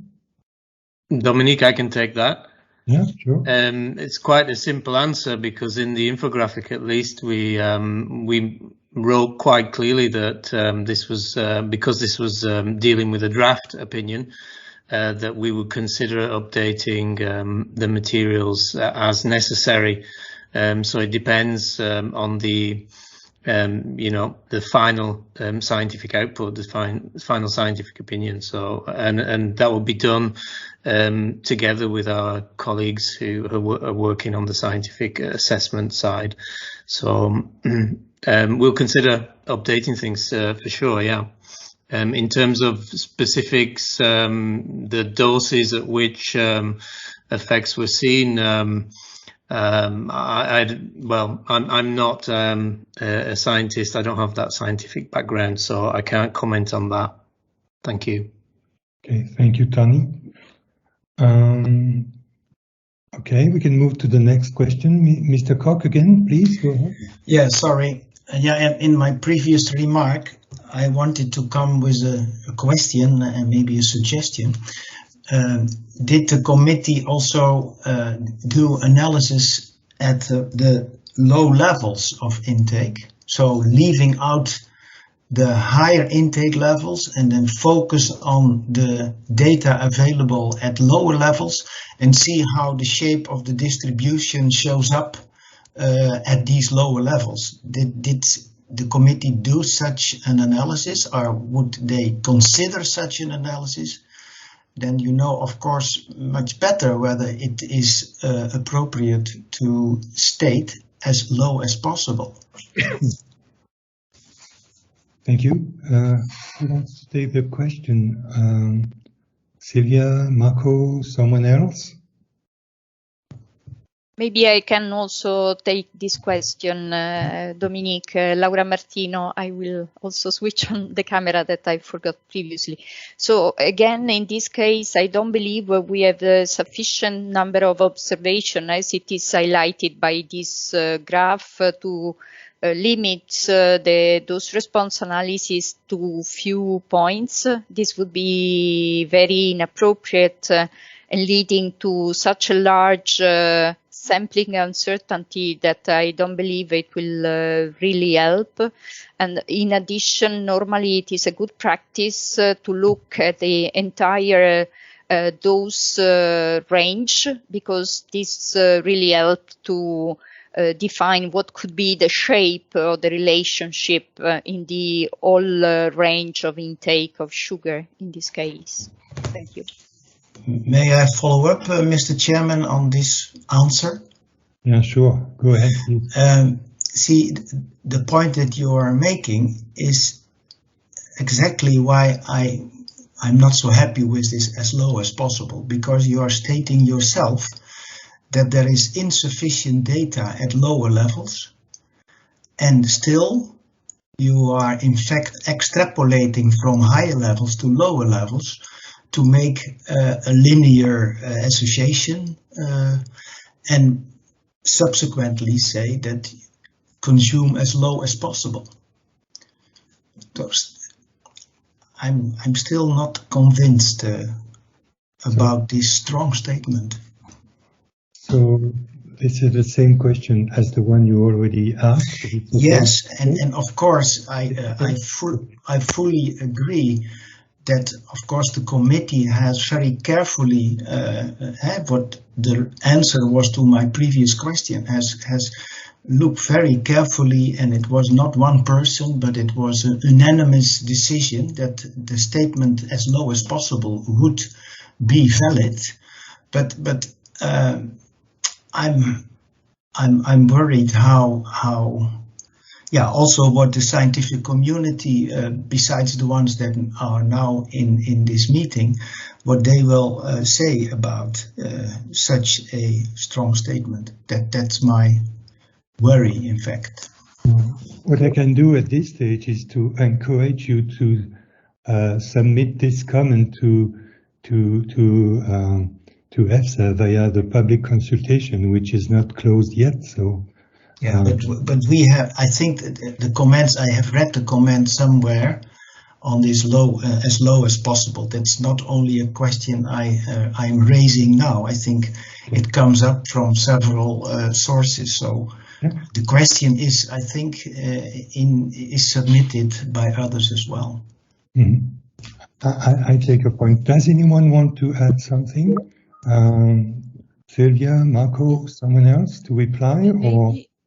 Maybe to clarify, Dominique, and how is read this as low as possible, because some stakeholders interpreted this as being zero. Any amount is going to be bad for you, and this is not probably the right interpretation to the as low as possible, as member states know, because sugars are part of the diet and part of nutritionally balanced diet. This is what we say. Okay, so as low as possible means that this level of intake may vary from country to country, from population group to population subgroup, but doesn't mean zero. As EFSA also already conveyed this message, as I said before, for some other nutrients which are part of the diet, but have adverse health effects over the wide ranges of intake. Yeah, but then I would rephrase so this statement in the conclusions in the report in the way you are now stating it. In my opinion, it's a very dangerous remark in the document, and it will be interpreted potentially, and it will be misused if you don't look out. And that's not what probably EFSA wants to achieve. Some kind of disagreement here, but since we're adults, we can survive. But in any case, we take your point. Laura, you just wrote something in the chat. Would you like to say this orally before we wrap up the meeting, because it's 1:30 something. So Laura, you want to say an additional word? Yes, just to complement what I said before, to clarify that we haven't done any kind of extrapolation in the dose response model. So we stick to the range of intakes that we could find in the studies, in the body of evidence. And also we have performed, as we said in the analysis, an influence analysis, to check whether individual studies could have an influence. And this included, of course, studies with low intake, and even taking out individually these low intake studies, the estimates of the parameters and the fit didn't change significantly, meaning that at the end, the dose response that we could fit on the middle and high range of intakes were sufficiently fitting well also the low intake. Thank you. Thank you, Laura. Thank you very much for the clarification. I don't see any hand raised, which could mean that there is no more question. So if there are no more questions, I think we can move to the final remarks. I think there was one or two additional slides on this. Sylvia, would you mind to move to the final slides? Thank you very much. So don't worry, I will be very short. Thank you very much to all of you who joined this meeting. We were a maximum of 140 people connected this morning. We had, I think, a fruitful discussion, straightforward questions, not easy to reply to, but very useful. That's what EFSA expects from this meeting, and generally speaking from the public consultation. Big thanks to the presenters who presented the work, and to all of those who prepare the presentations. And big thanks again to all the people involved in this big task, going from the working group members to the EFSA staff and the observers. It's not finished yet, but we are getting there. So next steps are on this slide. Public consultation will run until the 30th of September. So basically you have close to 10 days to polish and repolish your comments and questions. The opinion is expected to be adopted by the NDA panel at the end of this year, and the publication of the opinion should happen sometime in February of next year. And all the comments will be considered to finalize the opinion and published in an annex. Maybe another one, which is going to be the last one. Okay, so thank you again for attending the event. Again, you're welcome to submit comments and questions. Today's event has been recorded, and it will be available on the EFSA website in a few days. And please take some time to fill out the evaluation form to say whether or not you were satisfied, because obviously your feedback is important to improve our future events. And having said that, we are a bit behind schedule. I apologize for this, but it was a big opinion to summarize, and obviously there were many questions. So again, big thanks to all of you who asked questions. And I wish you a good afternoon, and if you are outside Europe, it might be a good evening, or even getting close to good night. So thank you again, bye-bye, and hear you soon in the future.